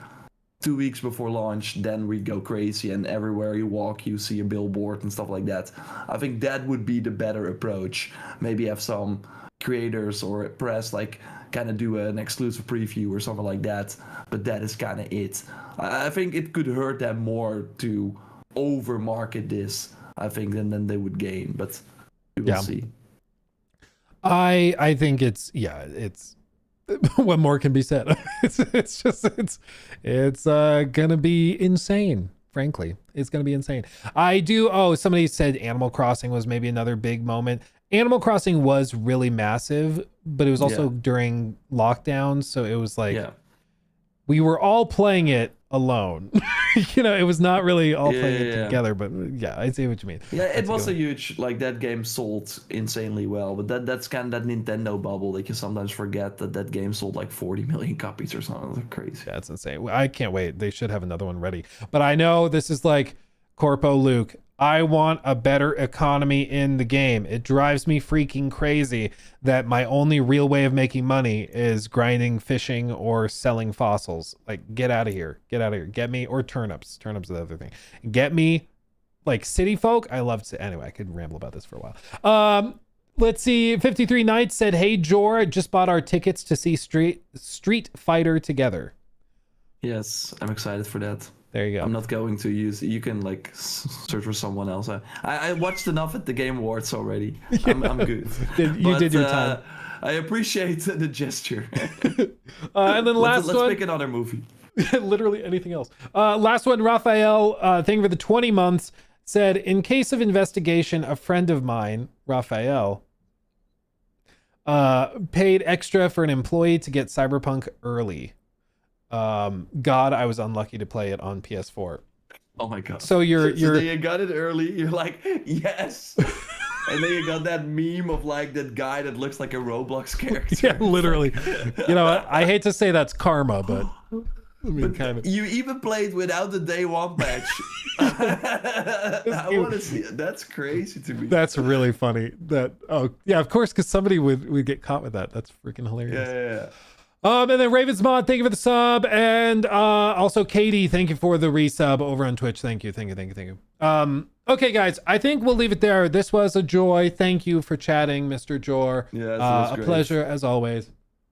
And who knows, maybe one of these days we'll have some good news for Ubisoft, but it's probably going to be a while. Don't hold your breath, I would say. Yeah, we got another year. But time will tell. Anyway, much love, everybody. Thanks for chilling with us. Thanks for being wonderful. We will see you in the next one. Hugs and kisses. Bye-bye.